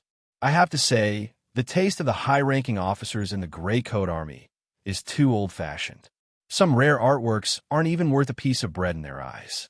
That brat relied on this to buy low and sell high. He also collected quite a few amazing items. It's really enviable. As for that group of old brothers of yours, David, Harry, and the others, the assassin organization established with the Gray Space as the base is basically half official and half private. It has become a powerful weapon in Josiah's hands to intimidate the military regime as well as to deal with warriors and mercenaries who break the law. It's been successful in every endeavor. Oh, right, the leader of this organization is your good sister, the girl called Little Carol. TSK, amazing. Her style of doing things is practically the same as yours. She's completely unreasonable, and she'll brandish her sword and slash people at the drop of a hat.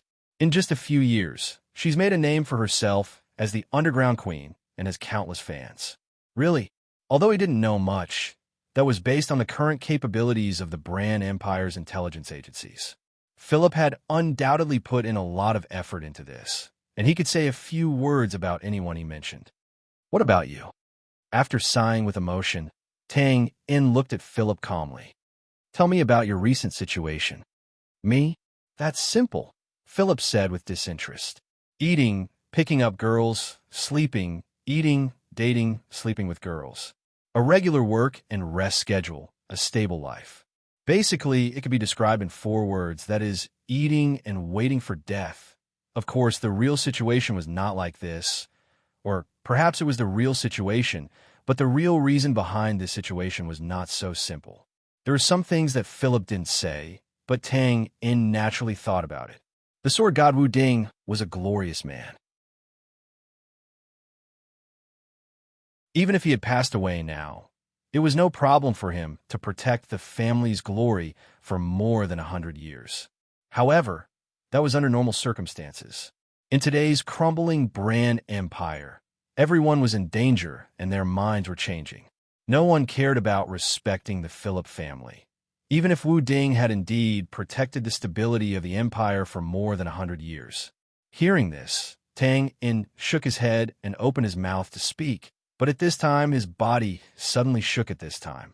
His expression instantly became dull, as if his soul had left his body. Philip didn't notice this at first. It wasn't until he was thirsty and wanted to toast Tang In that he realized something was wrong. He suddenly felt helpless. Tang In, hey! He shouted a few times and patted Tang In on the shoulder, forcing the latter to come back to his senses. Well, I knew you wouldn't care about my recent situation, but please don't be so obvious. Sorry, Philip. Tang In rubbed his eyebrows. I was a little distracted, mainly because, well, someone was talking to me in my head. Philip was stunned when he heard this, and then he smiled even more helplessly. I'm very pleased that you can explain, really, but can this explanation be any more fake? This was Tang In's biggest secret, and it was also the first time he mentioned it to anyone, but it was obvious that Philip would not believe him. Tang In did not expect Philip to believe him. This was just a small vent of his excitement. He raised his hand and pointed to the side of his head with a strange expression and sighed softly. 3 years. Finally, it's here. P.S. Let's wrap this up. The next chapter will be the finale. 2 years. Finally, it's here.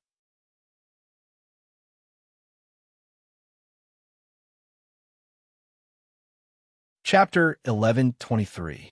3 years ago, in the bridal chamber, Tang In, who had been waiting for Betsy for a long time, entered the assassin system out of boredom. This was the first time he had entered it since the battle at the temple headquarters. As expected, the moment he entered, he heard a series of synthesized sounds from the system. Ding obtained 5 points of blood chi. Ding obtained 10 points of blood chi. Ding obtained 2,500 points of blood chi. As Tang In's system and blood chi levels increased, The blood chi that ordinary people, such as the imperial soldiers, temple guards, and other minor characters, could give him less and less blood chi. Some of them were even close to nothing. Killing them was equivalent to not killing them, which was really boring. Even Winston, a boss who had stepped into the threshold of the void level, had a large decrease in value. From the previous rich results of tens of thousands of blood chi to a mere few thousand blood chi, the difference was obvious. Of course, characters like the Pope and the Crown Prince were still more powerful. Although the former seemed to have been easily beheaded by Tang Yin, and the latter's strength was even worse, the blood chi obtained from killing them was much more than Winston. This was because both of them had the effect of increasing their influence. They were both heavily guarded by tens of millions of people, so the difficulty of assassinating them could not be generalized based on strength. It was reasonable to have such a rich harvest. In addition, killing the two of them, especially the former pope, brought Tang in more than just blood and vigor. Ding! Congratulations to the host for completing the long-term quest, Light's Dusk. Overthrow the Temple of Light. Collapse the Faith. Obtain 50,000 experience points, system upgrade. Obtain the Medal of Honor, Dark Dominator. Stunned, Tang Yin, who had stepped into the system space, was suddenly stunned. Don't misunderstand. The reason why he was shocked was not because of the system reward. Tang Yin had already planned to retire, so no matter how rich the system reward was, it was not very attractive to him. He was shocked by what he saw in front of him. Sparse stars and a green moon hung in the sky. Against the backdrop of darkness, a beautiful ball that was half blue and half yellow floated in the air. It was as if it had existed since ancient times, mysterious and distant. Tang Yin was naturally aware of the fact that the system space's background could change according to the old butler's wishes. In the past, he had also seen the forest, the beach, the hall of a luxurious manor, and even the hospital here. There was nothing special about it. However, it was different this time because the sphere that was mostly made up of sea water and a small part of land was too familiar to him. Just looking at it made him feel a sense of familiarity that he hadn't felt in a long time. Earth, sighing softly. Tang Yin came back to his senses and shook his head. He looked at the old butler and said, "If the system didn't have the ability to read my memories." "Old butler, I admit that you are not an intelligent NPC." The old butler replied calmly, "Of course I'm not. I've already answered this question. But you never explained it in detail. That's because the time hasn't come yet. Even if you know, it's useless. Do you want to know?" His body trembling slightly, Tang Yin raised his eyebrows. "Is it time now? It depends on your choice." The old butler looked at Tang Yin meaningfully and then waved his hand to summon a transparent light screen. Blasphemer, Thousand Slayer, Swindler, Big Butcher, and now this newly acquired Dark Dominator. Remember, I told you before that when you collect 5 medals, you can ask for a reward from a system. Now, pause for a while. He pointed to the light screen that silently appeared with 3 options beside him. "It's time for you to choose to receive it." Tang Yin did not look at the transparent light screen. Instead, he shook his head. "Old butler, I'm going to retire. Let's forget about the rewards." The old butler's expression was unmoved. "We'll talk about retirement later. Make your choice first." Tang Yin was stunned when he heard this. Then, he shrugged indifferently and raised his hand to tap on the light screen, ready to choose at random. However, when he saw the first option out of the corner of his eye, his arm could not help but stop in midair. "Homeward bound? What does this mean? You should be able to understand." Startled, Tang Yin suddenly took a deep breath and suppressed the surging emotions in his heart. He looked at the indifferent old butler and asked tentatively, "If I choose this, can I return to the original world? The modern world?" The old butler did not answer directly. He just asked, "Are you willing to go back?" Tang Yin opened his mouth, but remained silent. Was he willing to go back? Nonsense. Tang Yin dreamed of going back, but that was only limited to the past. If Tang Yin was given such a chance a year ago, or even half a year ago, although he would hesitate, there was at least a 60% chance that he would choose to go back. That was because that was the world he was familiar with. That was where his parents and relatives were. But it was different now. He was about to get married here, and he had a child. He had become a father himself, so how could he choose? After a moment of silence, Tang In suddenly raised his head. Can I bring the others back with me? This was undoubtedly a way to get the best of both worlds, but unfortunately, the old butler shook his head mercilessly. You are the only host of this system. Naturally, you can only go back alone. The expected answer made Tang In even more confused and helpless. After a pause, he sighed and casually glanced at the other two options. Big Dipper killing technique, external incarnation. What are these two? Skills? This time, it was the old butler's turn to be silent. Tang In looked at him in surprise. The old butler just spread his hands. The system stipulates that only you can choose. No one else can interfere. Can't I even explain? Well, I really can't. Isn't this forcing me to guess blindly? Looking at the old butler's silent consent, Tang In could not help but laugh bitterly and shake his head helplessly. It seems that I can only use the elimination method. Without a doubt, Big Dipper killing technique was the first to be eliminated.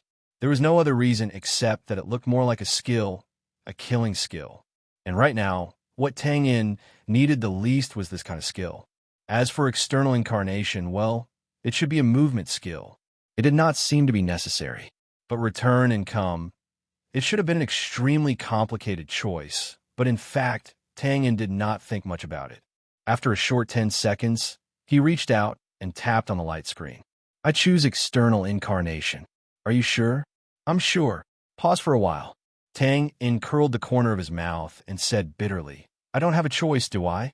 Indeed, he did not have a choice.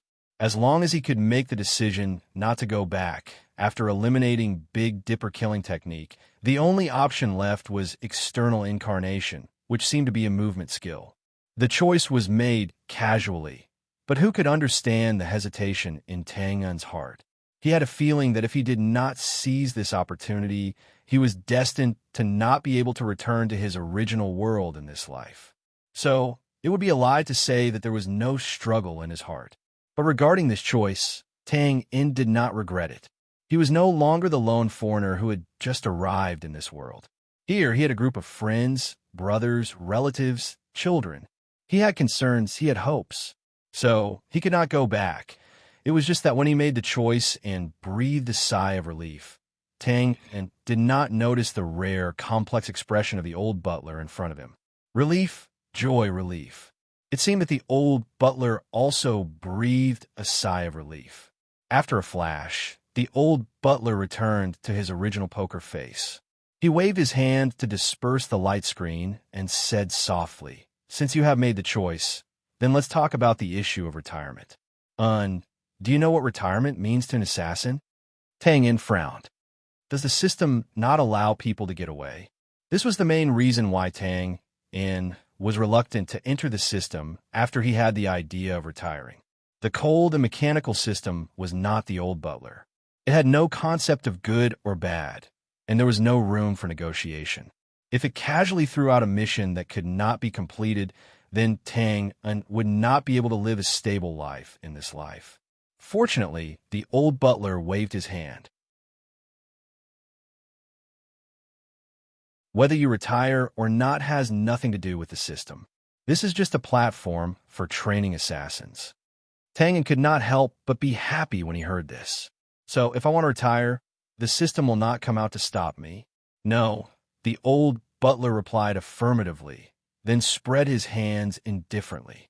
The premise is that you have to kill me. Silence. Awkward silence. After a while, this joke is not funny, really. Tang In was frightened, the kind that was completely frightened. So after a moment of shock, his expression was unprecedentedly serious and serious. I never joke, this is the truth. The old butler still looked calm and indifferent, but Tang In hated this kind of calmness now. The path of an assassin is a path of no return. As long as you embark on it, there are very few who can have a good ending, he interrupted rudely. F*CK, the assassin. What the F*CK are you talking about? Tang In stared at the old butler, stared at the old butler who had taught him and accompanied him in the other world for several years. He pulled the collar around his neck and said hurriedly, "You just said that the system will not stop me from retiring." "Indeed, the system will not stop you from retiring, but the system cannot be without a guide." The old butler's lips curled up slightly, revealing a rare smile. "As you often say, if the system is seen as a game, it doesn't matter if players come and go, but NPCs like me are indispensable." The metaphor was very vivid and easy to understand. When Tang Yin heard this, he immediately said, subconsciously, "Then you can continue to be an NPC? Can't you just be an old butler?" He shook his head and sighed regretfully. "I told you to read more books, but after a few years, your IQ doesn't seem to have improved. You're going to retire, which means that the game has no players, so why do NPCs need to exist?" The old butler's words revealed the truth. Then he spread his hands. "There are only two feasible ways now. One, you kill me, get rid of the system's control, and retire successfully. Two, I kill you.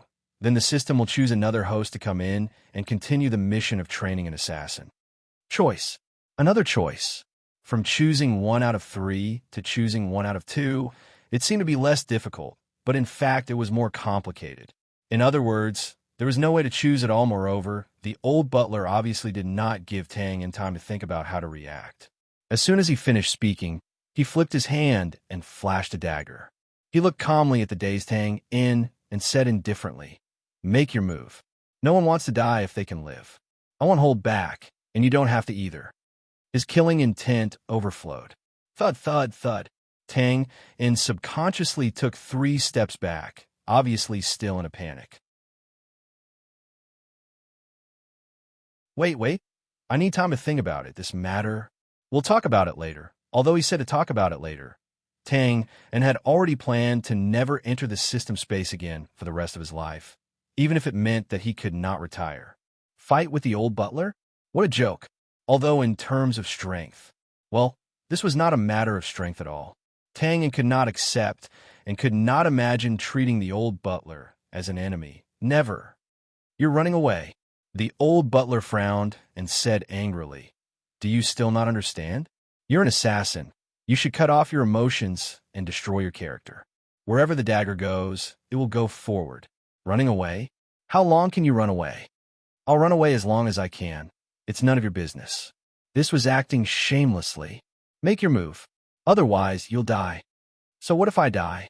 Come and kill me if you can. I really don't believe." F***CK.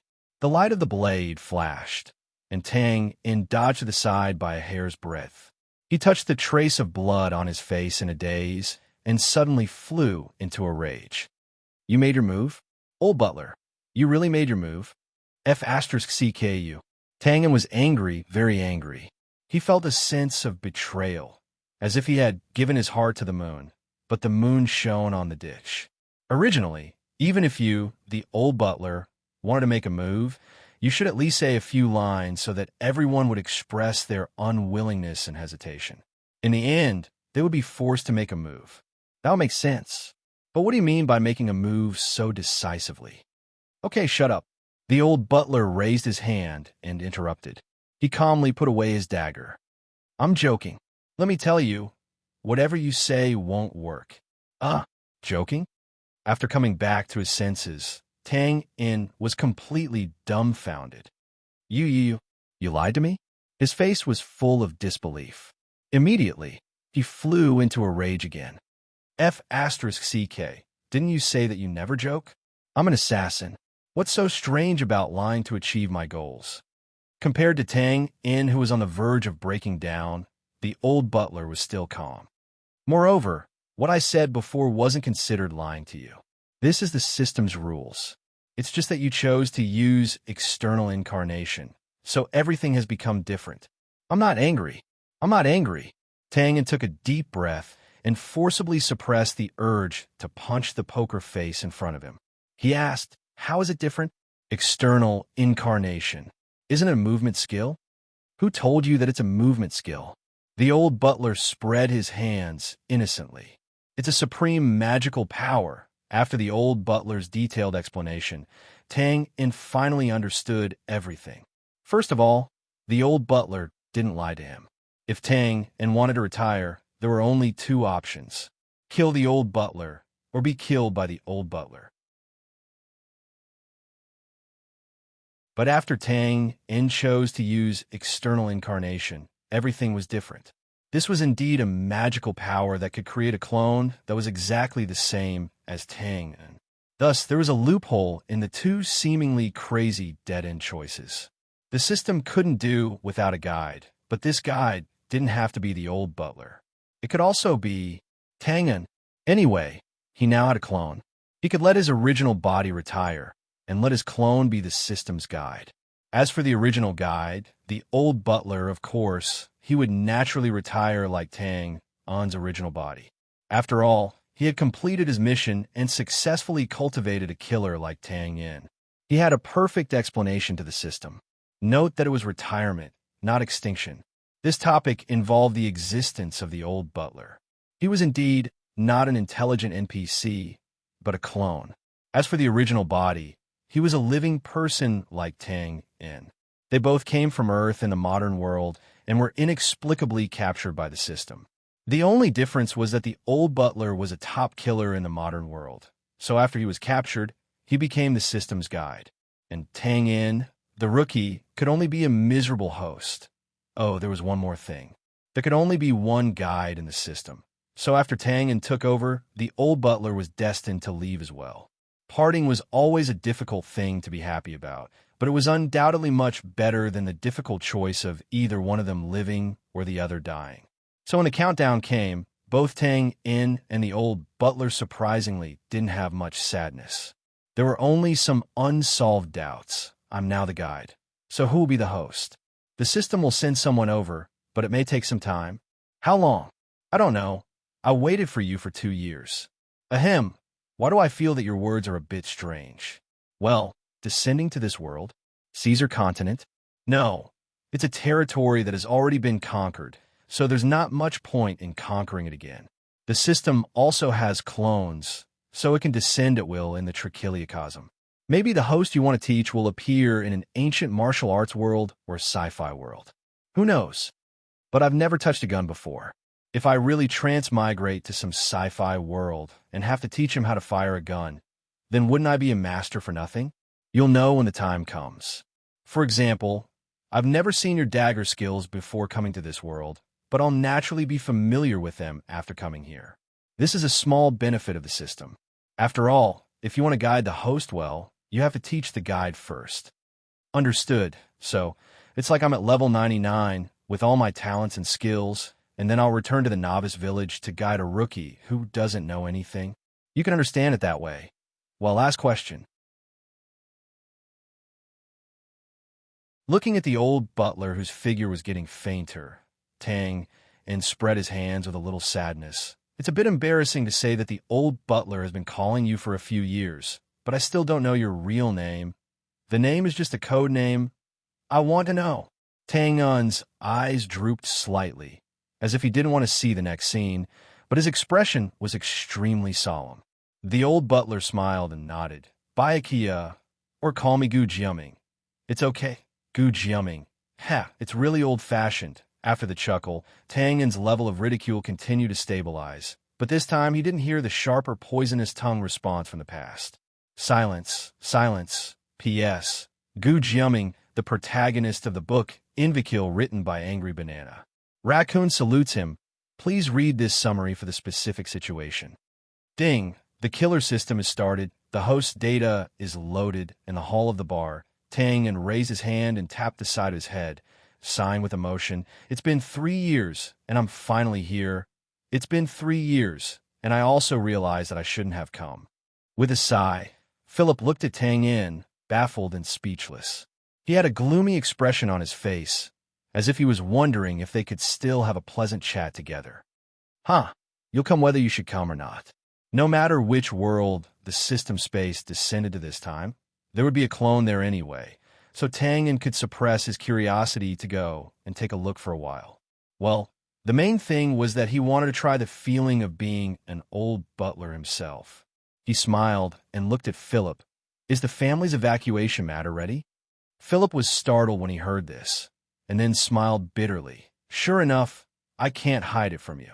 During the battle of the temple headquarters, Wu Ding used his dying sword in exchange for Tang Un's two conditions. One was to clean up the family and kill Winston. The other was to ensure his family's safety once the empire was destroyed.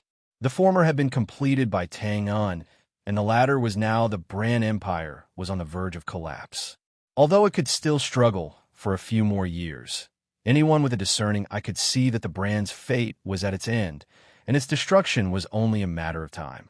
In this way, Philip's purpose in coming here as a middleman was easy to guess.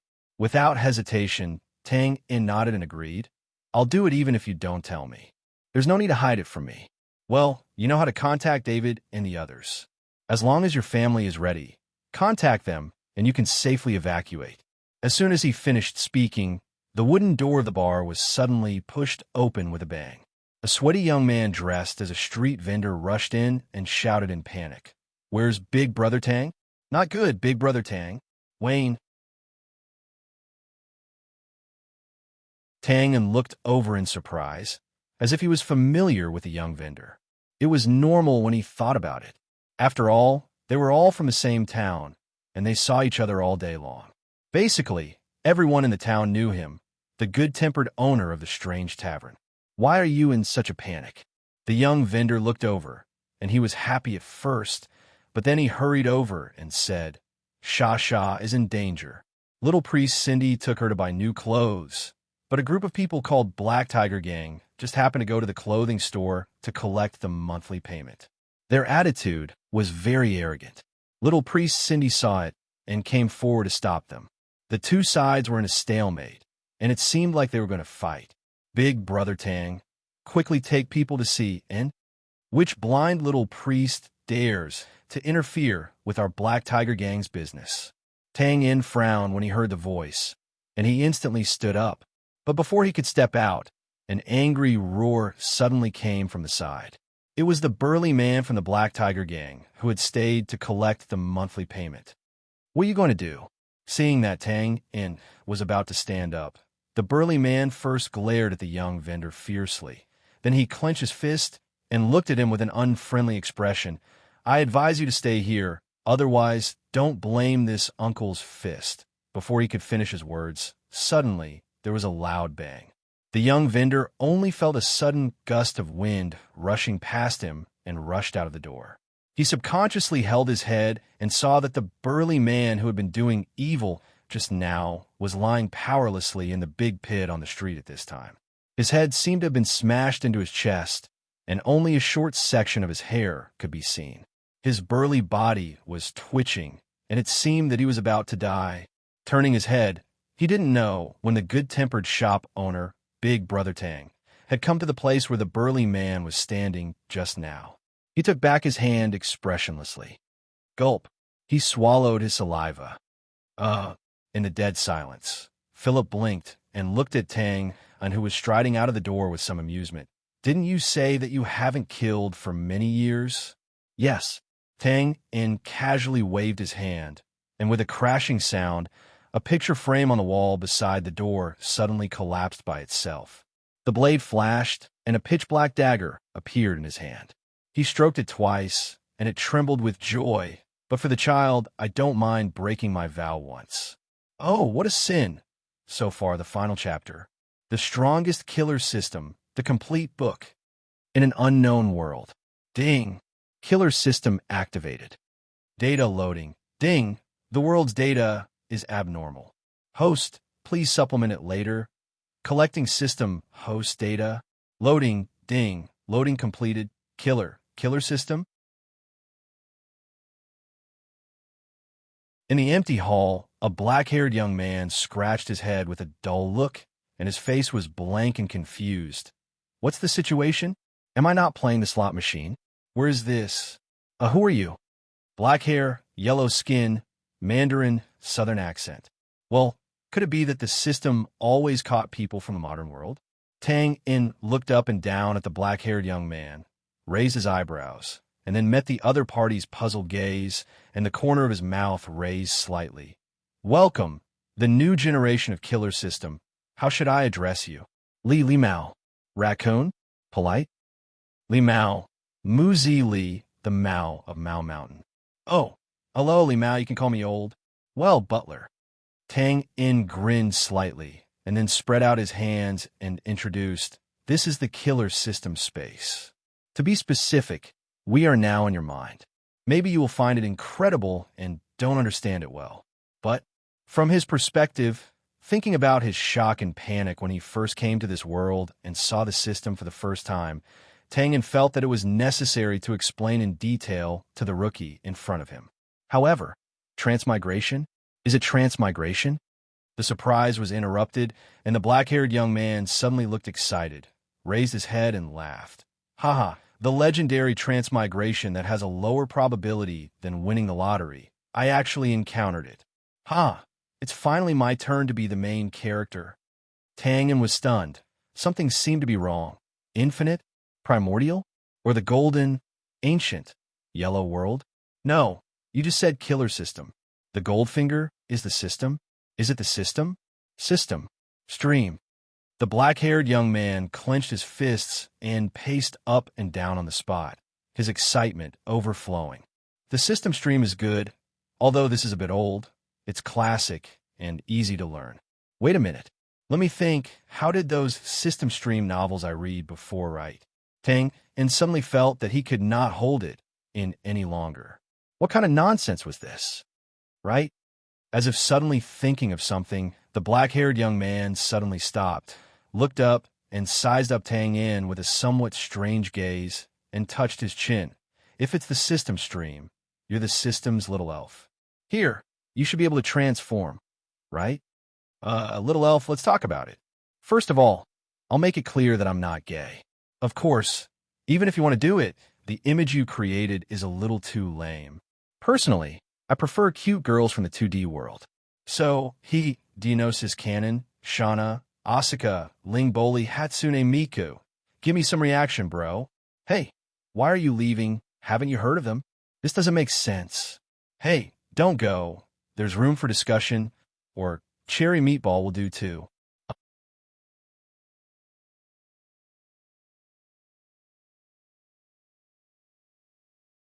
Chapter 1124. Actually, the last chapter was finished last night, but I didn't think of how to write it, so I didn't release it. Alright, actually, the main reason was that he was worried that after everyone finished reading the last chapter, they wouldn't come here anymore. So, cough cough, although it was free, it was still written by a raccoon, so he still hoped that everyone would be able to read it. Of course, if you insist that I wanted to advertise my new book, then why did you say it so directly? Just kidding. The new book did have some ideas, but some details about the outline, character design, creativity, and so on were not completed yet. To put it bluntly, it was a product with no content, so it wasn't time to advertise yet. I have the name, but I didn't dare to release it directly for fear that someone in the same industry would see it and take it. That would be a tragedy. As for the specific release date, it was still undecided. But it wouldn't take too long, because Raccoon was also afraid that everyone would forget about me. Everyone should know that Raccoon was a full-time author, and he relied on this to make a living, so he was more concerned about this. So, if there were readers who had accompanied Raccoon all the way here, please order a full subscription if you haven't subscribed yet. Actually, it didn't cost much, but this could help Raccoon get through the preparation period and the free new book period, so he didn't have to worry about living expenses. Well, I'm going all out. Important things have to be said 3 times. Full subscription. Full subscription. Full subscription. Phew, all right. The shameless advertisement time is over. Now, let's get to the main topic. Well, what should I say about the main topic? Then, I'll say whatever comes to mind. As for the identity of old Butler Zhang, I believe that readers who have read the other novel, Invidious, would know. That's right, the old butler was the main character of that novel, the old Gujiaming. This could be seen as Raccoon's tribute to Angry Banana. This was decided early on when the novel was released. Raccoon liked the novel Invidious very much, and he had read it about 7 or 8 times, and he enjoyed it every time. If there are any readers who haven't read it before, Raccoon would recommend everyone to read it. It's really a good novel. Whether it's the character of the main character or the almost overwhelming feeling of the text and the warm atmosphere, it's all amazing. In fact, it was because of this novel that Raccoon had the idea of writing a novel, The Strongest Assassin System. Only in this way would he be able to form a relationship with all of you. This was Raccoon's first official novel. How to say it, the results said it was basically a flop. Because Raccoon, who didn't know anything before this, and he almost stepped on all the landmines for beginners. But as the saying goes, good fortune and misfortune, this book also gave Raccoon a lot of confidence and courage, proving that Raccoon had the potential to make a living in this industry. Because a person couldn't step into the same river twice. Similarly, it was impossible for a person to step on the same landmine twice, right? This was the biggest gain. Another gain, to know how to adjust. Everyone knew that the last update of the book wasn't very impressive. Raccoon, ate to raccoon teat. Raccoon his teat be, Reiko T the civet cat had underestimated the distance between interest and responsibility, which was why he had made such a mistake. This was a lesson that the raccoon would never forget in the future. What else could he say? No matter how much she thought about it, most of her memories were about the hardships of life when she was writing this book. These things were sad and pretentious, so there was no need to talk about it. It was better to end it. Many writers in the same field like to compare their books to their own children to show how much they cherished and cared for them. Civet cats didn't. Perhaps it was because they hadn't reached the age of liking children yet, or perhaps it was because the brat next door had left too many bad impressions on civet cats. At this stage, Raccoon still preferred to write a book as a world. The process of writing a book was also the process of creating a world. Legend has it that God took a week to create the world, while the raccoon took 2 years and 3 months. Come to think of it, this can also be seen as the huge gap between us mortals and gods. Dear book friends, thank you. Thank you for allowing and accompanying the raccoon to create this world, and thank you for walking through this world. My respects to you. Linhai Civet Cat, 18 May 2015, that you're tuning in to the Warrior Lore YouTube channel. Don't forget to subscribe and join us on this journey to catch the most captivating stories.